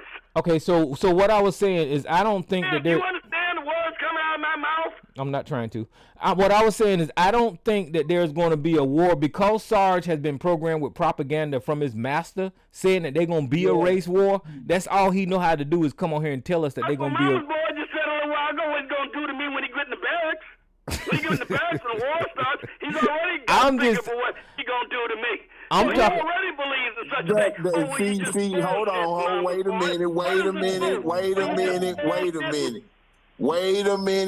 minute. You gonna call my name out on what I said? Make sure you get it right.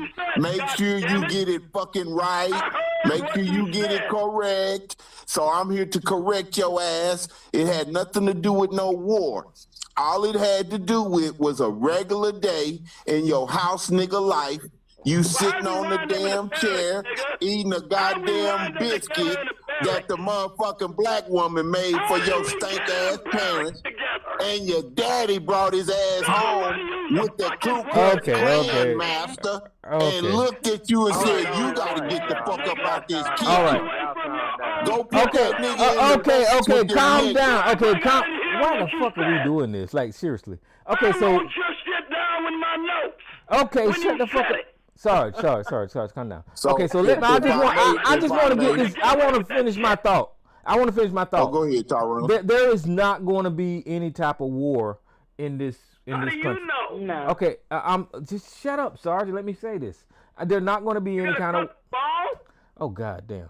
I was just playing to Sarge's comment about there being a race war and trying to find out where he was going to be at. And I know that he's going to be on the side of the white people. That's all I want to know. I didn't say it was going to be. Okay, no, I feel you, Tyrone. I get it. I didn't say there was going to be one. I posited a hypothetical, and you refused to listen to it. Okay, you brought it up for some goddamn reason. Man, I swear to God, you people, is it possible to communicate with you? Apparently you don't speak English. Man, you can't even follow correctly because I mentioned no war. I mentioned no war, nigga. I mentioned no war in my statement about your house nigga ass getting put in the barracks. I mentioned no war. So you putting me in some sort of war scenario and you made it to the barracks. You caught up late. You can't even follow the goddamn conversation, you old motherfucker. Hey, my boy, can I ask Tyrone a question to try to calm I him down? heard what you said. If you misspoke, fine. Can I ask a question to kind of calm it down a bit, Tyrone? Because he's not going to say he's going to be fighting for the white man. He's not going to come out and say that. Hey, if the white man's the only one fighting to restore order, yeah, I'm fighting for that white man, motherfucker. Now, what you got to say to that? Okay, he said it. All right. Shut the bill. If he's the only one fighting to restore order, I'm going to be with him. You motherfucker don't get in my way. Don't get in your way. Don't get in my way. Yeah, stay the fuck out my path. Oh, my God. Now, I don't like to make things plain when there's a need to make them plain, and I think I just did. If you don't like me, what else is new? Yes, you did. It's not new. I knew it all the time. No, you're not liking me is nothing new. I knew it all the time. All right, good. Now you're better informed. You should be better for it. Hey, My Tyrone, objective will be to restore civil order. That's my objective. yeah, get the niggas in line. Get the niggas in line. We all knew that, Sarge. We all knew that, Sarge. You want to get the You niggas don't in act line. like you do it. You act like I'm supposed to take a racial allegiance. And all the destroyers are going to be black. Ain't nobody black going to be with me. No, you got ABC in a few. All right, well, that's good enough for me. As long as you're reliable. Yeah, you got some more mellow yellows out there. Not a bunch of motherfucking punks. Well, Sarge, when you first came on here, you actually admitted that you and a bunch of white men went into the woods with a bunch Yeah, of they guns. didn't hurt me a bit. In fact, we had a nice comradely deal. There were 2 black men with me, too, by the way, and 5 of them were white. Mm-hmm. And you was out there And we just all like. got along just fine, and nobody tried to kill me. And you was out there just. He telling you about his sex capades, Tyrone. You out there. Oh, nigga, that's your perverted ass, nigga. Don't you dare put your bullshit on me, you perverse, grotesque, psychopathic bully. Fuck you, nigga. You take your goddamn problems and neurosis elsewhere. We're trying to have a discussion. You was out there just like I told ABC about Steven, out there telling them white men, I miss you like a hog miss law. That shit, man. Why you so hung up on that goddamn movie? Because it's funny as shit. Damn, nigga, every time you talk about Stevie. What are you, Samuel Jackson, dick sucker? Because it's funny. I imagine, listen, I imagine that you give me the fight in. I imagine that's how you and ABC be acting around them white men. God damn it, there ain't nowhere else to do with you niggas. You can't have a reasonable discussion with you motherfuckers. And Yes, you don't listen to a I'm trying to goddamn thing anybody ever said. So whenever y'all out there hunting hogs, whenever y'all out there hunting hogs, they kill the hogs and you run your ass out there and pick them up for them, don't you? Nigga, we all picked up our kills. Them motherfuckers are heavy. They weigh anywhere between 150 and 300 pounds. I bet your ass be chasing we go them out hogs there down. and help each other, because then we take them to the dog food processing plant. Hey, Tyrone, you don't know shit about nothing. You just say shit. But you said they were hogs? What did y'all call them? They were what? Hogs? Yeah, they out there shooting hogs. Oh, wild hogs. Yeah, they went feral hog hunting. They do enormous crop damage to farms in southwest Georgia. And you go out there South with Carolina too, because them wild hogs be. Well, my family doesn't farm anymore, but they still have the land. Mm-hmm. And them wild hogs be out there. They're dangerous too. They're dangerous. Yeah, don't go near them. I know. 150 to 300 pounds, the little bastards weigh. Yep. And sorry. you eat it. Do you eat it? Don't it sound like it, sis? Only the piglets, because they're the ones that are not so The gamey. babies. Boars, man. Look, Only the it takes babies. a long time to prepare them to eat. They are gamey as hell, and it takes a long time to cook them. We right. love talking about this. You eat the baby hogs, huh? The piglets are the ones that are capable of giving you a pretty good meal. See, that's some uncivilized. And That's they're not very. They're not very. You said they're not very gaming. They're not very what? Older ones are gaming. Yeah, they got Gaming. like wild. wild animals. The older ones. Wild animals. Are worse. Non-domesticated animals, Elisa, got like a wild taste to them. So. Oh, I know, because my father was talking about that. They used to go. He went once to hunt wild turkeys, and he said he would never try to eat. They caught one, and he said it was too gamey. They just couldn't fool with it. Mm-hmm. Couldn't fool That's it. when they run because they get scared. Oh shit! Ain't no coming back from that. That's why they usually try to shoot. The only way to kill any animal properly without that gamey taste is you have to kill them through the heart without them even knowing it.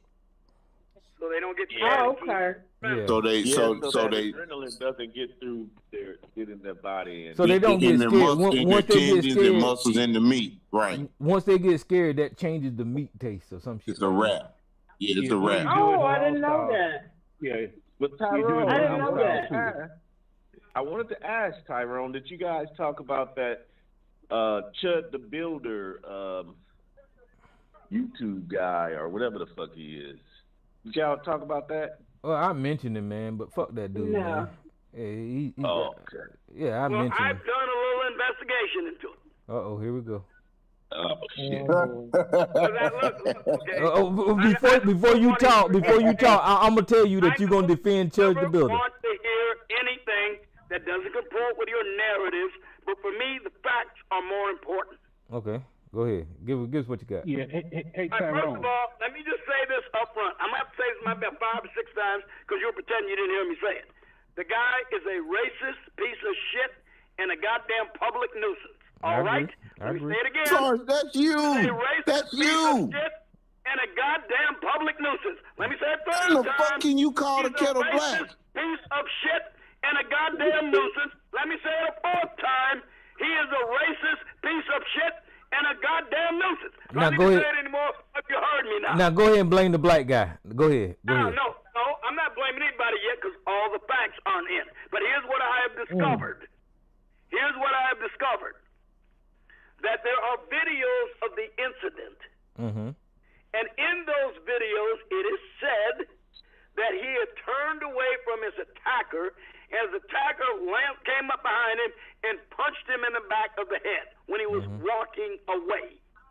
Second of all, the attacker has a police record of domestic battery, violence, and abuse, arrests, and convictions. That doesn't matter. Now, those are facts. I have not yet made a conclusion, unlike you, and I'm not going to until I get sufficient facts. Okay, I heard what you said, but listen, y'all do this all the time.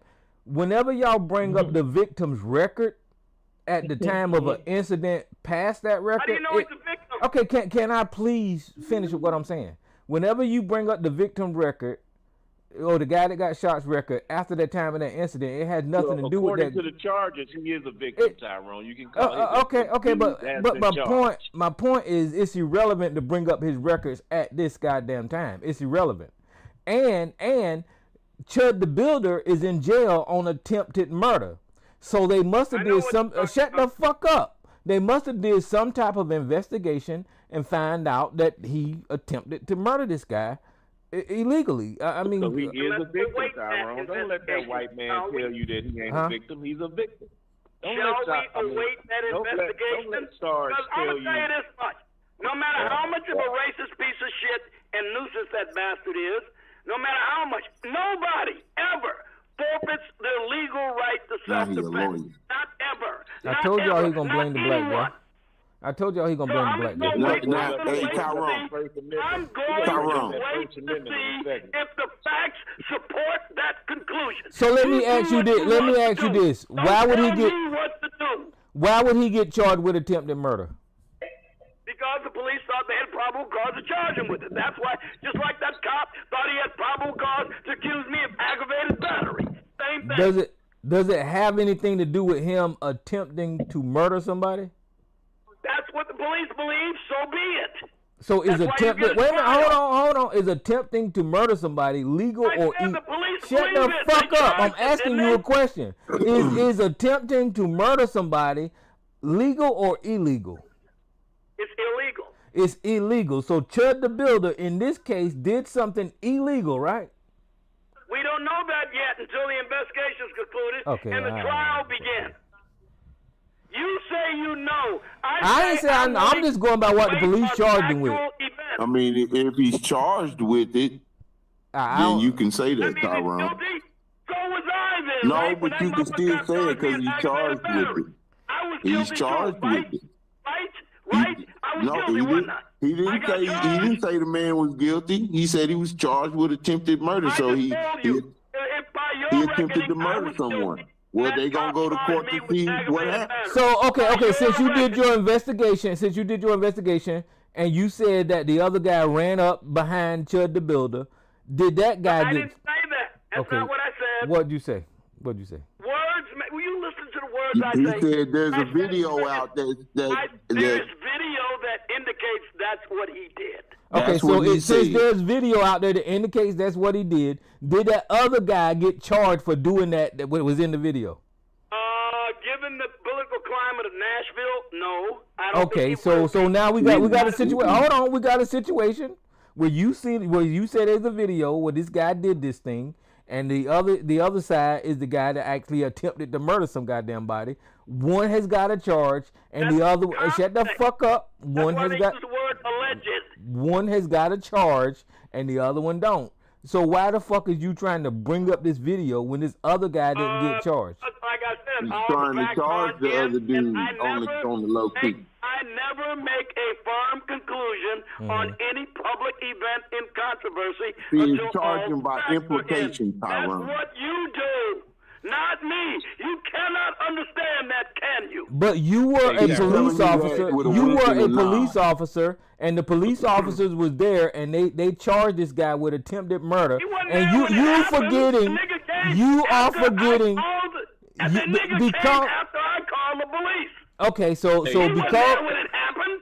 because he's a white man, because he's a white. Probable cause to arrest me, so I got arrested. We ain't talking about that. Because he's a white man, you forgot your goddamn job, and you used to be a police officer. Those police officers charged that man with attempted murder for a reason, Sarge. They just did. I don't know what else to say. I told you, they think they have probable cause. They should if they really believe it.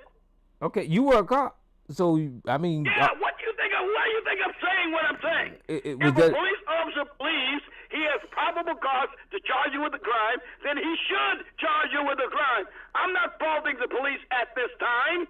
And because we disclosed all of this information, the victim's prior record has nothing to do with anything that we talked about. Nothing. It may be pertinent in the future. Well, no, the fuck it don't. That is not the way it normally goes with Sarge. Let me talk when I get a Go ahead, Howard. Go ahead, Howard. I was gonna say that it's this all kind of ties together with the race war thing, because we really know what side he's on, because he's never been on the black man's side in any case like this in 10, 12 years that we've been doing this show. Yeah, because ain't too many side of the law.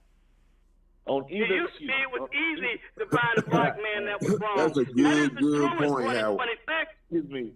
I just want to finish. Once upon a time, hell, I was a victim of them kind of white people. They used to beat my ass when I tried to go to the drugstore. I know what racial violence against black people is. They got firsthand. Yeah, her dog will bark every time. I swear to God, man, you people are just the most bigoted bunch of motherfuckers in existence. Now we bigot. What I was going to say is he's trying to legitimize the damn victim in the case by not even wanting to call the man a victim. Fact about the man. It is a fact. You would do the same thing if the situation was reversed. I know you have done it. Can he finish, Sarge? You have done exactly what I am doing now. Sorry, can he finish? Go ahead, Tyrone. I'm done. It is not dispositive of anything. It is a fact about him. It is part of his police record. An arrest and a conviction for domestic violence and battery. Chud the Builder was arrested one day before this. Yeah, for walking out theft of services. One day. Yeah, theft of services. I hope they charge him and prosecute his ass. For doing some nigga shit. I One hope day. they charge him and Walking out of a prosecute his ass restaurant, didn't want to for that. pay. Walking out of a restaurant without paying. Hey, hold on. Chud the Builder and Sarge got a lot in common because there was a black lady. You ain't never seen me attack nobody for no reason. You right about that. Y'all I have sorta not. look I have alike. not. I have not. But listen to my story though. There was a black lady that came out that said she knew Chud the Builder, and she said that she used to use her dildo to peg Chud the Builder. So Sarge and yeah, that's what she said. And so Sarge with his little Benoit balls and this lady pegging Chud the Builder, y'all got the same. Y'all got at least that in common. They got Wait a minute, nigga, now you bring up, when was the last time you brought up Benoit balls, you silly bastard? Well, I had Last time to. you brought that up? I didn't. Well, I was wrong. I'm wrong. I'm wrong. But he missed. But I'm Tyrone, wrong. I said I'm wrong. don't do that, Tyrone. I I'm can't wrong. make my damn funny comment. I'm wrong. Now, I'm wrong. Tyrone, Uh-huh. I will say this, Tyrone. It's going to be a tough case for them because of the First Amendment rights and that damn self-defense shit. I will say that, man. It's going to be tough.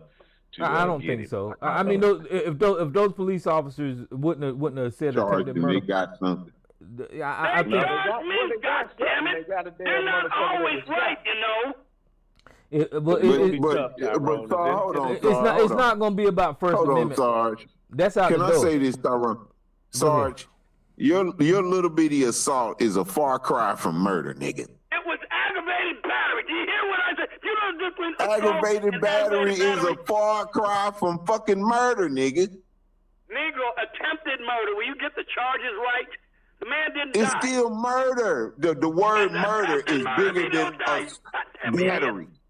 The word murder is larger.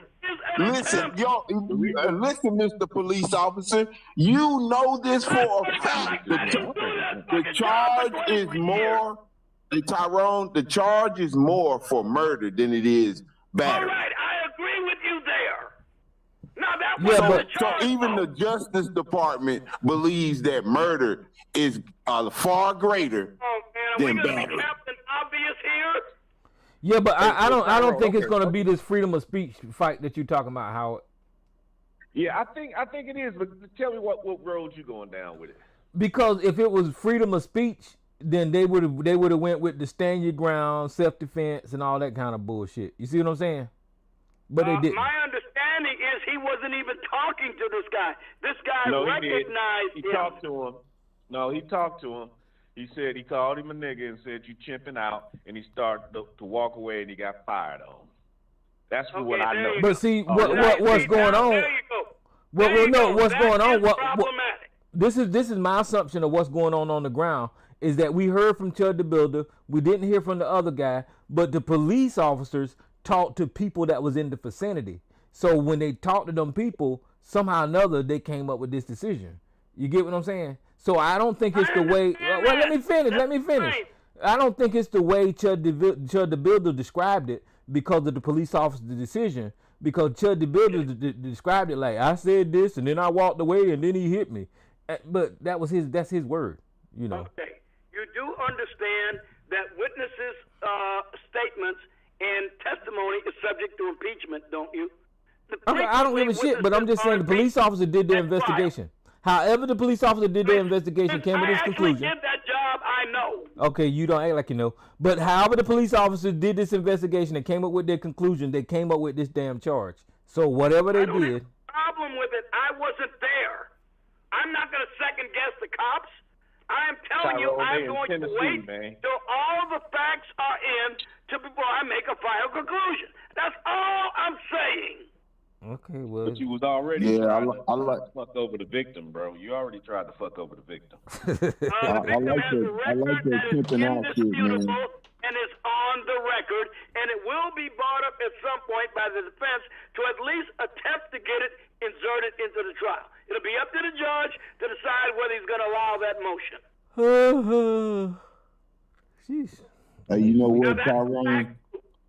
If I was his defense lawyer, I'd definitely be trying to do it. I got into a lightweight argument several years ago with a white dude, and y'all think I cut y'all niggas up on the show, or niggas that come on here on the show. I looked at that white boy and I called him a chimpanzee. And the most interesting thing was said back to me. And it gave me the biggest, I was right. I've been right all along, because the white boy looked at me and said, oh, you want to be racist? What the fuck? How you assume I'm being racist to you if y'all ain't racist to yourself, calling each other monkeys and chimps with that Darwin theory shit? That, you know, they know when we coming at them. And that nigga said he was chimping out.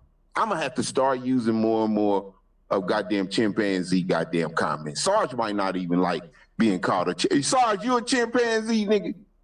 With color. Darwin's theory of evolution has been questioned in many credible academic circles. You the great chimpanzee. You the great chimpanzee, Sarge. That theory has been challenged in many credible academic circles. So Let me ask you a question, Sarge. Did you have to shave any part of your body growing up other than your legs or track? Answer that bullshit. You decide on your own. You'll do it anyway. I don't give a fuck what you think. I don't think Darwin's theory said we come from chimps, but I'm not even gonna go down. No, that road. it doesn't. I'm glad you said that. The chimps are not in There our. have been challenges to his theory of origin of the species. No, it doesn't. I mean, people are challenging it all the time. Well, Remember, listen. he did Okay, it in the- you got it in wrong. the 19th century, man. We got lots of new information since then. Human The evolution. racist part of it is the play on it, Sarge. It's the play that white people do to themselves. They do to themselves that we come from. Listen. You see, you know what I'm about to say. So let me say it anyway. You know what I'm about to say, but I'm just giving a little edification to the people. When white people joke amongst themselves, calling themselves chimpanzees because of our closest ancestor coming from the apes, right? So they joke with themselves and they call themselves monkeys. Hell, I had a customer that had one for a pet. Okay, do you agree that they love? Well, hold on. I just. Goddamn, let me finish. Do you or do you not agree with that? Let me fucking finish. They joke so much with each other about this is some real shit that they venerate the monkey. The monkey is great to them because they feel like that's their close ancestor also. It is. We And are that's the play on it. That's the reason why they talk so much shit to each other, because they have similarities with the monkey, the hairy back. They got family members that got hairy backs. And you wonder why they tripped out on the pandemic about opening up these stores and they wasn't talking about fucking Target. They was talking about these studios, these wax places where they wax the hair off of you. These beauty shops and salons, they wanted them bitches open. Right, but all I wanted to clear up, and that sound like Howard did too, is that when you're talking about Darwin's evolutionary tree or whatever. Theory of evolution. Theory, key word. Okay, whenever I'm gonna talk how the fuck I talk. I'm gonna talk how the fuck I talk. Whenever you're talking about Darwin's evolutionary theory, tree, not a fucking theory, bro. whenever you're talking about Scientific Darwin's fucking goddamn tree, humans don't come from chimps. That's just not how it goes. Yeah. They don't. But white folks kind of play on that and twist it to make jokes about each other. You get what I'm saying? But I understand the whole insult. But Wait a minute, what is wrong with this joking about it? 75-year-old man don't know the difference between a scientific theory and a Wait a minute, theory, it's taboo bro. to make a 75. joke? This is a goddamn shame. It's taboo to make a joke? I didn't say it was Okay, taboo. when I just we- wanted to straighten that little thing that you said. About me explaining. Okay, tell me something. Are human beings considered primates? Yes or no? Oh, here we go. Yeah, we primates. Okay, thank you. I rest my case. So are chimpanzees. I They're don't think primates. nobody was arguing. I don't think nobody was arguing that. They're on the family tree. They're part of our family tree as human beings. I'm not saying that they're not. You're right. You're right about that. You're right about that. So I'm not gonna argue with you about that. Nobody was arguing that. What we are arguing right now is that your 75-year-old ass don't know the difference between a theory and a scientific theory. Oh, for Christ's sake. That's what I cut scientific out because I didn't want Tyrone to interrupt me. I said, I didn't say, fuck you silly fool. I left scientific out deliberately. So in the interest of time. No, you said the key word is theory. Oh, shut up! The key word is theory, so that means you don't know Theory and theory. This nigga is a goddamn Trump supporter. What do you expect, Howard? What do you expect? Fucking molehill. He chimping out right now, Tyrone. He really damn right I am. You damn right I'm chimping out, nigga. What the hell? You deserve a chimp out. My goodness. You didn't say scientific. Ain't this a bitch? What is a scientific theory, Sarge? I'll give you time to look it up. Scientific, I don't need no time, nigga. A scientific theory is a theory that is based upon supposition and postulation based upon empirical observation, but not yet confirmed by the scientific method. What the fuck you got, nigga?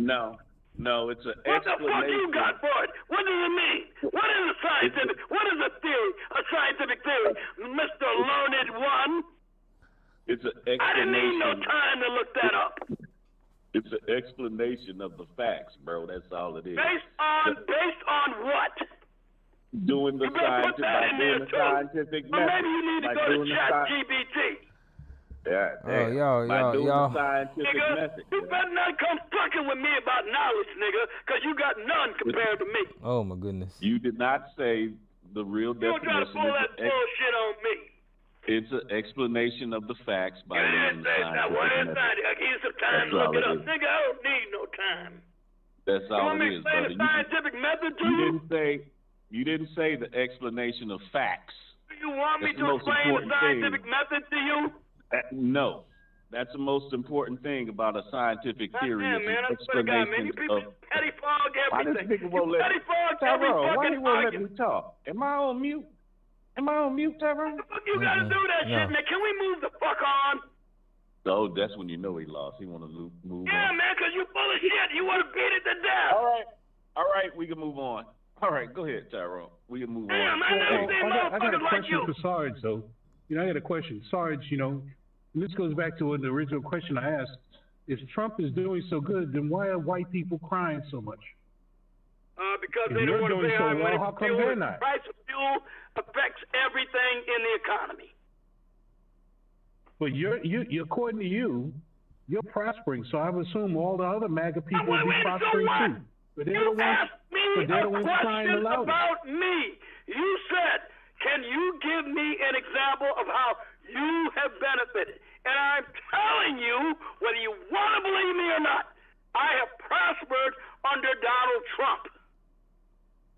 Yeah, and now, I would if you assume want to again ask a general, that other MAGA people if you would be want to doing the ask a same. general question, then ask so the a question fucking becomes- general question. What the hell? So the question becomes, if you're doing so good, then why are these MAGA people crying? Now, I don't know. Unless either you're They may lying be doing or something else they're wrong. lying. I don't Which one know. is it? I don't know. I don't know their circumstances. I don't know. Joe, I can answer your question. I know my circumstances. Okay, I can Go ahead, answer. sir. Give it a shot, please. I'm going to answer your question, Joe. Without yelling. The answer to your question is Sarge is lying. That's just the bottom line. I told you, just call me a liar no matter what I say. Didn't I tell you that? Because this motherfucker ain't got no answer for me. Now he know my personal situation better than me. Motherfuck you, nigga. Go straight to hell and suck the devil's dick. Okay, I'm not doing all of that. You don't know my personal circumstances. You can't speak to it. Okay, but I'm not doing all Who do that. I bank with, motherfucker? Who is my banker? But Where do I have my checking account? But why you Where gotta do I go have on? my savings account? Why you gotta go on this deep, long search for the devil? Why you gotta do that? Okay, but Now, I know goddammit, if you can't tell me, motherfucker, Motherfucker, you don't know my situation. Okay, I know you're lying, All right, though. all right, good job. Hey, Tyrone, he's the same guy when Trump was in office the first time said he got $500 more a month under Trump because of the tax. Under the tax cut. He was lying then about them damn tax cuts, All you too. niggas can do is obsess about me. Because you haven't got a leg to stand on in any debate with me. You just lied for So Donald you Trump. gotta make it about me, and then you make up shit about me you know nothing about. You just lied for Donald Trump. That is your playbook, and it never works. Okay, sound like it works to me. But you just lied about Donald Trump. Just You know about you and Peggy. You can You know lie about yourself that. because you got a fucking peanut gallery here. Oh, come on, Sarge. That's not true. Well, like I said, Sarge. Yeah. Like I said, Sarge, look, I may not know about you, but I do know this. A man on a fixed income ain't beating the S&P. Who is investing? Ain't beating you. But how did Nancy Pelosi make all that money? Maybe I'm in contact with her ass. The S&P may be How do you know up, I'm not in but contact every with other Nancy cost Pelosi? in your life is also up. How do you know I'm not in making any contact money. with Nancy Pelosi? Nancy Pelosi, what the fuck she got? I don't know. I could be. She's giving me insider tips. Even if I make a pretty good book. I tell you, my income from the National Guard and from the police is much higher than the average economy in the United States. I have leftover money to invest. Good job. Do you think you're the only one? Do you think you're the only one that invests, Sarge? Nigga, you asked me how. This motherfucker Joe just asked me. Motherfucker, you following the thread of the conversation. Like I said, the math don't match, Sarge. If Are you every listening to other the cost fucking in your life has conversation? gone up. Nigga, And get that your ass a negates dictionary your and look up investment gain. scientific God, theory. motherfucker, the man just asked me how I did it. He said I got a fixed income, and I'm trying to explain him. I live a Spartan life. I don't have a lot of luxuries. Any money I have, I tend to save or give it to my relatives. So I have the money to invest. I'm not Ms. Lady. Look at the fuck? Yeah, I mean, you taking shots at Miss Lady for? How Miss Lady catches Good for straight? you, Sarge. Because she's always good for you, talking Sarge, about but it's- luxuries and shit. She's enamored of luxury This and nigga just shooting materialism. straight bullets and shit. Miss Drive Lady ain't by said her. shit to you. Talking about some Shotgun luxurious approach. shit she's either envious of or desiring to get or is in awe of. I'm not that way. Sarge, ain't nobody on this goddamn phone a multi-millionaire, Sarge. Let's cut the crap now. Come on. Nigga, now. why do you know- keep saying moving the fucking goalposts? I said I'm prospering. I'm doing rather well. I'm not wealthy. I did not deny that. I did not deny Damn, man, that. will you stop them moving the fucking goalposts? I'm not moving the goalposts. I'm saying you say Miss Lady is enamored and whoop de whoop. Miss Lady is a normal Oh, woman. she is. Like, Do you ever listen to her? I don't believe you. I'm pretending like you ain't never heard her talking about somebody's jewels or gowns or the way they live. That's the more that She's damn a bite fucking from woman. us right there, I y'all. mean, she's a woman. She likes shit like that. What's the problem with that? She's a materialist. Okay, whatever. I don't know. Who the fuck are you, Jesus Christ? And I'm Are you Jesus Christ, motherfucker? Are you Jesus Christ? materialistic as hell, Are you Jesus Christ? nigga. Another goalpost shit. no, I swear to look, God, you Sarge, are That ain't no goalpost move, nigga. Who the fuck are you? No, Who the fuck I'm are not you? Jesus Christ. No, I'm not. Bro, Sarge, listen, most as women- far as I'm most concerned, women let me say this look at real the- quick. Let me land this real quick, Howard, please, sir. Yes, As sir. far as I'm concerned, Sir Sarge, you are capable of being fooled by a grifter into believing whatever the fuck that Bullshit grifting is up on motherfucker Friday. says. I'm making a You mirror are to- stupid enough. Hold on, you let me finish, sir. You are stupid enough to be You don't need fooled to by defend the this damn thing. All you gotta do is fucking just say, illegal, grifting ass motherfucker, felon, and accused pedophile. You are able to be coaxed and cajoled by this motherfucker into doing and saying the same shit that he does and coming with pride with your chest out to show us with pride that you stupid. It ain't even regular stupid. It's proud stupid. Now you just revealed the reason why you're gonna be a po-ass motherfucker all your life. Oh, God. And you see how you got your chest out right now? You don't know how I'm living. You ignorant motherfucker, you don't know how I'm living. But you understand when you get checkmated by me every time. You get the market when it's on the way down. You buy. You know how it feels to be checkmated by me every fucking time. You goddamn idiot. What the fuck? All right, let's bring it down. What does that to like and have to do with it? Let's bring it down. So, Brother Howard, the fact that he can be fooled by somebody who I know is a dag-blasted idiot and a psychopath, I can't take this motherfucker serious, and y'all shouldn't either. Like him, you don't need to be a follower. All you gotta do is look at the economic trends. Mm-hmm. Are you a follower of Donald Trump? Is that what you said? Negro, I said it is irrelevant if I like him or not, although I do. I used a specific word. I said, are you a follower of Donald Trump? It doesn't matter if you're trying to make money. You're not gonna admit it. It doesn't matter. Okay. He made it about being a follower of Trump, and therefore, since you're a follower of him, anything he says to you means you follow it blindly. That is not my case. This nigga serious. Are you a follower or not?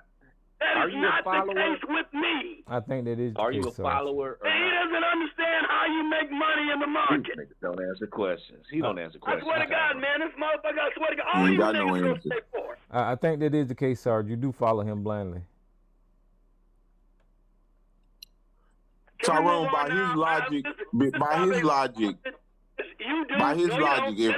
I see a group of people, I'm not gonna do this all fucking night.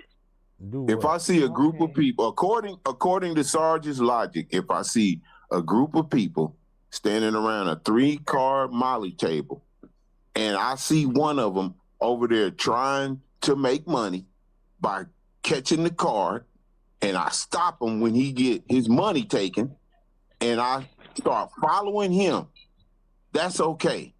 And I'm here to tell you, you a dumb nigga if you do that. And that's what Sarge is doing with Donald Trump. He watched this motherfucker flim flam and flammery and followed along. He thought he had a good song to sing. I sold my Bitcoin holdings. I would be a multimillionaire now if I hadn't done that. I listened to a dummy like you. Hey, Tyrone, did you talk about the $10 billion that this nigga finna steal from the American taxpayers? Did you talk about that, Tyrone? I didn't, but Sarge see all the scams going on. Sarge, listen, serious business though. The Trump phone. Did you get into that, Annie? No. Oh, you didn't. So did you hear the latest news about the Trump phone? No. Where Trump took $59 million from his investors, and these people buying the phone, and the people are asking where their phone is at now, and they're not getting any reply back. Did you know about it? I know nothing about it, but I don't trust you. I'm going to do some research on it, and I'm going to find out. Well, just for this conversation. I never trust what you say, because what you say is so frequently half of the story, if at best. Okay. So just for this conversation, just assume that I'm telling the truth. How do you feel about that, if that's the case? Well, that means he might be a grifter if it's true, but I doubt it. Okay.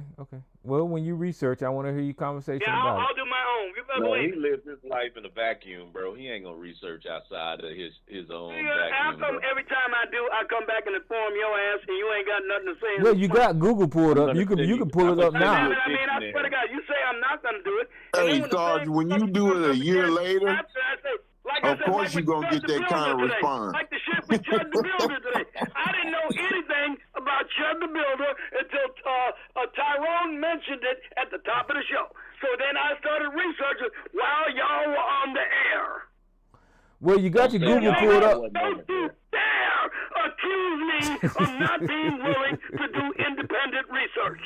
Well, you got your Google pulled up. You can You can research them damn phones right now. Sorry, I don't know. Let's do it. Let's do it live. I told you. I just wrote it down. I'm not gonna do it now. I got a list of things. Because you already know. You already know what's going on. To do He now. running, Tyrone. He running. I'm running away from this right He now. heard You're how right. confident you sounded, I and he am running. running away from it right now. I hear the Live with it. Scooby-Doo. I hear Live that with it. Scooby-Doo sound. I'm not of changing Scooby-Doo my running mind right because now. of you.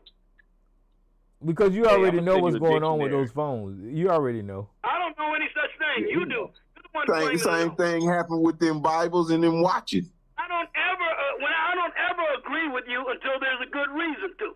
Mm-hmm.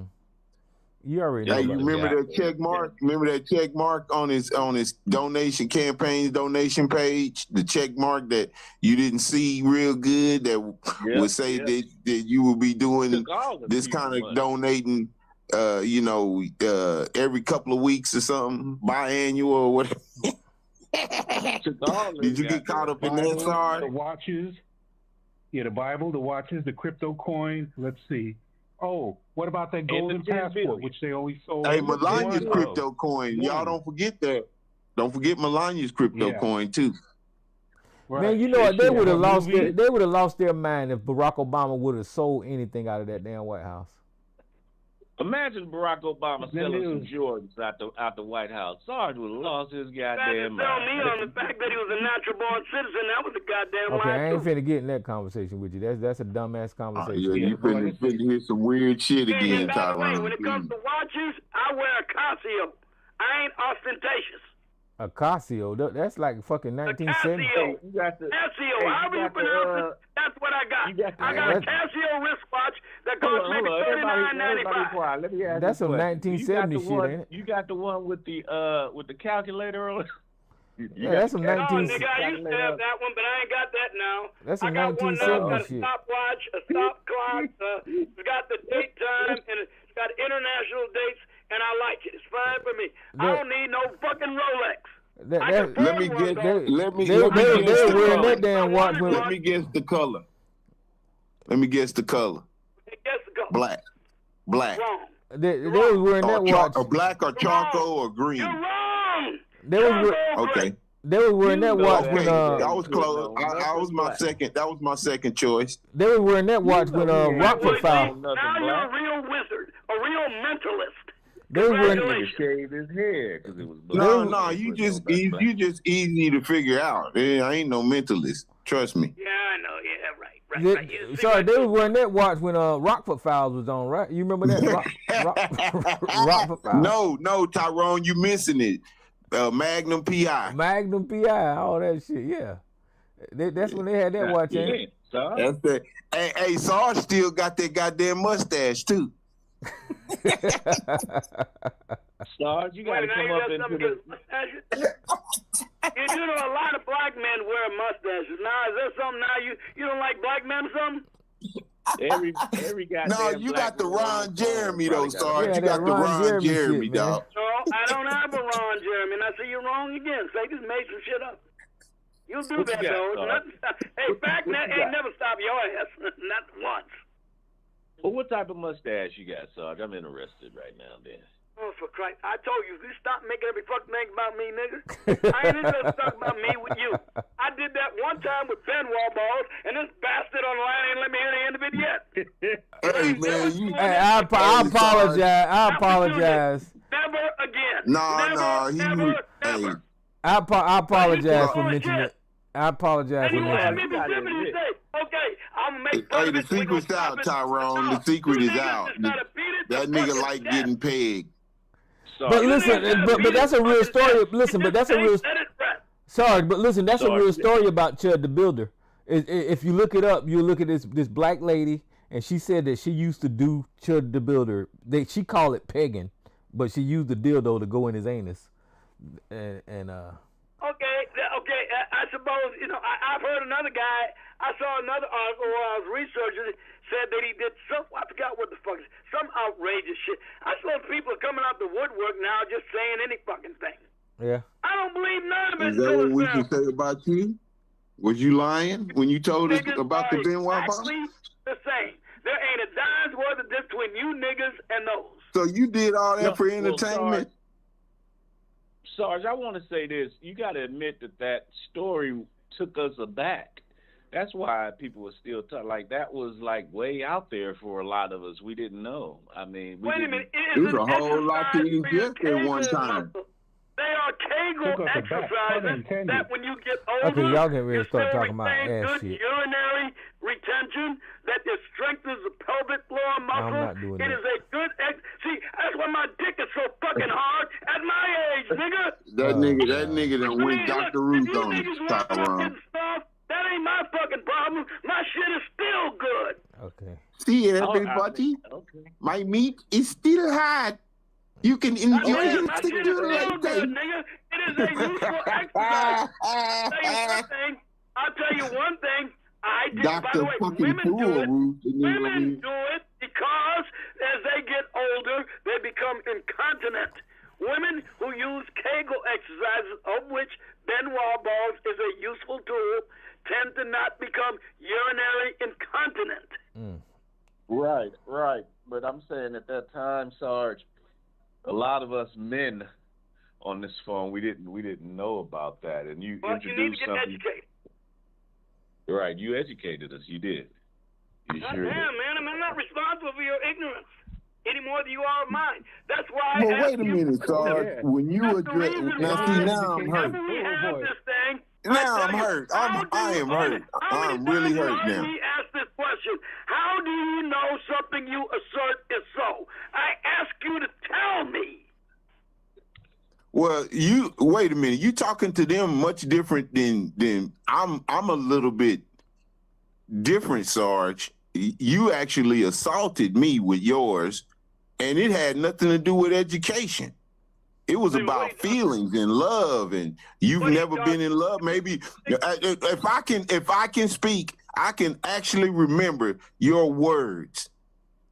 Maybe you've never been in love like I've been in love before, mama's boy. You mean as many run-ins as you and me have had, I'm supposed to pick out a specific one? Are you serious? Will you please There's be no way I can forget being trapped in a mini bubble with your motherfucking anal retention. All right, okay, I don't know what to say to that. Let's move on. I got no answer. That's what I'm saying. When y'all start talking about this shit, I don't know. Say to that. I can't. But that's insane, Tyrone, and I ain't trying to drag it on. Let's move on. I mean, okay, for everybody else, All right, they we're gonna move on. I on. just want to say this real quick. I understand that, but I still get to say this one part because I wasn't comfortable either. And Okay. you're not comfortable with something you can't remember? No, I can remember it. That's the reason why I can say it so clearly. I just said it. You said to me. No, you didn't. Listen, I'm going to tell you what you said if you just listen. Shit.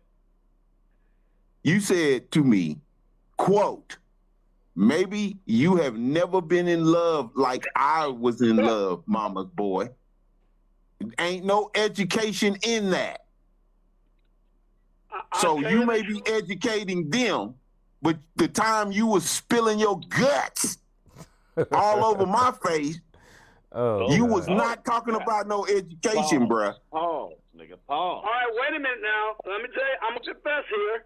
That does sound like something I would say I do not remember. Do I need to play some music or some shit? What the fuck? So I'm done. I'm done, Tyrone. That sounds like something I would say, but I do not remember saying it to you. All right, well, I'm going to open the lines, y'all. It's been real. Q&A session is over. All participants are unmuted. Show, man, you went on for a long time. I did. Y'all kept me up. I got shit to do tomorrow. Yeah, YouTube, y'all can call in if y'all want to. The lines will be open if y'all want to call in. I'm getting ready to shut y'all down.